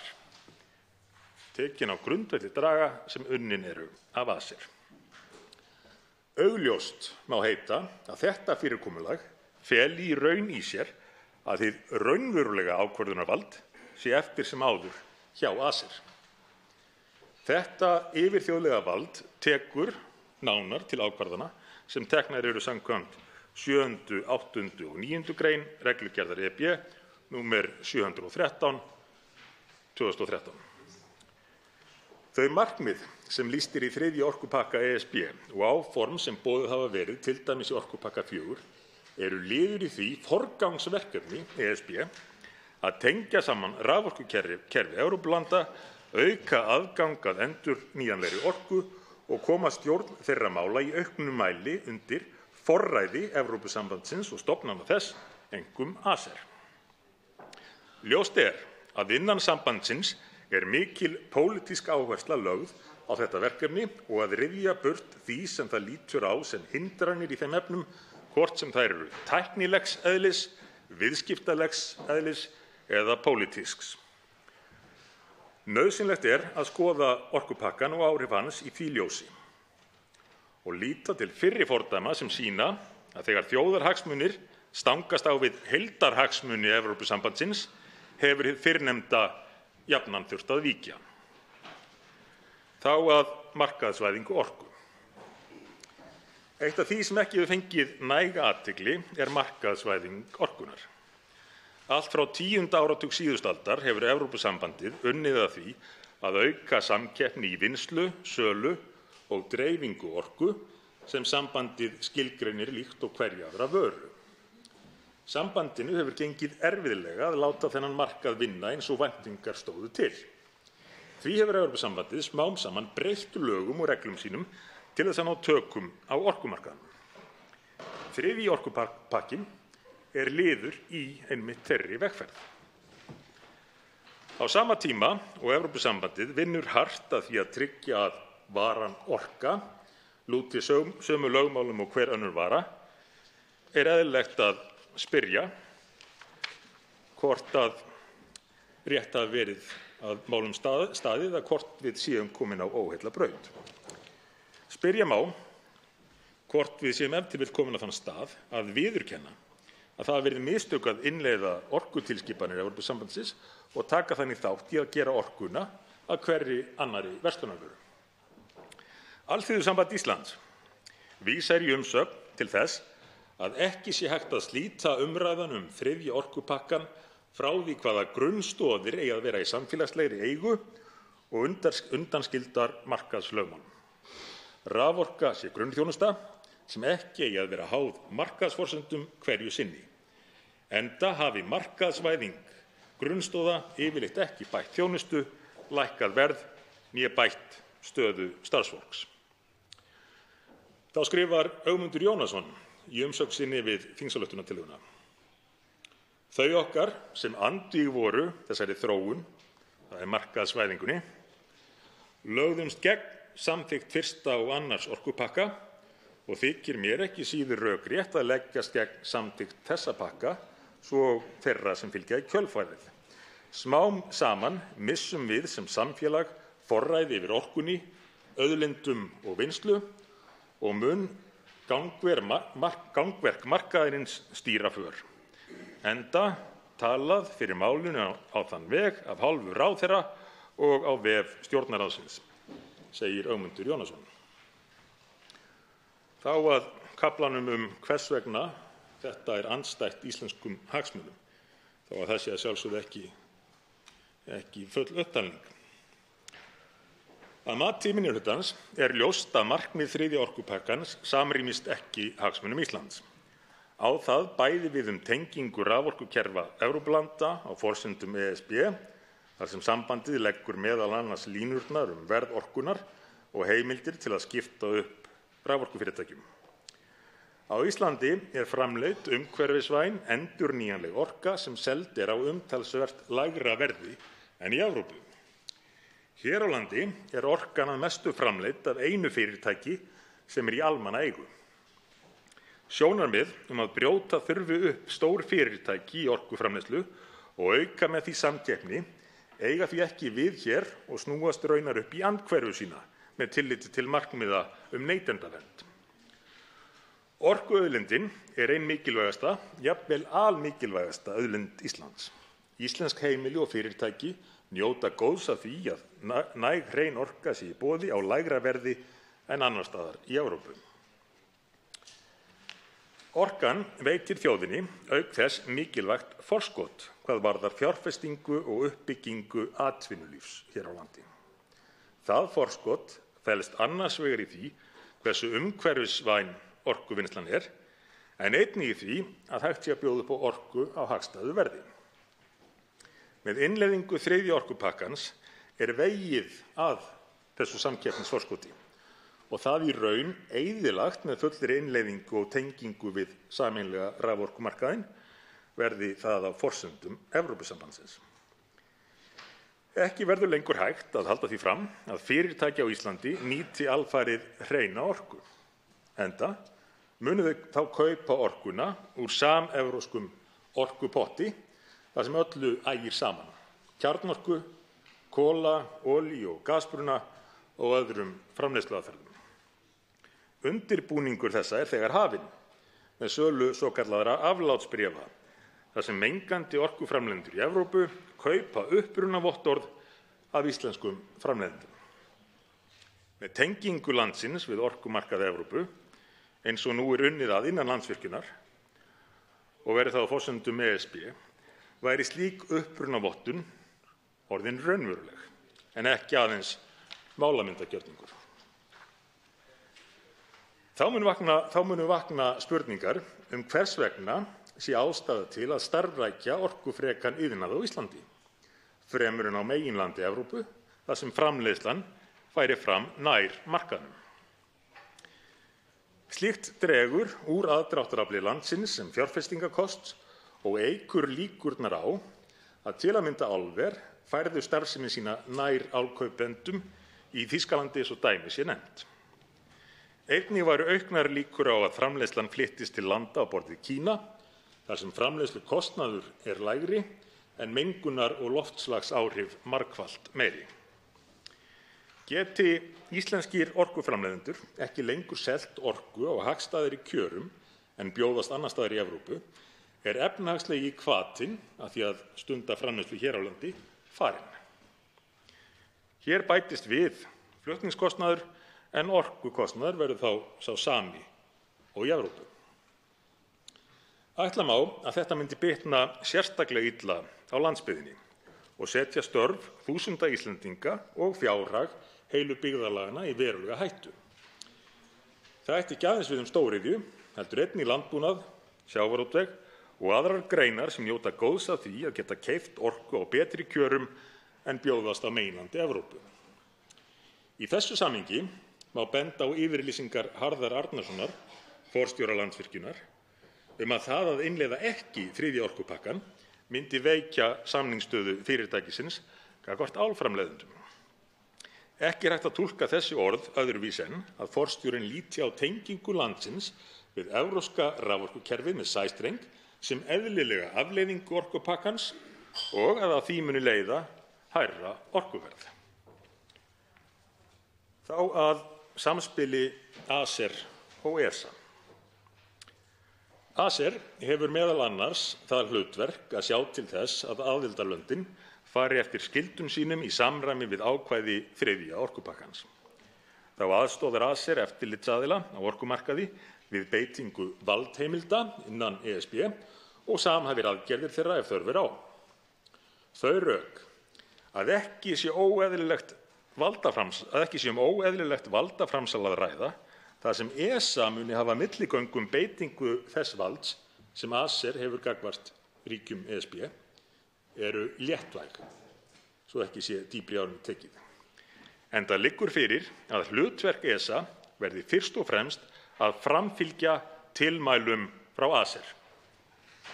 ESA mun hafa heimild til að koma ábendingum til ACER, en í slíku tilviki má ætla að þær ábendingar sneru fyrst og fremst að því að ríkin sem stofnunin hefur eftirlit með séu ekki að framfylgja markmiðum þriðja orkupakkans. Svo ég endurorði þetta, virðulegur forseti, þetta viðbótar hlutverk ESA sneri þá að því helst að benda ACER á það ef að menn væru ekki að framfylgja markmiðum þriðja orkupakkans fremur en að taka upp hanskann fyrir þau ríki. Af þessu má ljóst vera að aðkoma ESA í besta falli til málamynda. Í versta falli hún til þess að auka sérstaklega þrýstinginn á aðildarlönd stofnunarinnar að framfylgja stefnu ACER og Evrópusambandsins. Enda hefur nú komið í ljós að ESA hefur ítrekað beitt sér fyrir túlkun ESB á áhrifum EES-samningsins fremur en fyrir afstöðu aðildarríkja ESA. Veik staða ESA gagnvart ACER gerir það verkum að í verulegum efnum gengið framhjá tveggja stoða kerfinu eins og rækilega dregið fram í lögfræðiálitum sem liggja fyrir í málinu. Felst í þessu framsali valds til stofnunar sem Íslendingar eiga ekki aðild að nema sem áheyrnarfulltrúar. Þeir sem styðja þingsályktunina hafa ítrekað sagt að reglugerð EB nr. 714/2009 samtengingu landa hafi ekki raunhæfa þýðingu á meðan ekki kominn sæstrengur til Íslands og að ákvörðunarvald ACER samkvæmt reglugerð nr. 713/2009 snúi að mestu að ákvörðunum sem leiða þeirri stöðu sem myndast þegar komin tenging milli landa, sæstrengur. Það sem fylgjendur málsins loka hins vegar augunum fyrir að með því að innleiða þessar tvær reglugerðir verið að innleiða hugmyndafræðina, markmiðin og verkfærin sem lúta að einum, sameiginlegum og samtengdum orkumarkaði á EES-svæðinu.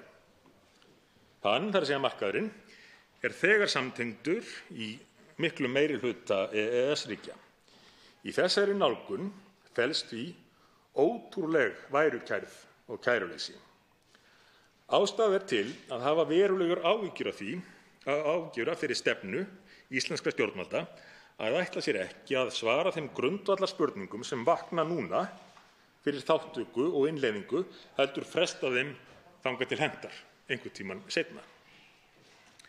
Álitsgerð Stefáns Más Stefánssonar og Friðriks Árna Friðrikssonar Hirst fjallar sérstaklega mikilvægi þess að tekin sé afstaða til álitamála áður en stjórnskipulegum fyrirvara er aflétt við ákvörðun sameiginlegu EES-nefndarinnar.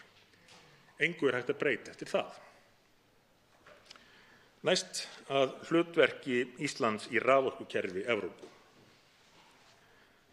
Tilgangur þriðja orkupakkans er meðal annars sá að stuðla að verkefnum sem skilgreind eru sem forgangsverkefni við tengingu raforkukerfis álfunnar, á ensku Projects of Common Interest eða PCI. Tenging við Ísland, ICE-Link, er það verkefni kallað, er eitt þessara verkefna. Utanríkisráðherra hefur haldið því fram að búið sé að taka Ísland af þessum lista, en sú virðist ekki vera raunin samkvæmt upplýsingum frá Evrópusambandinu og ACER. Slík verkefni gilda sérstakar reglur sem fela meðal annars í sér að stjórnvöldum sé skylt að tilkynna ACER tafarlaust áhuga fjárfesta á að ráðast í slík verkefni og halda stofnuninni upplýstri svo hún geti fylgst með því að verkefnin mæti ekki hindrunum. Áhugavert er að skoða dæmið tengingu Kýpur við evrópska raforkukerfið með sæstreng, en það var unnið undir handleiðslu ACER sem sá að fylgja framkvæmdinni eftir og veitinni brautargengi. Virðulegur forseti, næst sný ég mér að stjórnarskrármálum og álitaefnum sem því tengjast. Það er verulegum vafa undirorpið að innleiðing þriðja orkupakka Evrópusambandsins sé í samræmi við stjórnarskrá. Í álitsgerð Stefáns Más Stefánssonar og Friðriks Árna Friðrikssonar Hirst stjórnskipuleg álitamál vegna þriðja orkupakkans, sem jafnframt er fylgiskjal við þingsályktunina, er varað við margvíslegum stjórnskipulegum álitaefnum sem felast í upptöku og innleiðingu þriðja orkupakkans. Í þingsályktuninni er lítið gert úr þessum álitaefnum í ljósi þess að grunnvirkjum yfir landamæri, til dæmis með sæstreng, hafi ekki verið komið á fót hér á landi. Ástæðulaust sé því að velta því upp hvort valdaframsal til ACER og ESA standist stjórnarskrá.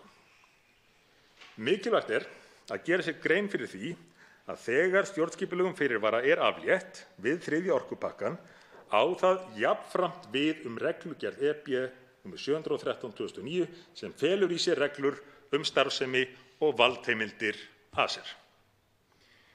Í kjölfar afléttingarinnar bakar Ísland sér þjóðréttarlega skuldbindingu til að innleiða reglugerðina í landsrétt. Íslandi ber því skylda til að taka reglugerðina upp í íslenskan rétt. Annað væri brot gegn skuldbindingum Íslands sem orðið gæti til þess að ESA höfðaði samningsbrotamál á hendur Íslandi. Einmitt þess vegna er nauðsynlegt að taka afstöðu til þess nú hvort þriðji orkupakkinn standist stjórnarskrána og það áður en Alþingi ákveður hvort aflétta eigi stjórnskipulegum fyrirvara við ákvörðun sameiginlegu EES-nefndarinnar. Þá verður ekki aftur snúið.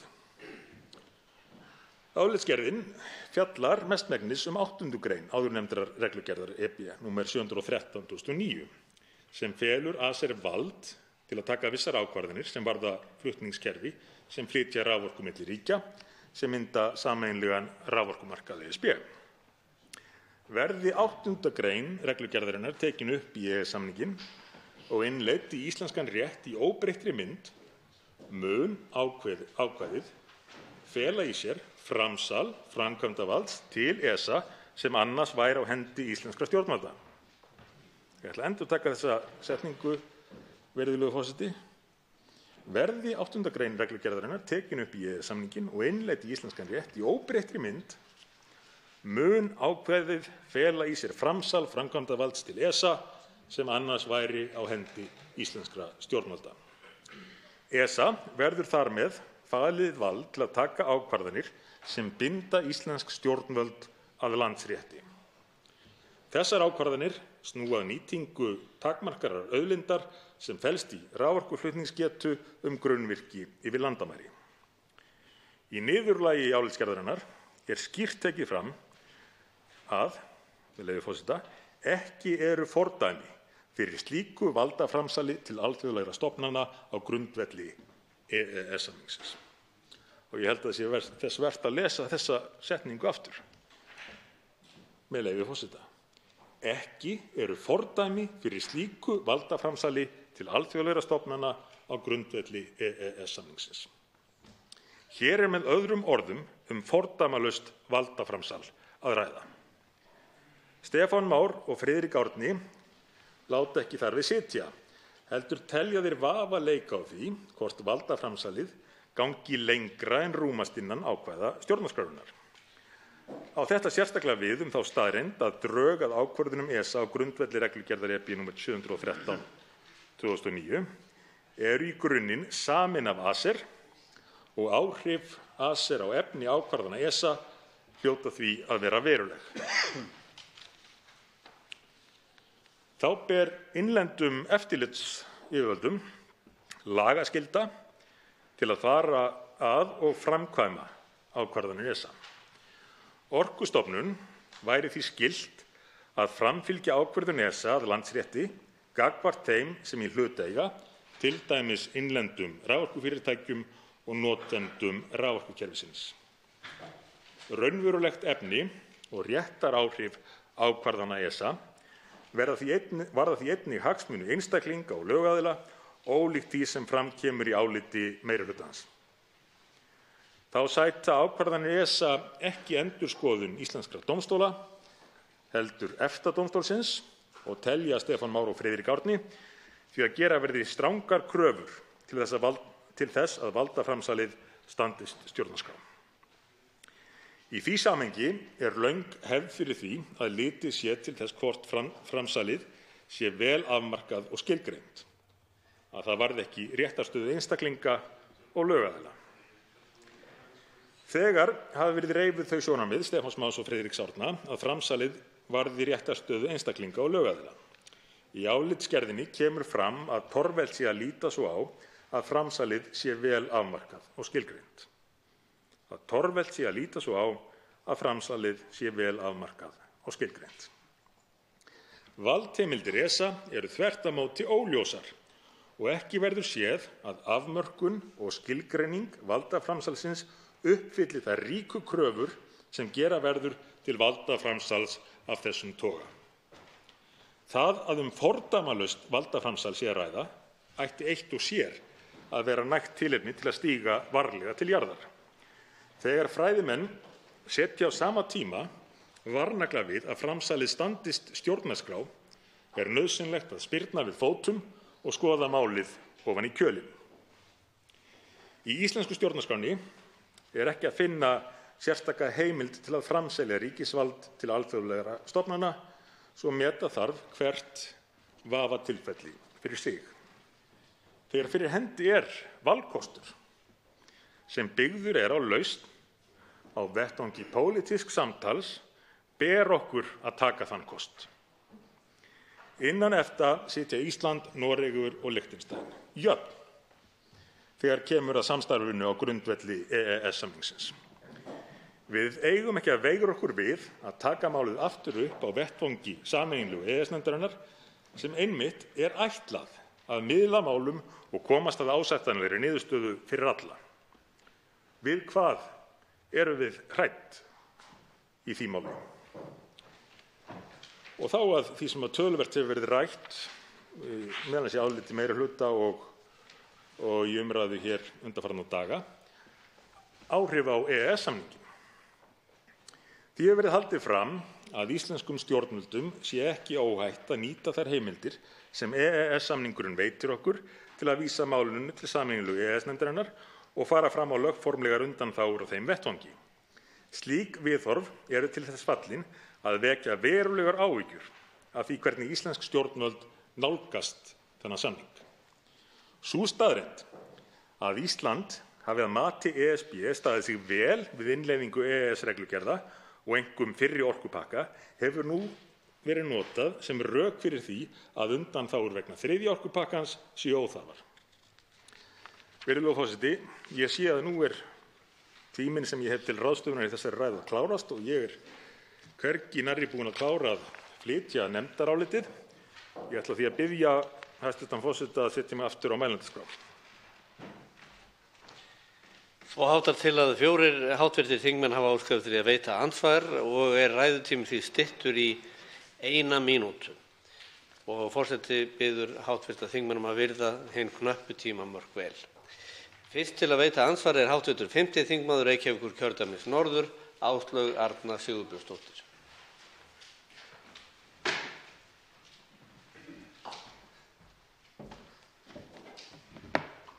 Virðulegi forseti, ég þakka hv. þingmanni fyrir þetta minnihlutaálit. Þó ég telji lítið nýtt í því frá fyrri umræðu, þar sem nefndin hefur auðvitað farið yfir margt, langar að spyrja hv. þingmann af því hvar í orkupakka 3 að finna afsal á forræðum yfir orkuauðlindinni. Síðan langar mig að spyrja hvar í orkupakka 3 sagt að einhver hafi rétt til þess að brjóta upp stór fyrirtæki eins og Landsvirkjun. Og síðan auðvitað kannski af því hef örlítinn lengri tíma varðandi tveggjastoðakerfi, þá stóð hv. þingmaður að því að samþykkja fjármálareglugerðirnar. Þar lengra gengið samkvæmt mörgum fræðimönnum og þar sem hv. þingmaður samþykkti það, hann orðinn afhuga því eða afhuga öllu framsali eða bara svona stundum? Þá svarar andsvari hv. 3. þingmaður Norðausturkjördæmis, Sigmundur Davíð Gunnlaugsson. Virðulegur forseti, það er auðvelt að byrja á því að svara síðustu spurningunni. Ég að sjálfsögðu mótfallinn öllu valdaframsali til erlendra stofnana sem að rúmast ekki innan stjórnarskrár Íslands, svo það sé á hreinu. Og þó að hv. þingmaður komi hér fram með þau rök sem við höfum því miður heyrt allt of oft áður í þessari umræðu, að vegna þess að menn kunni að hafa klúðrað málum einhvern tímann áður og gefið eftir of mikið vald, þá sé ekki ástæða til þess að standa vörð stjórnarskrána núna.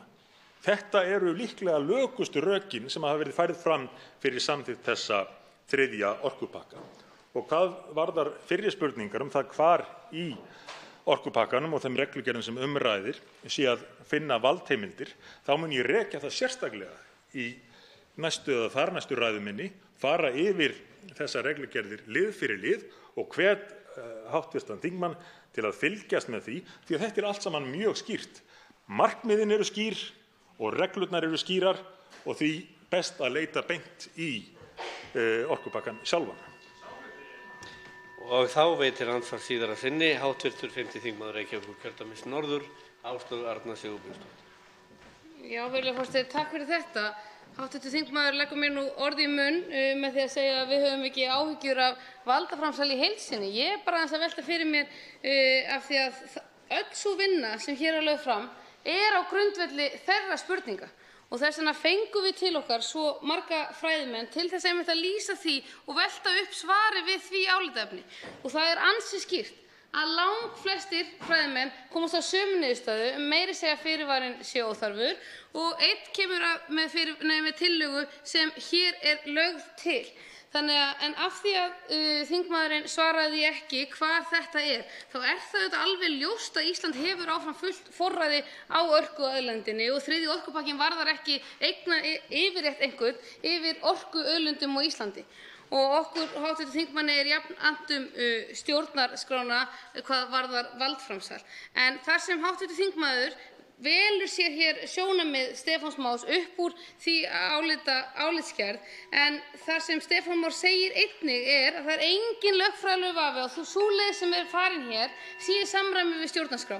Ætlar hann að líta fram hjá þeirri staðreynd? Þá svarar andsvari síðar að sinni hv. 3. þingmaður Norðausturkjördæmis, Sigmundur Davíð Gunnlaugsson. Virðulegur forseti, ég hef aldrei haldið því fram að með þriðja orkupakkanum værum við að afsala okkur eignarrétti á auðlindum. Þetta snýst það vald sem að Evrópusambandið og sérstaklega ACER fá yfir hvernig haldið skuli utan þau mál. Og það auðvitað mjög áhugavert að á sama tíma og stjórnarflokkarnir haldið í fram að það hafi í rauninni engin áhrif á meðan ekki búið að tengja landið, að þá skulu þau hér leggja fram frumvarp að breyta Orkustofnun til þess að hún geti orðið svokallaður landsreglari fyrir ACER.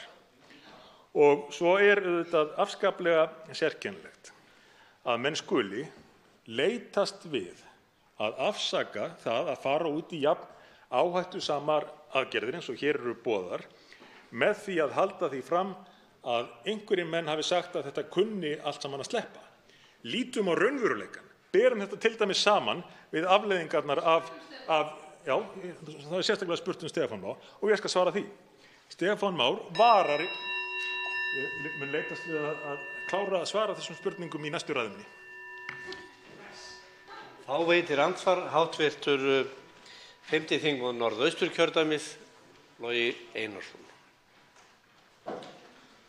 Herra forseti, í síðasta andsvari sagði hv. þingmaður Sigmundur Davíð Gunnlaugsson að það væri vissulega léleg rök fyrir þessu máli að einhver hafi gert eitthvað vitlaust einhvern tímann. En það verður ekki hjá því vikist að ræða það aðeins. Ef að hv. þingmaður hefði komið niður í fallið, reiðið inn í þinghúsið á hvítum hesti og hefði aldrei komið að málinu, þá væri margt skiljanlegra. En í ljósi þess að hann notar bæði orðið ótrúleg værukærð og kæruleysi meirihlutann í málinu, þá bara hlýt ég að spyrja hv. þingmann hvort að það hafi þá verið, fyrst hann kominn á þessa skoðun núna, ótrúleg værukærð og kæruleysi í forsætisráðherratíð hans þegar einmitt við vorum í færum til þess að semja málið. Þá svarar andsvari hv. 3. þingmaður Norðausturkjördæmis, Sigmundur Davíð Gunnlaugsson. Virðulegur forseti, fyrst varðandi hvíta hestinn, þá hef ég kannað þetta en dýrahald mun vera ólöglegt eða óheimilt í Alþingishúsinu. En hugsanlega getur hann mætt mér einhvern tímann hérna úti á Austurvelli.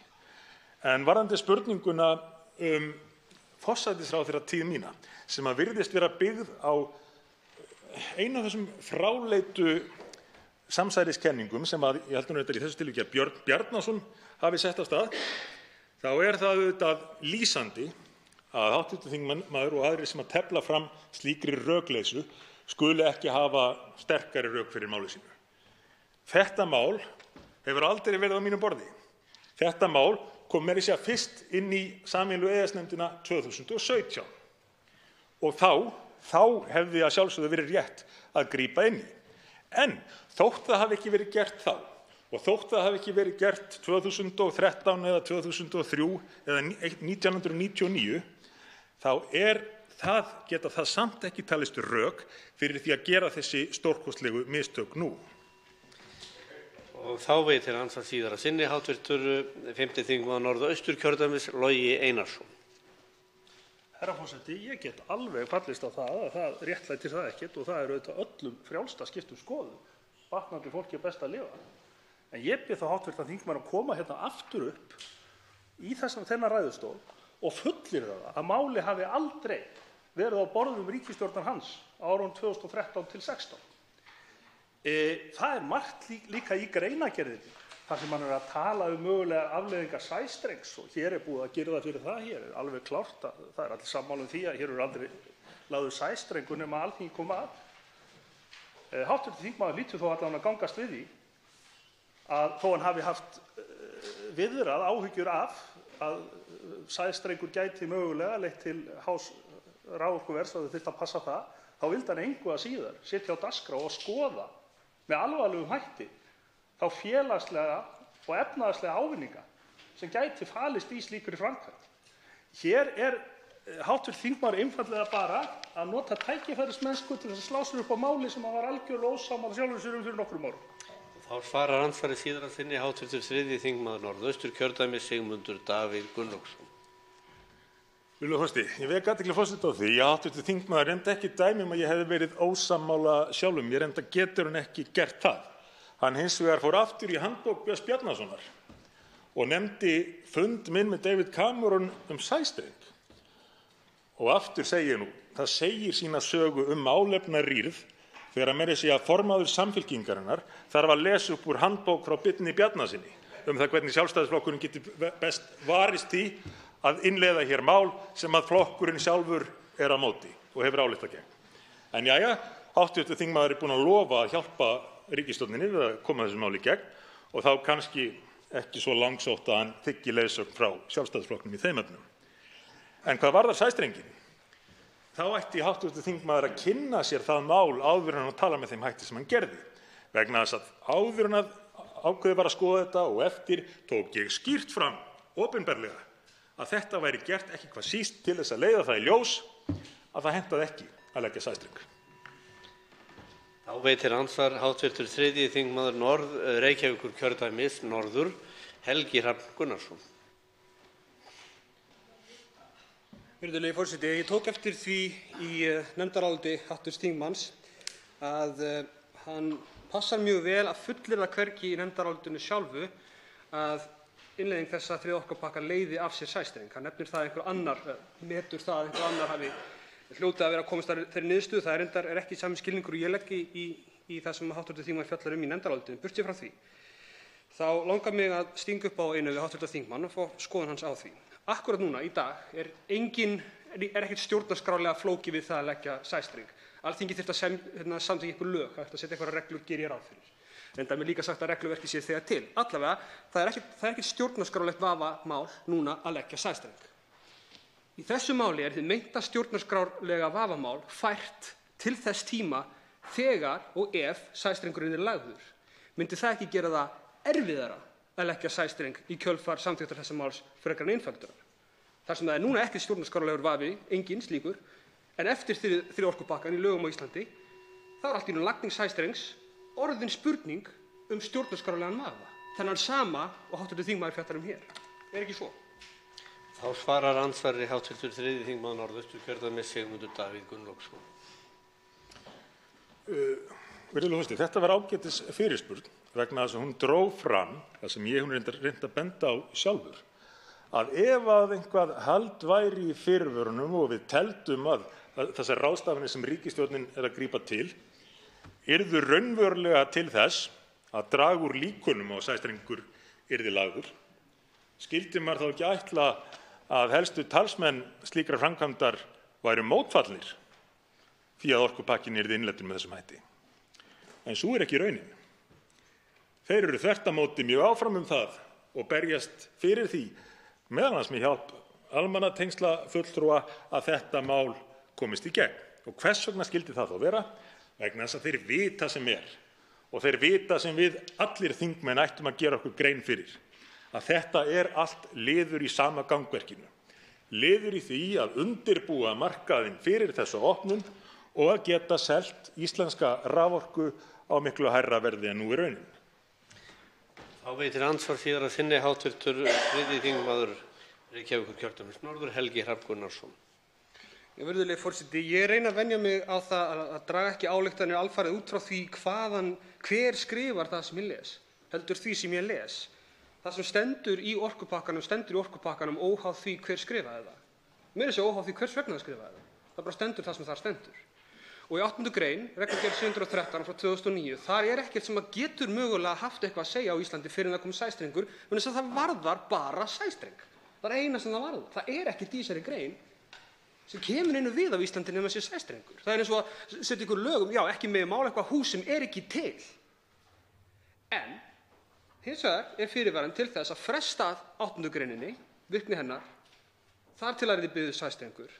Og þá er það orðið stjórnarskrárlegi vafinn sem hv. þingmaður talar um. Með öðrum orðum, lagning sæstrengs ætti að vera erfiðari eftir að þessi orkupakki hefur verið innleiddur hér, en ekki auðveldari.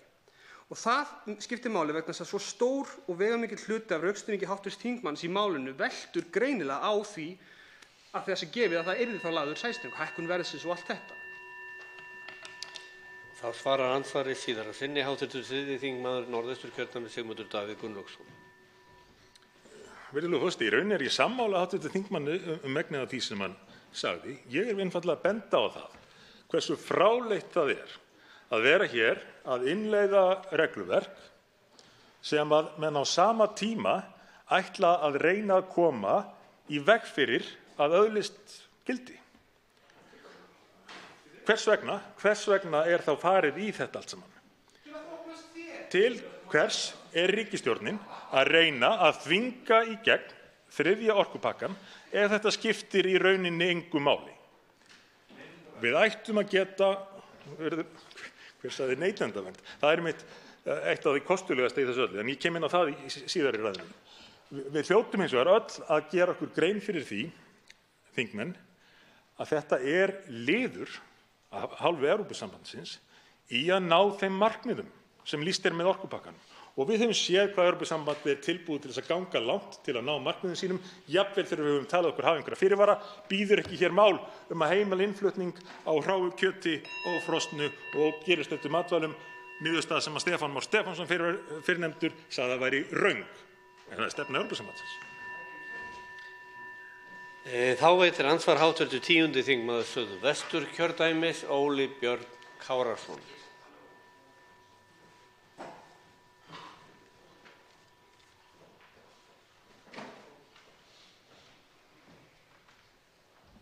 Herra forseti,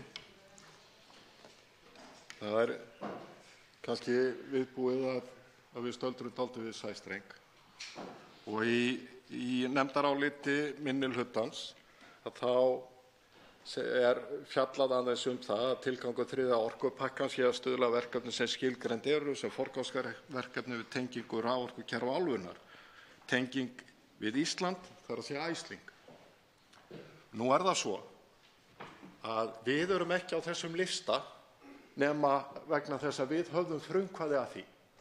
Það var Landsvirkjun og það var Landsnet sem höfðu eða óskuðu eftir því að fá að vera á þessum lista og viti menn, í janúar 2015 samþykkti ríkisstjórn Sigmundar Davíðs Gunnlaugssonar beiðni þessara fyrirtækja að sækja að fá að vera á þessum lista.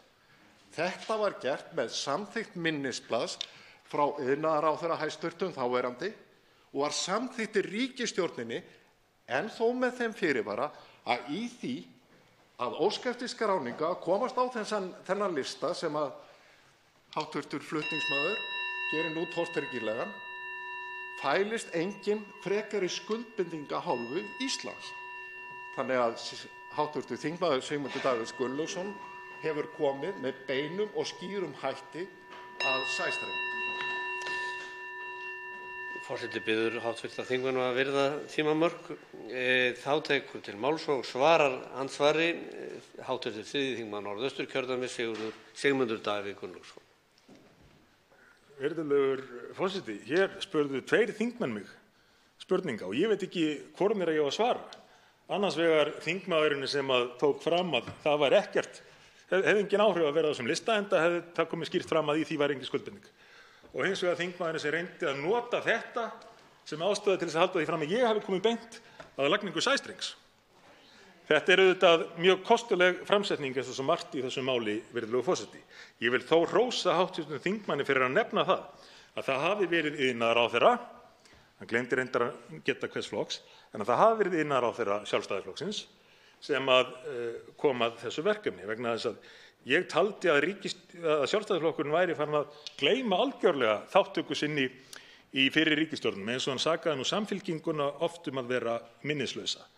En hvað varðar þetta Æsling-verkefni þá hef ég alltaf verið þeirrar skoðunar, virðulegur forseti, að það sé rétt að ræða hlutina, skoða þá, en alls ekki að gera neinar skuldbindingar hvað það varðaði og það sem við erum að gera hér er einmitt skuldbinding.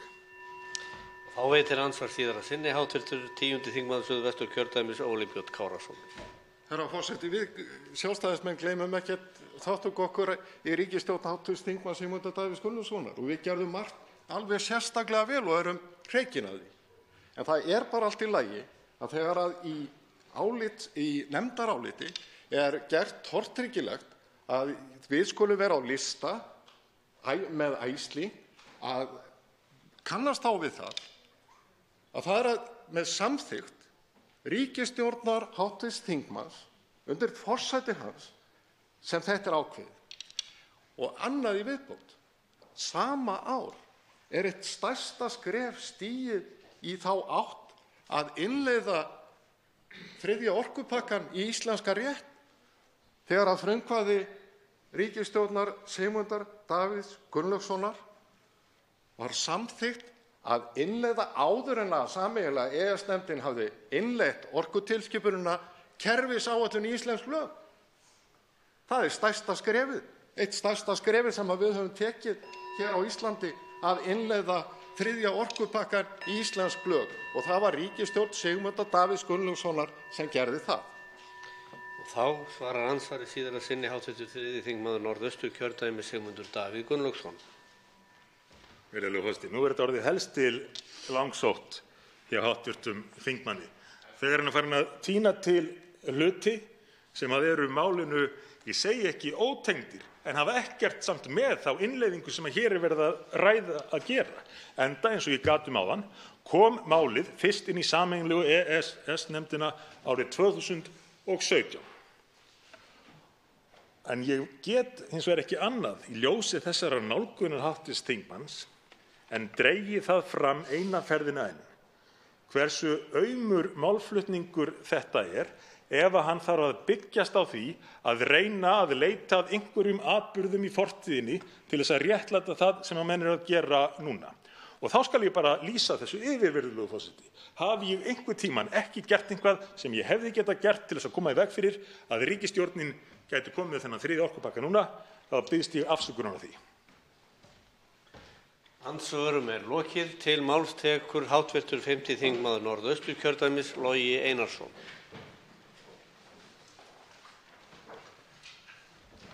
Herra forseti, síðasta andsvar fór nú að töluverðu leyti í að ræða minnisleysi ýmissa stjórnmálamanna og jafnvel flokka. Og það er nú þetta með minnisleysið sem að framsögumaður minnihlutaálitsins nefnir. Það geta verið margar ástæður fyrir því og sumar ræður maður bara hreinlega ekki við. Annað mál og kannski öllu verra er eitthvað sem heitir valkvætt minni. Og það er þegar að fólk dregur upp staðreyndir bara eftir því sem henta og gleyma öðru. Af því að jafnvel þó svo að þetta mál hafi komið fyrir sameiginlegu EES-nefndina 2017, þá er búið að vinna að ýmsum lausnum, undanþágum, tveggja stoða lausn í tíma ríkisstjórnarinnar. Og mig minnir að þáverandi hæstv. Forsætisráðherra hafi beinlínis beitt sér fyrir því að tillaga hv. þingkonu Lilju Rafneyjar Magnúsdóttur að taka út rafvottunarflutning til annarra landa úr tilskipun, úr reglugerð, hafi verið fjarlægt. Og það væri auðvitað hægt að halda bara mjög langa ræðu meðferð þessa máls. Og hún hefur fengið umfjöllun í fjölmiðlum og samfélagsmiðlum og vakið auðvitað áhuga þjóðarinnar sem er gott. En það hafa líka ýmis stórorð fallið í umræðunni og málið hefur á einhvern hátt haft sundrandi áhrif á samfélagið. Þingmenn eru hins vegar í þeirri forréttindastöðu að vinna beinlínis við það, að liggja yfir málum og kynna sér þau. Við höfum aðgang að álitum færustu sérfræðinga í hverju tilfelli, auk þess sem þeir og aðrir sem hafa sýnt málinu sérstakan áhuga mæta gjarnan á fundi til okkar. Og okkur ber því skylda að mæta á þessa fundi og kynna okkur sjónarmið þessa fólks. Ábyrgð okkar þegar er að ræða flókin og umdeild mál er síðan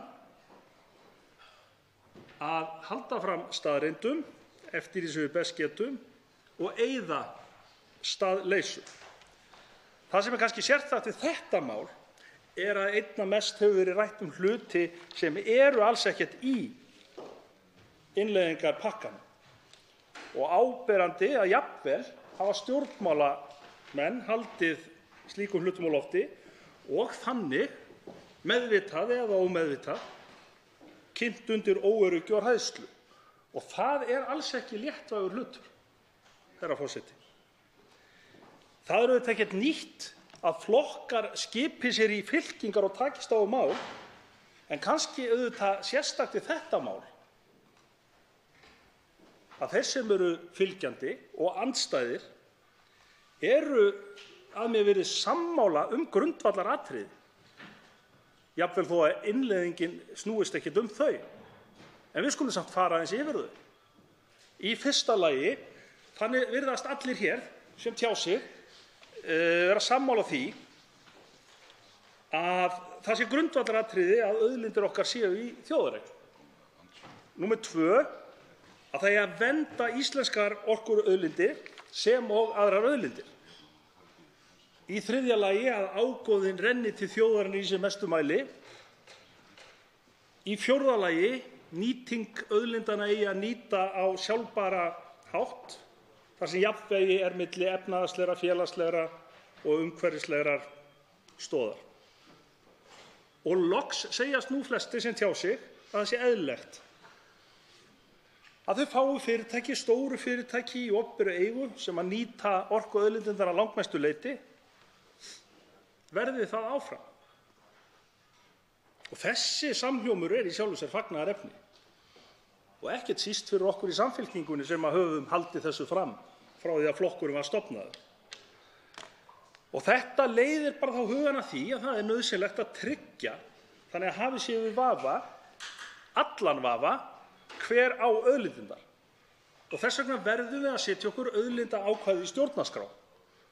Og ég býst raunar við því að stærstur hluti almennings sem nú hefur áhyggjur af þessari innleiðingu myndi líða töluvert betur ef að stjórnmálin myndu ráða við það verkefni.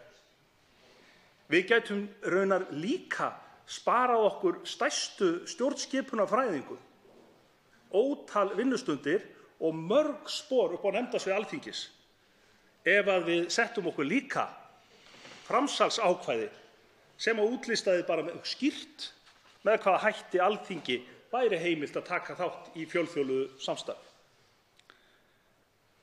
En hvers vegna það er að þeir sem nú ákafast tala gegn innleiðingu 3. orkupakkans af sem mestu kappi og halda jafnvel uppi ástæðulausum hræðsluáróðri og segja að við séum að afsala okkur yfirráðum, hafa líka verið helstu andstæðingar þess að við breytum stjórnarskránni. Það er mér svolítil ráðgáta og ég skil þá spurningu bara eftir hér í salnum. En við skulum kannski bara vona að það sé að verða vatnaskil í þessari umræðu og það verði þá tekið undir með sjónarmiðum okkar sem hefur sagt að það væri mikilvægt að íslensk orkufyrirtæki eins og Landsvirkjun séu ávallt í opinberri eigu og að þjóðarhagsmunir skuli alltaf vera hafðir að leiðarljósi þegar kemur á auðlindum okkar. Höldum gjarnan utan það sem við þrátt fyrir allt erum sammála en fylgjum því þá eftir inn í framtíðina. Þetta eru nefnilega allt mjög mikilvægir hlutir og ég geri á engan hátt, ekki eina mínútu lítið úr áhyggjum almennings. Og það er full ástæða til þess að nálgast þessa umræðu af virðingu við það fólk sem að hefur þessar áhyggjur. En það gerum við auðvitað best með því að halda staðreyndum málsins til haga og leiðrétta rangfærslur ef við rekkumst á þær. 3. orkupakkinn hefur nefnilega ekkert með þessi grundvallaratriði sem ég var að telja upp áðan að gera. Annars væri ég líka á móti innleiðingunni. Margir af færustu stjórnskipunarfræðingum landsins hafa líka gefið álit sitt og allir komist að þeirri niðurstöðu að yfirráð okkar á auðlindum stafi engin hætta af innleiðingu þessa 3. orkupakka og hann sé í fullu samræmi við stjórnarskrá. Sumir, þar á meðal Skúli Magnússon, Davíð Þór Björgvinsson, Kristín Haraldsdóttir og fleiri, segja líka að það hefði verið alveg óhætt án allra fyrirvara. Og ég er sammála því í sjálfu sér. En ég tel hins vegar, sökum þess hversu mikill órói í umræðunni, hversu miklar áhyggjur fólk hefur á málinu, að þá sé út af fyrir sig gott að það verði afgerandi niðurstaða í atkvæðagreiðslu þetta mál og því er ég á þessu meirihluta áliti.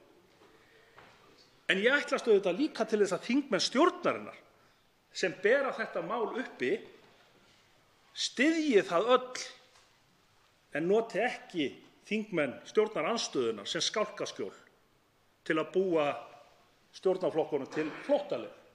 Það er eitthvað sem ég bara treysti og trúi á.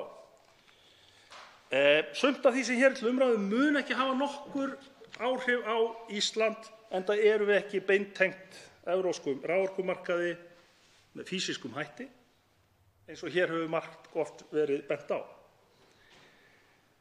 Annað sem er að ræða hér og er að mínum mati til bóta lýtur að kröfum eigendaskilnað flutningsfyrirtækja, ítarlegri ákvæðum sjálfstæðu raforkueftirlits og auknar kröfur neytendavernd og upplýsingagjöf.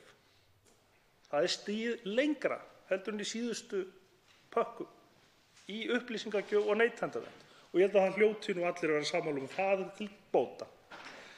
Þá er auðvitað komið á þessari samstarfsstofnun eftirlitsara á orkumarkaði sem er falið samræmingarhlutverk milli raforkueftirlitsaðila. Það er svo aftur nánar útlistað í nefndaráliti meirihluta nefndarinnar. Ísland beitti sér á sínu tíma fyrir undanþágum og aðlögun vegna aðstæðna hér á landi en við beittum okkur ekki fyrir undanþágum á öðru sviði og til þess hlýtur alltaf að verða litið ef að við höfnuðum og sendum þetta aftur til sameiginlegu EES-nefndarinnar á hvaða tíma við tökum upplýsta ákvörðun að gera athugasemdir og til hverra hluta við litum ekki. Í ákvörðun þessarar sameiginlegu nefndar er gerð grein fyrir þessum undanþágum og aðlögunum og þær snerta meðal annars jarðgas en það fékkst einnig undanþága frá sundurgreiningu flutningskerfa frá öðrum rekstri á raforkumarkaði. Nú þá er einnig heimilt að sækja undanþágu frá ákvæðum sem varða aðskilnað dreififyrirtækja, aðgengi flutnings- og dreifikerfum, markaðsopnum og gagnkvæmni ef að íslensk stjórnvöld geta sýnt fram á þá séu vandkvæði bundin því að taka þau upp fyrir raforkukerfi landsins. En síðast en ekki síst og kannski það mikilvægasta að það var samið tveggja stoða lausn. Lausn sem að ég held að við séum öll sammála að skapi okkur öryggi og ákjósanlega stöðu og er í rauninni betri heldur en að ef við værum í tvíhliða samningum, gerir ég ráð fyrir. Sumir af þeim sem að nú telja að hefðu átt að sækja frekari undanþágur og neita að innleiða gerðirnar sátu sem ráðherrar á þeim tíma sem var verið að undirbúa allt þetta og hefðu þá á þeim tíma, ef þau töldu á annað borð og okkur stafaði einhver ógn og hætta af þessu, að gera það. Og það finnst mér skipta líka talsverðu máli fyrir trúverðugleika málflutningsins sem að hér birtist okkur áðan. Og ég er heldur ekkert að segja það og ég er sannfærður að það var ekki af hirðuleysi og andvaraleysi, heldur fullkomlega meðvitað. Enda vísa auðvitað þingtíðindi og fréttir það að þetta gerðu menn og konur í góðri trú og sannfæringu.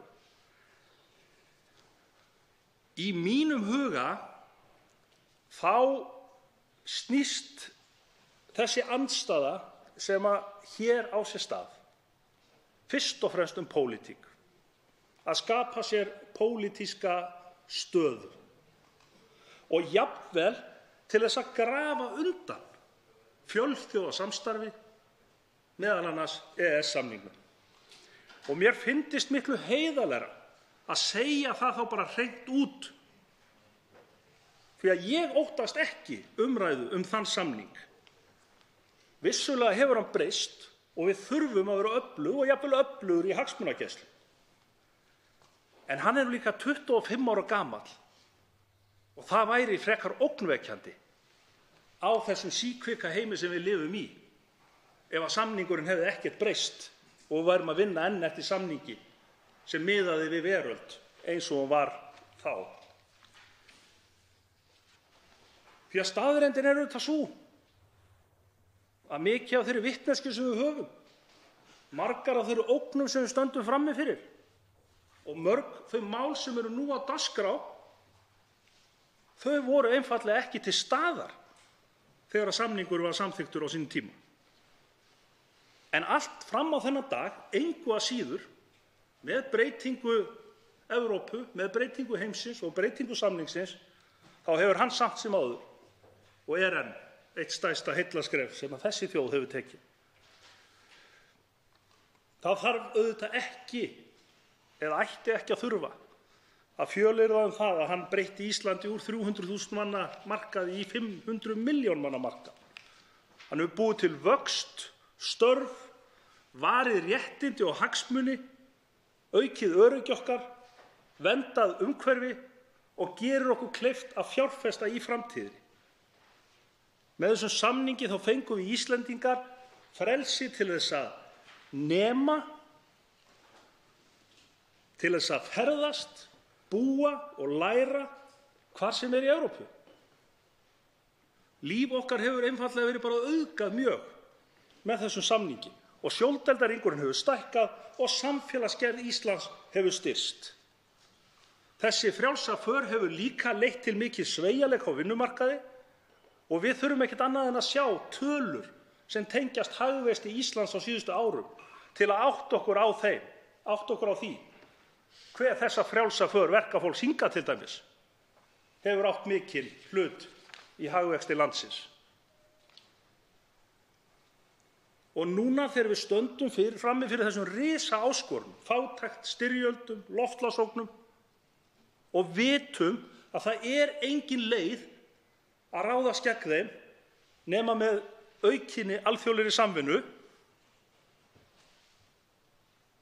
og við erum að halda inn í 4. iðnbyltinguna sem að unir engum landamærum þar sem að framleiddar eru vörur sem að lúta allt öðru lögmálum heldur en einhver físískur hlutur og eru stafrænar. Þá hljótum við að berja í borðið ef okkur finnst vera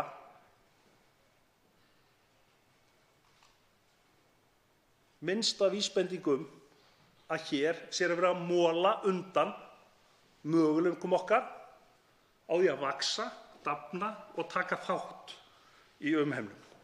Við ættum því frekar, herra forseti, að ræða aðeins meira það hvað sameinar okkur en hvað það er sem sundrar okkur.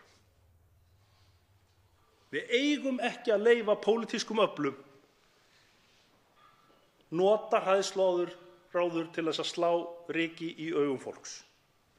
Sporna gegn málflutningi sem byggir á afbökun, valkvæðum sannleika, hálfsannleika og jafnvel á köflum ósannindum sem ala á ótta og fordómum. Annaðhvort eins og ég sagði áðan til þess að slá tímabundnar pólitískar keilur eða til þess að grafa undan þessum mikilvæga og dýrmæta samningi. Því hefur meira að segja verið fleygt hér í umræðunni að Evrópusambandið sé með þessum 3. orkupakka að ásælast völd, of mikil völd hér á Íslandi, jafnvel yfirráðum yfir auðlindum okkar. Slíkur málflutningur er bara beinlínis hættulegur því að þó að Ísland sé eyland, þá er Ísland ekkert eyland. Og við munum aldrei geta fótað okkur í framtíðarheimi sem byggir ekki á miklu meiri alþjóðlegri samvinnu. Herra forseti, Ég ætla að ljúka þessu hér núna og ég sé til hvort að ég kem í aðra ræðu, en ég brýni fyrir þingmönnum, að því eins og ég sagði í upphafi, vegna þessara einstöku stöðu okkar, að við höfum beinlínis vel borgaða vinnu til að setja okkur inn í mál, þá eigum við að gera það, halda sannleik á lofti og eyða hálfsannleik og rangindum.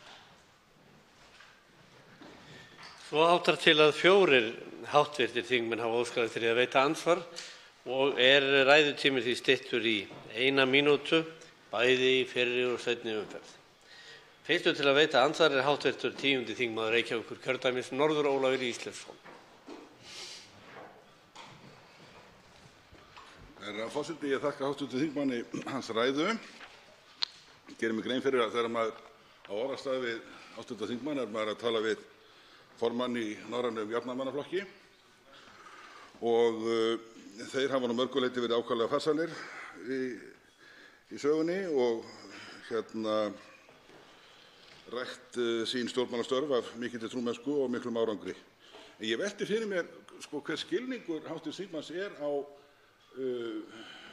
hlutverki stjórnarandstöðu í lýðræðisríki.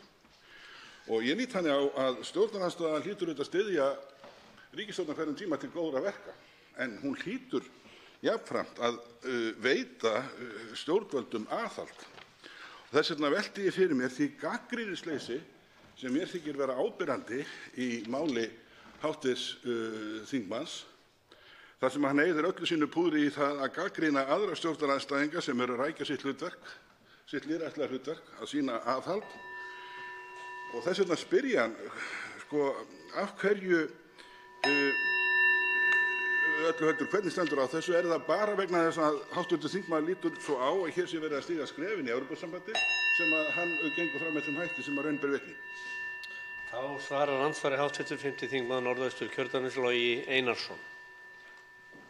Herra forseti, ég lít nú reyndar þannig á að ég hafi fyrst og fremst skyldum að gegna gagnvart þjóðinni og því sem ég tel að sé gott fyrir hana. Hlutverk mitt sem bardagahundi á stjórn á hverjum tíma verður svo þá bara að koma í annað sæti. Hér hef ég farið yfir að við erum að ræða mjög mikilvægt mál sem að lítur ekki síst að því að verja okkar stöðu í dýrmætasta samningi sem að þjóðin hefur gert. Og við þau skilyrði held ég að forverar mínir, norrænir jafnaðarmannaformenn, þó þeir hafi nú margir kannski ruslað til sín fleiri atkvæðum en ég, hefðu gert nákvæmlega það sama. Þá veitir andsvar síðar að sinni hv. 10. þingmaður Reykjavíkurkjördæmis norður, Ólafur Ísleifsson. Herra forseti, ég furða mig á gagnrýnisleysi hv. þingmanns og leiðtoga íslenskra jafnaðarmanna.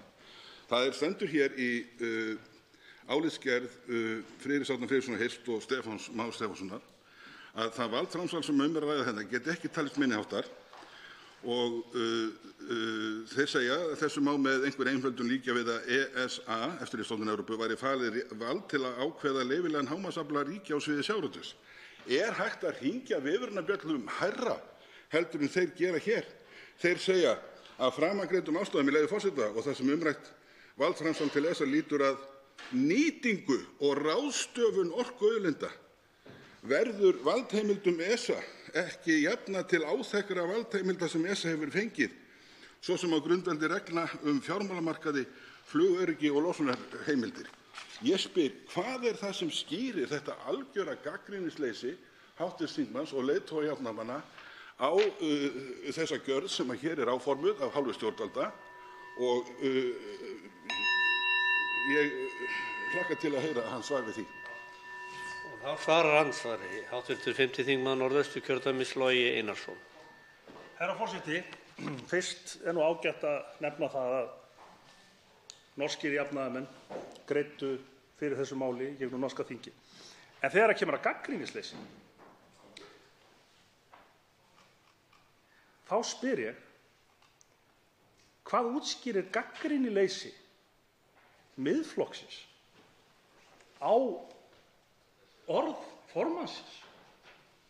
Hefði ekki verið nær, hv. þingmaður, þegar það kvikna viðvörunarbjöllur, að mæta einmitt á nefndarfundi og kynna sér málflutning þeirra sem komu þar? Og ég nefni, hv. þingmaður, að bæði Skúli Magnússon og Davíð Þór Björgvinsson, þeir eyddu þessum áhyggjum og sögðu að valdaframsalið, ef eitthvað, væri minna heldur en í innleiðingu á eftirliti, á fjármálaeftirliti, sem að minni nú að einhverjir núverandi Miðflokksmenn hafi tekið þátt í að samþykkja hér. Þá veitir andsvar hv. 7. þingmaður Suðurkjördæmis, Silja Dögg Gunnarsdóttir. Já, virðulegi forseti, ég þakka hv.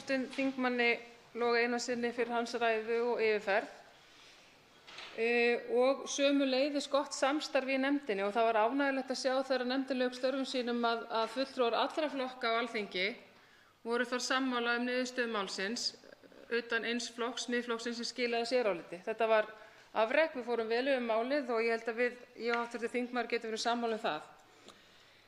Og við erum sammála fleira. Það fleira sem sameinar okkur en sundrar, sem betur fer.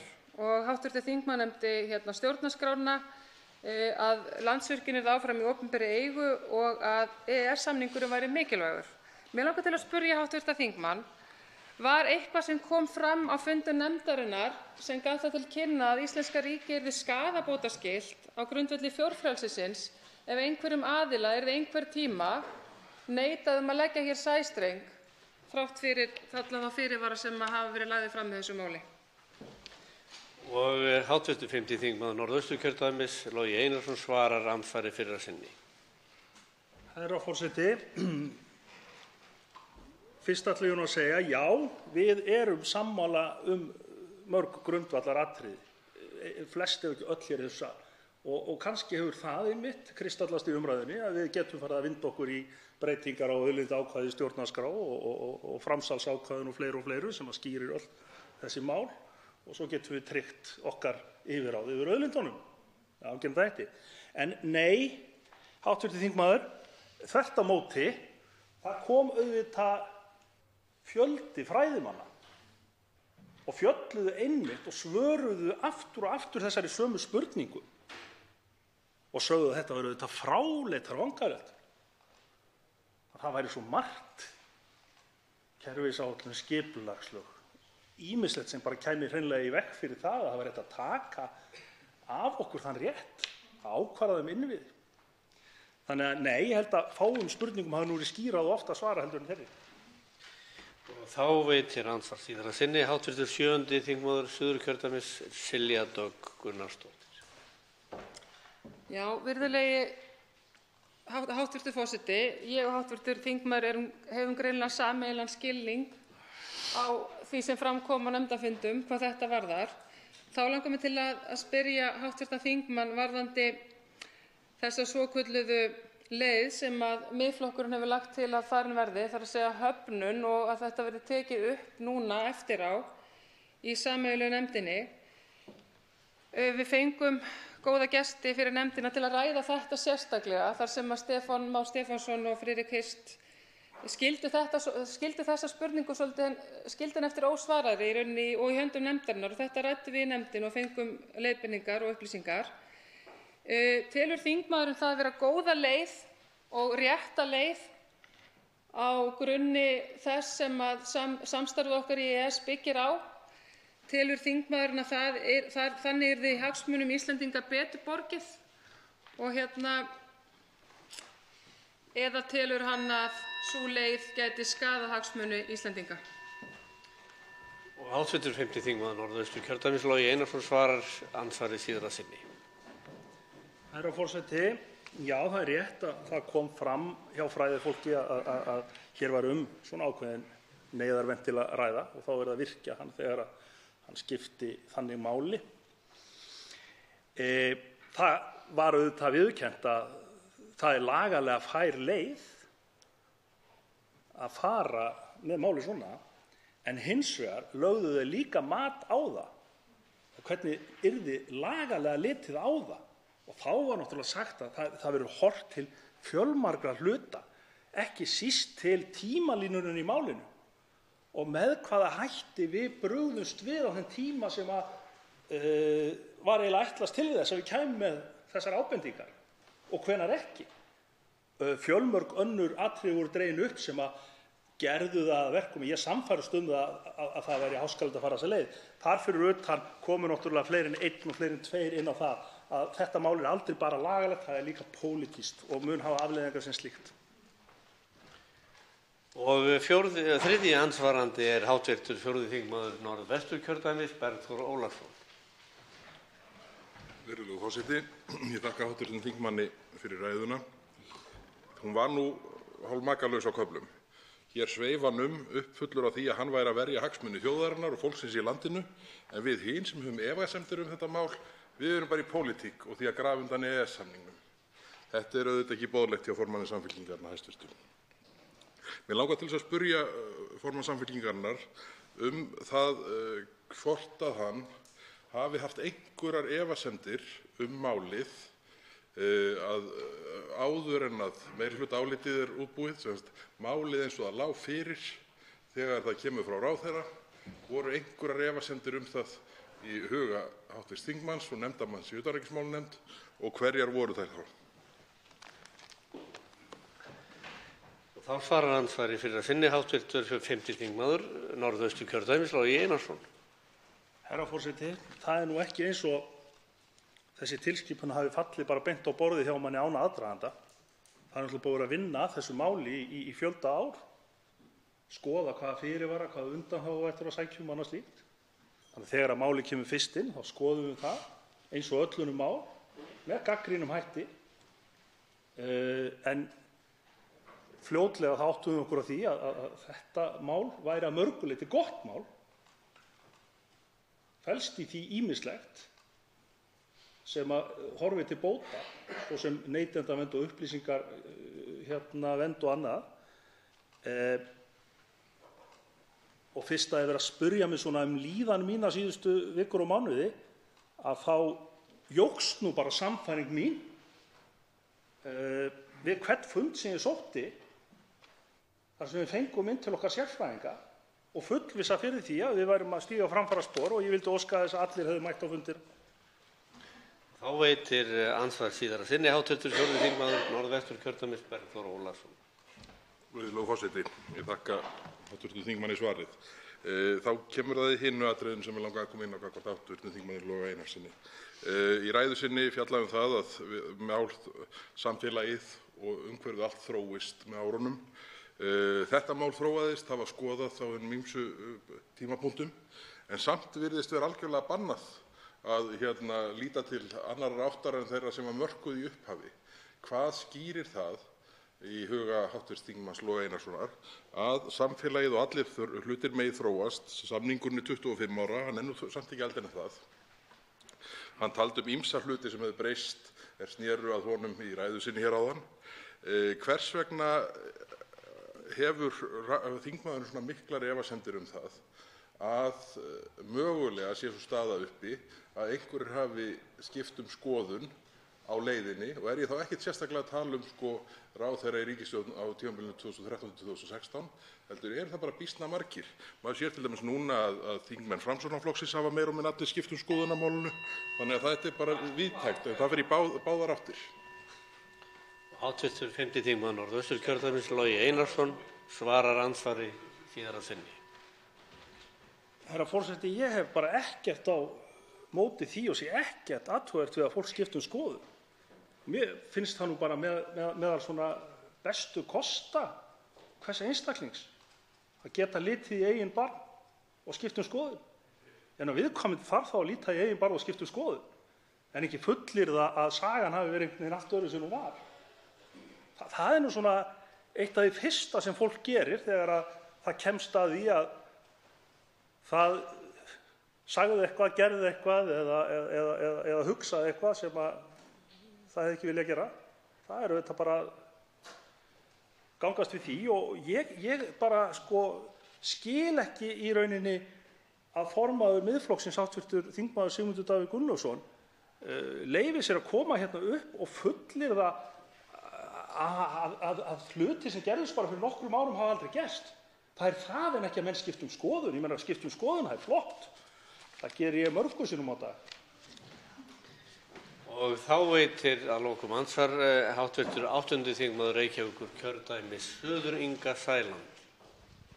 Já, virðulegi forseti, ég ætlaði nú ekki að koma í andsvar við hv. þingmann Loga Má, en ég sat nú niður í þingflokksherbergi og var að hlusta á hans góðu ræðu sem ég þakka honum kærlega fyrir. Og það sem fékk mig til að koma hérna upp, það var undir lok ræðunnar, þegar hann byrjar að gusa út úr sér að þeir sem ekki eru á einu máli nákvæmlega það hvað er að vera núna við innleiðingu 3. orkupakkans, þeir eru ýmist með hræðsluáróður, hvað á ég að segja, þeir eru jafnvel með hættulegt orðfæri eða að reyna að slá pólitískar keilur. Og ég spyr bara hv. þingmann, finnst þér þetta boðlegt í alvörunni, hv. þingmaður Logi Már, að vera að segja svona hluti þegar við erum að tala hér um tjáningarfrelsi, skoðanaskipti og reyna að bera virðingu fyrir hvert öðru í þessum ágæta sal? Og þá svarar andsvari í fyrra sinni hv. 5. þingmaður Norðausturkjördæmis, Logi Einarsson. Herra forseti, ég skil bara ómögulega hvernig það getur vegið að tjáningarfrelsi annarra þingmanna hérna þó ég tali fyrir munn míns flokks og minnar sannfæringar og haldi því fram að sumt af því sem að sett hefur verið og borið á borð sé rangindi, hálfsannleikur. Ég hef ekki borið neinn sérstakan þingmann fyrir því, en ég hef sagt að þetta hefur tíðkast. Tjáningarfrelsi felst svo í því að það koma aðrir þingmenn úr öðrum flokkum og fullyrða svo ýmislegt um mig og Samfylkinguna og andstæð öfl. Það er bara ekkert að því. Ég býst nú við því að hv. ágæti þingmaður Inga Sæland, sem er nú með orðhvatari þingmönnum hér, sé nú ekki algjörlega saklaus á því að hafa fellt sleggjudóma yfir mér og öðrum. Og þá svarar andsvari, þá veitir andsvar síðara sinni hv. 8. þingmaður Reykjavíkurkjördæmis suður, Inga Sæland. Já, ég þakka, virðulegi forseti, ég þakka hv. þingmanni fyrir svarið. Tjáningarfrelsi, þegar ég tala um tjáningarfrelsi þá er ég að meina leið og maður tjáir svo hefur aðra skoðun, þá finnst mér óviðeigandi að sé verið að tala um hræðsluáróður og alls konar svona. Það er nú eiginlega það sem ég er að meina. En svona bara til þess að kíkja pínlítið inn í umfangsefnið, þá talaði hv. þingmaður um tveggja stoða kerfi. Þannig að mig langar til að biðja hv. þingmann að segja mér til dæmis undir hvað ACER-stofnunin fellur í Evrópurétti. Og hv. 5. þingmaður Norðausturkjördæmis, Logi Einarsson, svarar nú andsvari síðara sinni.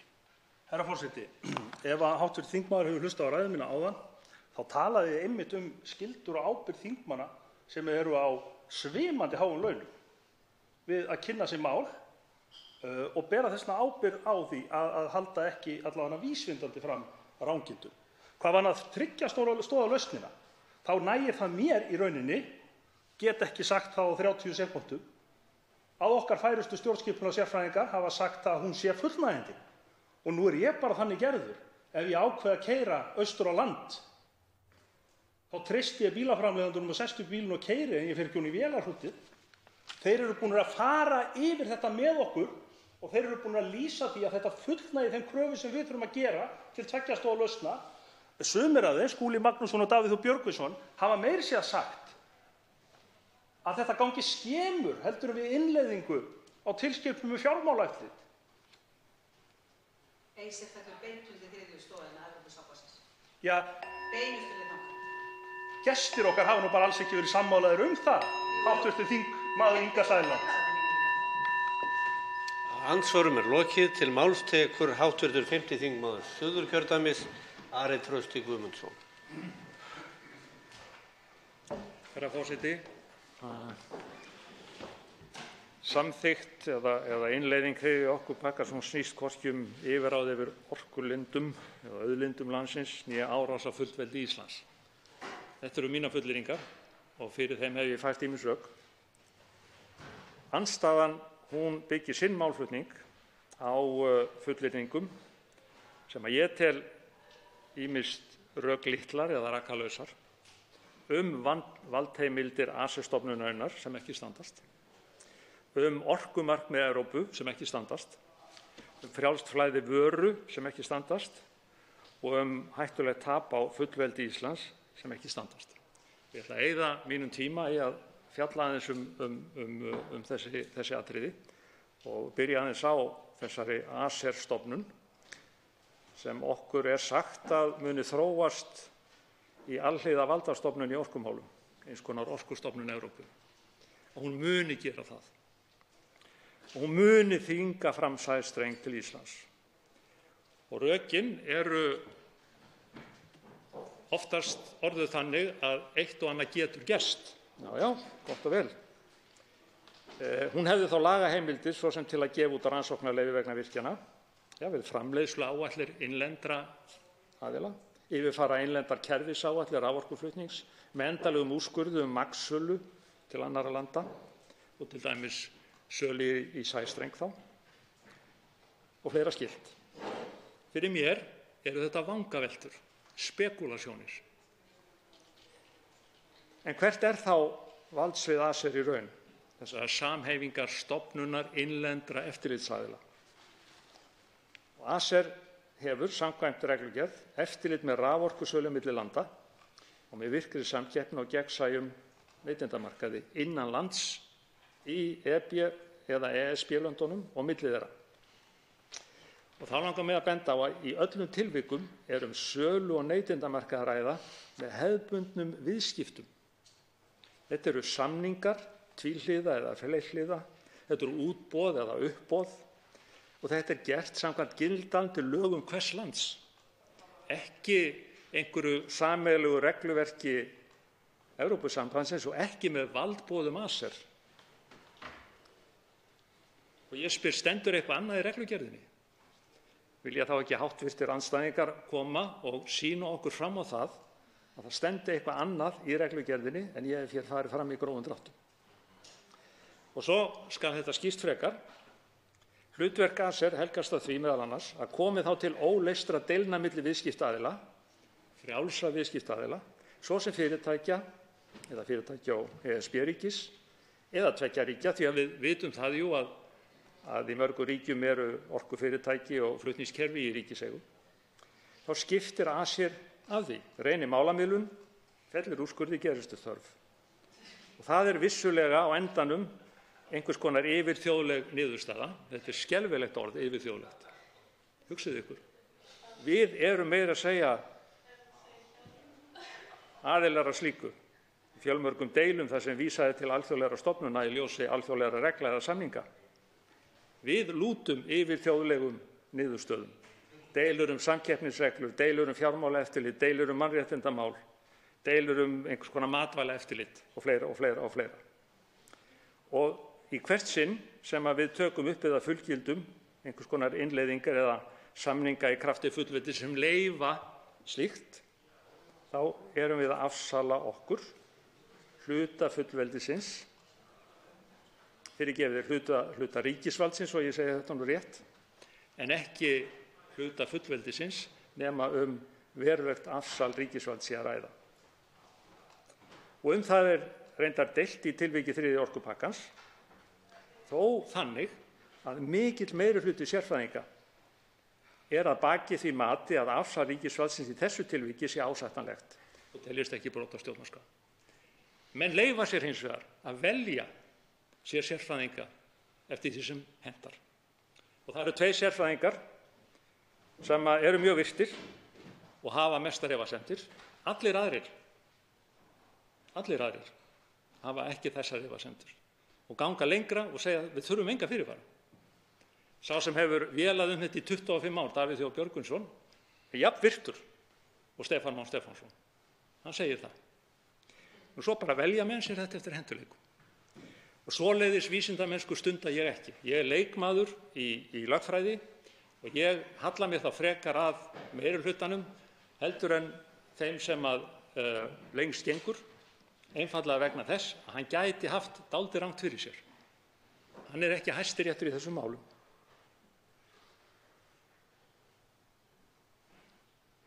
Sérstakur fyrirvari að auki sem viðurkenndur til dæmis af sameiginlegu EES-nefndinni, hann eykur á öryggið að þessu sinni og hann einmitt settur á vegna álits þessara tveggja sérfræðinga sem að lengst ganga. Það finnst mér ágætis stjórnsýsla. En hvað svo með EES-ríkin og þriðji orkupakkann? Hafi þriðji orkupakkinn gildi í þeim ríkjum, þá fer ESA með þetta ACER-vald sem ég var að útlista, en byggt á drögum frá ACER.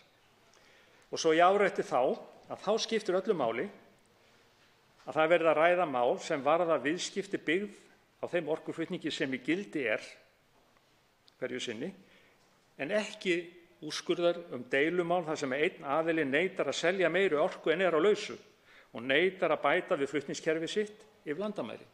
Því að það er það sem að andstæðingarnir segja að ACER muni gera. Hún muni fá þetta vald. Hafa ekkert fyrir sér í því.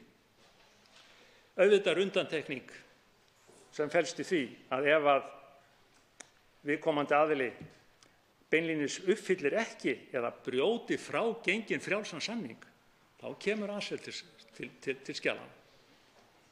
Til þess er þessi stofnun rétt eins og aðrir eftirlitsaðilar með brotnum samningum.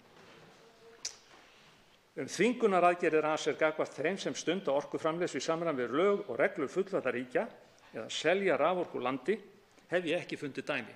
Og ég skora það á andstæðingana að koma með dæmi.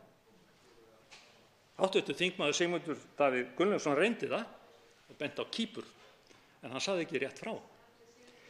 Kýpur framleiðir orku með jarðefnaeldsneyti, sólar- og vindorku og eyjan mun tengjast Grikklandi, Krít og Ísrael með sæstreng í framtíðinni og í gögnum sem ég hef farið í gegnum þá gat ég ekki fundið valdboð, aðeins sameiginleg markmið Kýpur og ESB vaxandi hluta endurnýjanlegrar orku í landinu í samningum á milli þessara tveggja aðila.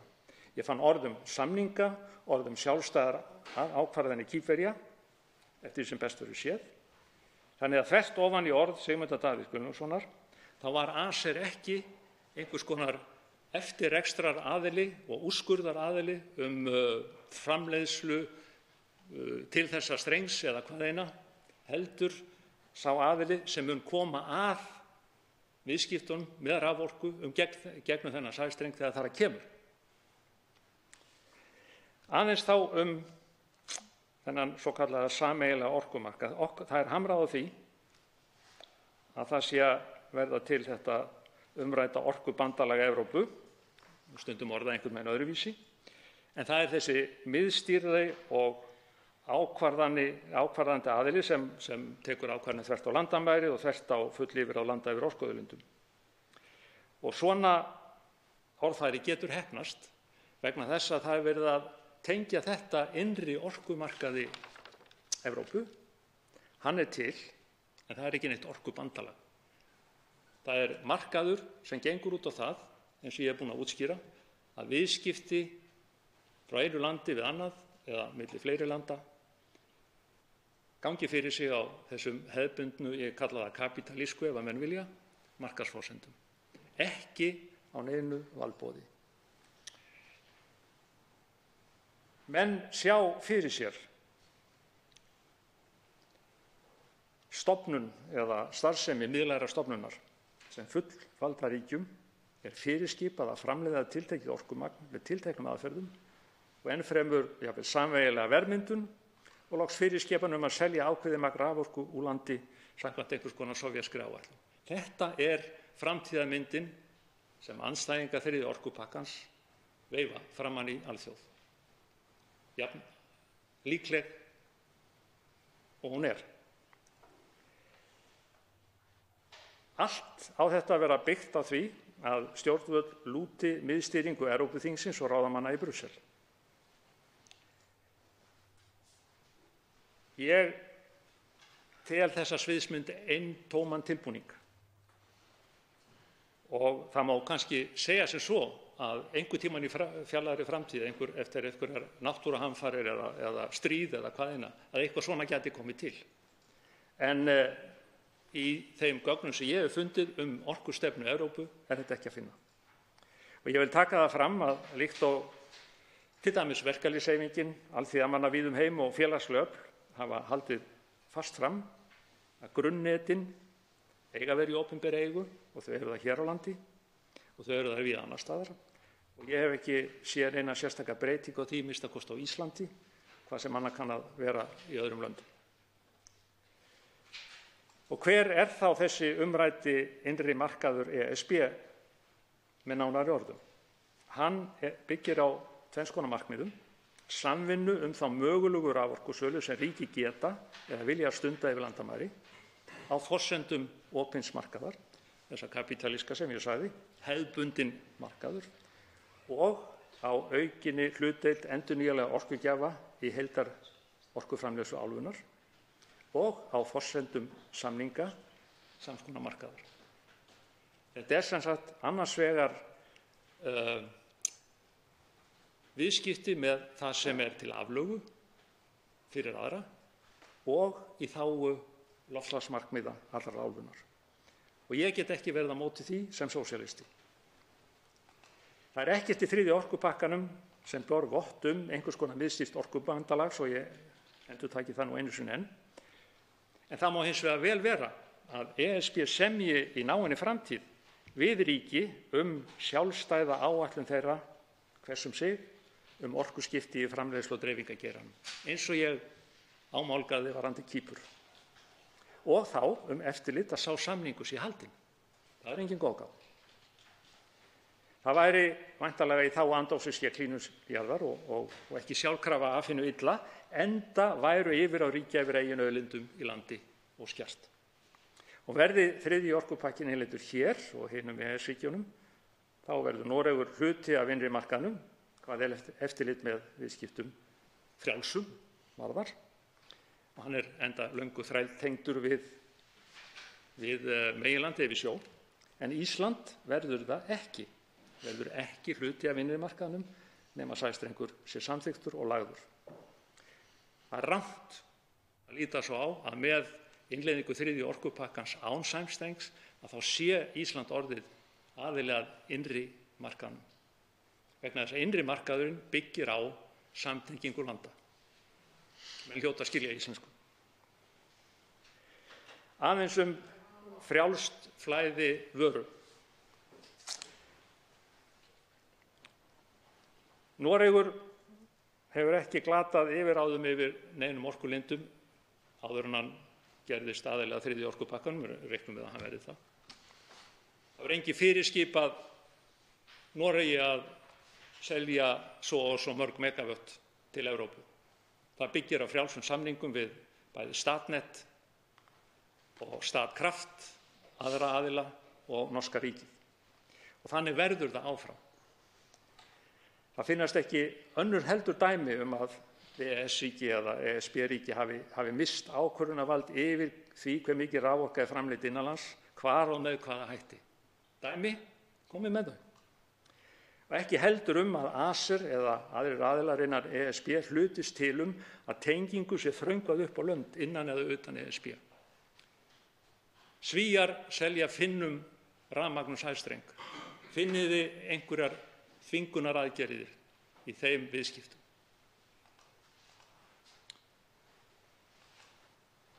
Það er fráleitt rökleiðsla, rétt eins og að einkaaðili eða norska Statkraft geti krafist raflínu til Svíþjóðar af því að þar bíður kaupandi. Þetta er okkur sagt. Hv. þingmaður Inga Sæland, hún hefur spurt hvern einasta aðila að þessu á fundum utanríkismálanefndar með gestum og alltaf fengið þau svör að frjálst flæði vöru þýði þetta ekki.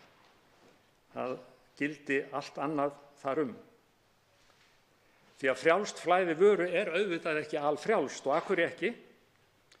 Það verður ávallt að líta til lagaumhverfisins fyrir viðkomandi vörusölu eða vöruframleiðslu, eðli framleiðslunnar. Er þetta raforka eða er þetta tyggjó? Og í sumum tilvikum líka laga dreifingu eða flutningu vörunnar á landamærum. Það er hægt að flytja tyggjó í vörubíl en þú flytur raforku í gegnum mjög flókið kerfi.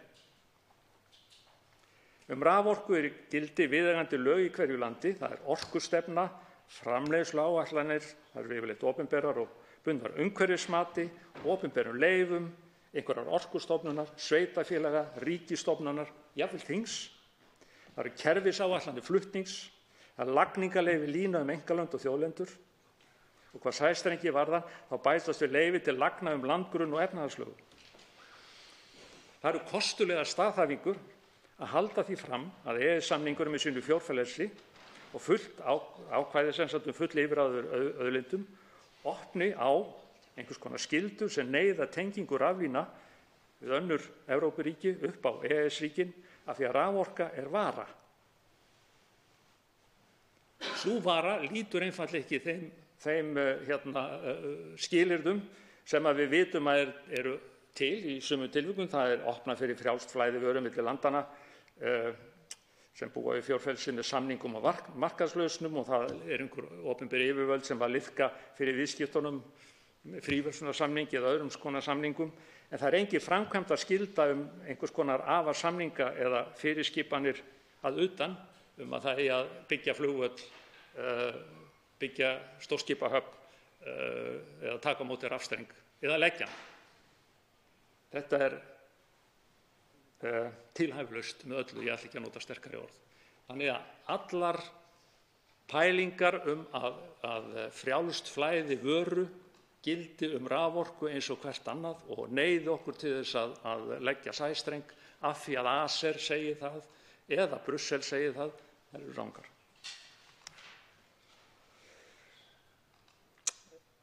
Þegar verst lætur, og það skuli þá vera mín lokaorð, þá er málflutningur sumra andstæðinga þriðja orkupakkans og þá tek ég fram að þeir eru jafn margir og þeir eru misjafnir. Og ég tek líka fram að ég deili áhyggjum fólks almennt séð full yfirráð yfir auðlindum Íslands.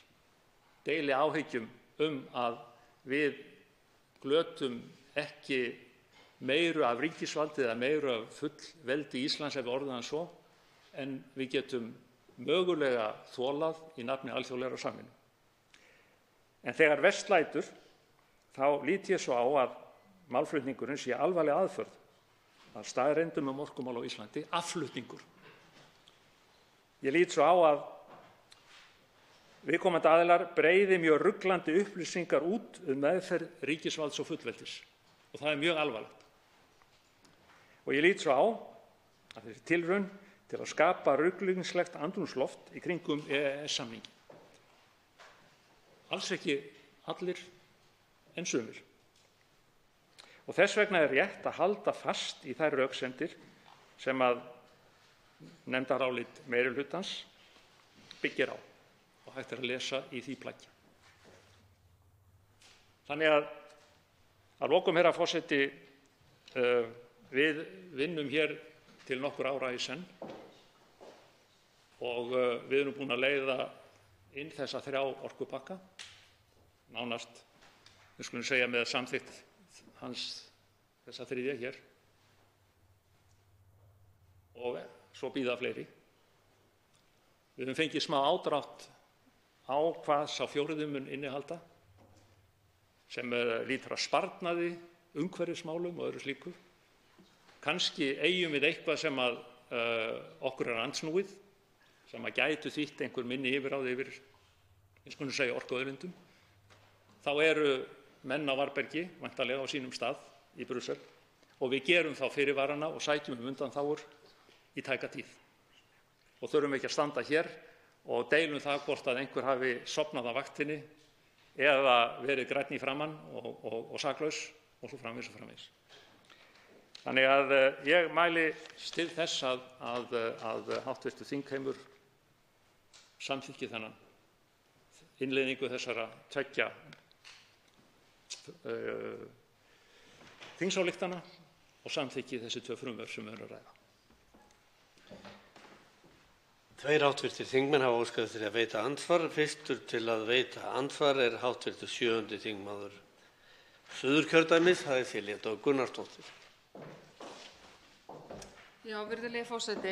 Ég ætla að byrja á því að þakka hv. þingmanni Ara Trausta Guðmundssyni fyrir mjög góða og upplýsandi ræðu. Hann hefur einnig skrifað nokkrar greinar um málið sem hafa átt sinn þátt í því einmitt að koma réttum upplýsingum á framfæri. Eins og þingmaðurinn nefndi að þá er það hlutverk okkar þingmanna að rannsaka mál og koma réttum upplýsingum á framfæri og taka ákvarðanir á grundvelli þeirra. Mig langar til að spyrja hv. þingmann sem á einnig sæti í utanríkismálanefnd ásamt þeirri sem hér stendur hvort að hann telji yfirferð nefndarinnar ekki hafa verið fullnægjandi og hvort að þar standi eitthvað út af sem hann telji að nefndarmenn hefðu ef til vill átt að kalla eftir áður en að nefndin ákvað að taka málið út. Ég held að ég hafi náð ágætlega utan þær upplýsingar sem að þingmaðurinn lagði fram varðandi valdheimildir ACER og starfsemi þeirra stofnunar. Mig langar til að spyrja hv. þingmann, er eitthvað svona til þess að ná þessu skýrt fram, er eitthvað í orkupakka 3 sem að felur í sér afsal á yfirráðum yfir orkuauðlindum? Er eitthvað þar sem að gera þá kröfu á ríki að flytja tiltekið magn af orku til annars ríkis eða virkja eitthvað ákveðið mikið? Og síðustu, ég á nokkrar sekúndur eftir. Mig langar einnig til að spyrja hv. þingmann, kemur eitthvað fram í orkupakka 3 sem að gefur til kynna að einhverjir í Brussel muni ákveða hvernig orka verður verðlögð hér á landi í framtíðinni? Til að láta gott heita og spyrja frekari spurninga í seinna andsvari. Þá svarar andsvari hv. 5. þingmaður Suðurkjördæmis, Ari Trausti Guðmundsson. Herra forseti, ég þakka fyrir spyrjanda. Yfirferð nefndar, ég lít þannig á að oft á tíðum að þá, ef að yfirferð nefndar verður mjög löng, tek nú kannski bara sem dæmi síðustu samgönguáætlun sem ég fannst ganga úr hófi fram, það er að segja of margir gestir og svo framvegis. Það er þá náttúrulega vegna þess að við verðum að nota tíma til þess að skoða mótrök og meðrök og þetta eru töluvert miklar endurtekningar. Í því ljósi þá tel ég að nefndin hafi komist ágætlega frá hlutverki sínu. Og hvað afsöl snertir afsal á einhverju, þá vorum við auðvitað að afsala okkur því að hafa bara innlendar reglur raforkueftirlit. Við vorum núna að taka við alþjóðlegum reglum raforkueftirlit. Það er jú, þegar menn segja að það er ekkert í þessum pakka, þá er það auðvitað rangt. Það er þetta í þessum pakka, að við erum sem sagt að breyta aðeins reglum það hvernig eftirlit er háttað. Bæði þarf að aðskilja ákveðna hluta frá stofnun sem hefur fullt af öðrum hlutverkum og haga reglum eftir þessum evrópska staðli. Og það snýst þá líka neytendaverndina. Það er að segja að það verði að víkka hana út og gera fólki auðveldara að skipta orkufyrirtæki, heimadreififyrirtæki og svo framvegis. Það er það sem þetta gengur út á. Að ásælast orku, nei, ég get ekki fundið neitt í því að svo sé að það sé verða að í Brussel sé verða að ásælast orku. Auðvitað hafa Evrópulöndin áhuga á því að hafa sem mest af endurnýjanlegri orku, en það mun aldrei gerast í okkar tilviki nema með okkar samþykki. Og þá veitir andsvar síðar að sinni hv. 7. þingmaður Suðurkjördæmis, Silja Dögg Gunnarsdóttir. Já, virðulegi forseti, ég þakka hv. þingmanni Ara Trausta Guðmundssyni fyrir gott svar. Ég missti af líklega svarinu við spurningum minni varðandi verðmyndunina, verðlagninguna, hvort að þingmaðurinn telji eða það sé eitthvað sem að gefi til kynna í orkupakka 3 að sú ákvörðun verði tekin í Brussel og hér muni í kjölfarið verð á raforku hækka gríðarlega eins og sumir hafa haldið fram. Mig langar til að spyrja hv. þingmenn einnig að því varðandi fyrirvarana sem að lagðir hafa verið fram með málinu. þ.e. frumvarp hæstv. iðnaðarráðherra sem og yfirlýsingu orkumálaráðherra Evrópusambandsins frá 20. mars og utanríkisráðherra Íslands og einnig bréfi frá EFTA-þjóðunum sem eiga aðild að EES-samningnum frá 8. maí síðastliðnum. Er þingmaðurinn sammála mér það að þessir fyrirvarar standist, og ekki bara mér heldur einnig sérfræðingum sem að nefndin hefur leitað álits hjá, að þessir fyrirvarar standist gagnvart lögum, hafi þjóðréttarlegt gildi til lengri framtíðar? Mig langar einnig til að heyra skoðun þingmannsins á því hvort að sú leið sem að þingmenn Miðflokksins hafa talað fyrir, þ.e. að Alþingi hafni innleiðingu á þessu stigi máls, telur þingmaðurinn það vera í fyrsta lagi nauðsynlega leið í ljósi hagsmuna Íslendinga?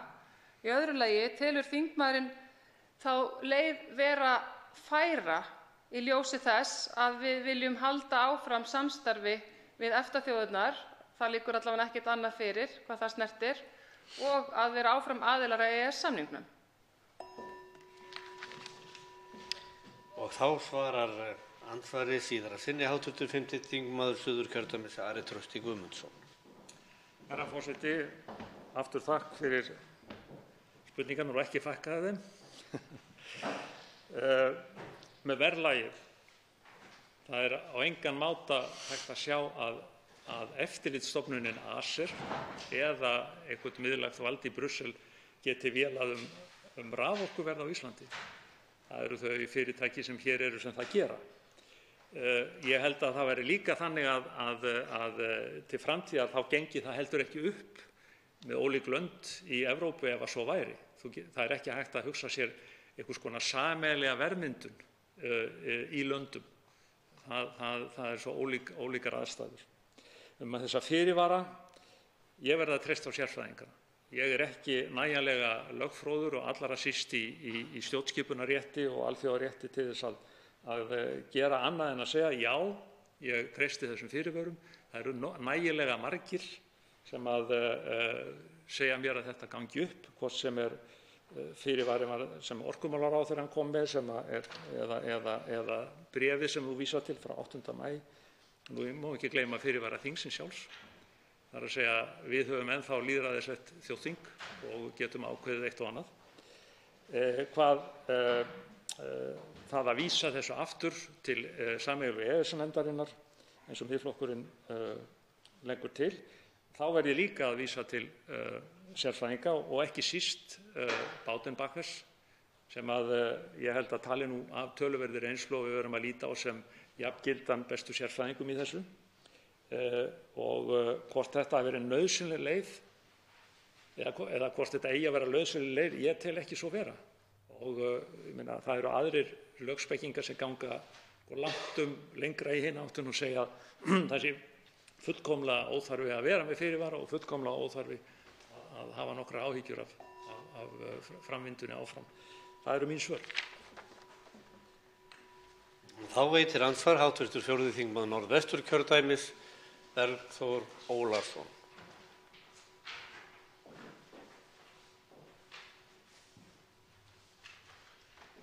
Virðulegur forseti. Ég þakka hv. þingmanni Ara Trausta Guðmundsssyni fyrir hans ræðu. Það er auðvitað margt í þessu stóra máli sem að menn hafa áhyggjur af og mér þótti nú ágætt að hv. þingmaður kom inn á það að hann væri nú ekki sammála þeirri skilgreiningu að málið, það væri ekkert í málinu eins og haldið hefur verið fram af ýmsum stuðningsmönnum þess. En það er augljóst af ræðu þingmannsins að hann er búinn að setja sig vel inn í málið og þá langar mig að innan eftir því hvernig það horfi við honum svona hver megináhrifin af samþykkt þessa orkupakka, ef við tölum bara öll málin sem einn pakka, hver megináhrifin verði frá samþykkt málsins fram að lagningu sæstrengs komi hún til. sem sagt á núverandi stöðu og þá er ég til dæmis að hugsa það hvort að hv. þingmaður telji einhver áhrif verða hvað varðar möguleg uppskiptingu fyrirtækja, því að nú eins og við þekkjum þá er Landsvirkjun afgerandi stærsti orkuframleiðandi landsins.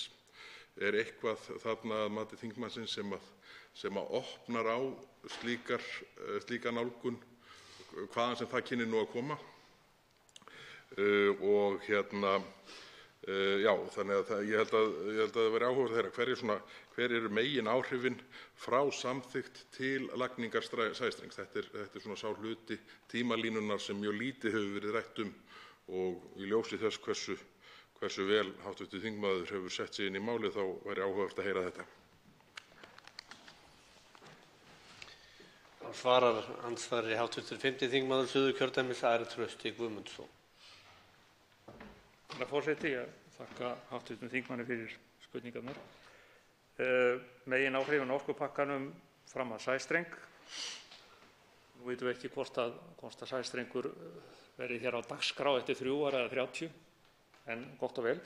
Það sem mun gerast er það að Orkustofnun verður að búa sér til horn þar sem að starfsmenn starfa sem hafa með eftirlit með raforkuviðskiptum á Íslandi að gera og fyrst og fremst í lágspennta dreifikerfinu, neytendamarkaðnum. Þetta eftirlit mun ganga út á það að reyna að halda hér uppi virkri samkeppni, gagnrýna það sem er gagnrýnisvert í því öllu saman. Þeir hafa eftirlit með réttindum neytenda og annað slíkt. Þeir ráða ekki verði og þetta eftirlit getur ekki hlutast til framleiðsluáætlanir, kerfisáætlanir Landsnets, rammaáætlun okkar í orkumálum eða neitt slíkt. Annað mun ekki gerast hér. Þetta kosta í upphafi einhverja 47 milljónir króna að fara út í þessa breytingu og meðan hér er ekkert annað á ferðinni nú veit ég ekki með 4. og 5. orkupakkann, það getur vel verið að það komi eitthvað til kasta þessara skrifstofu og ég get ekki svarað því. Uppskipti fyrirtækja, Landsnet, Landsvirkjun, þeir einu sem geta stuðlað að þeim uppskiptum eru við sjálf, það er svo þingið og þær hugmyndir sem eru hér pólitískar innanlands. Landsnet er í eigu nokkurra opinberra fyrirtækja. Það er verið að tala um að sameina þann eignarhatt allan undir ríkinu. Landsvirkjun er í eigu líka nokkurra fyrirtækja eins og þið vildu og það stendur ekki til að breyta því neitt, þannig að ég sé engar breytingar í kortunum. Þá veitir andsvar síðara sinni hv. 4. þingmaður Norðvesturkjördæmis Bergþór Ólason. Virðulegur forseti, ég þakka hv. þingmanni Ara Trausta Guðmundssyni fyrir svarið.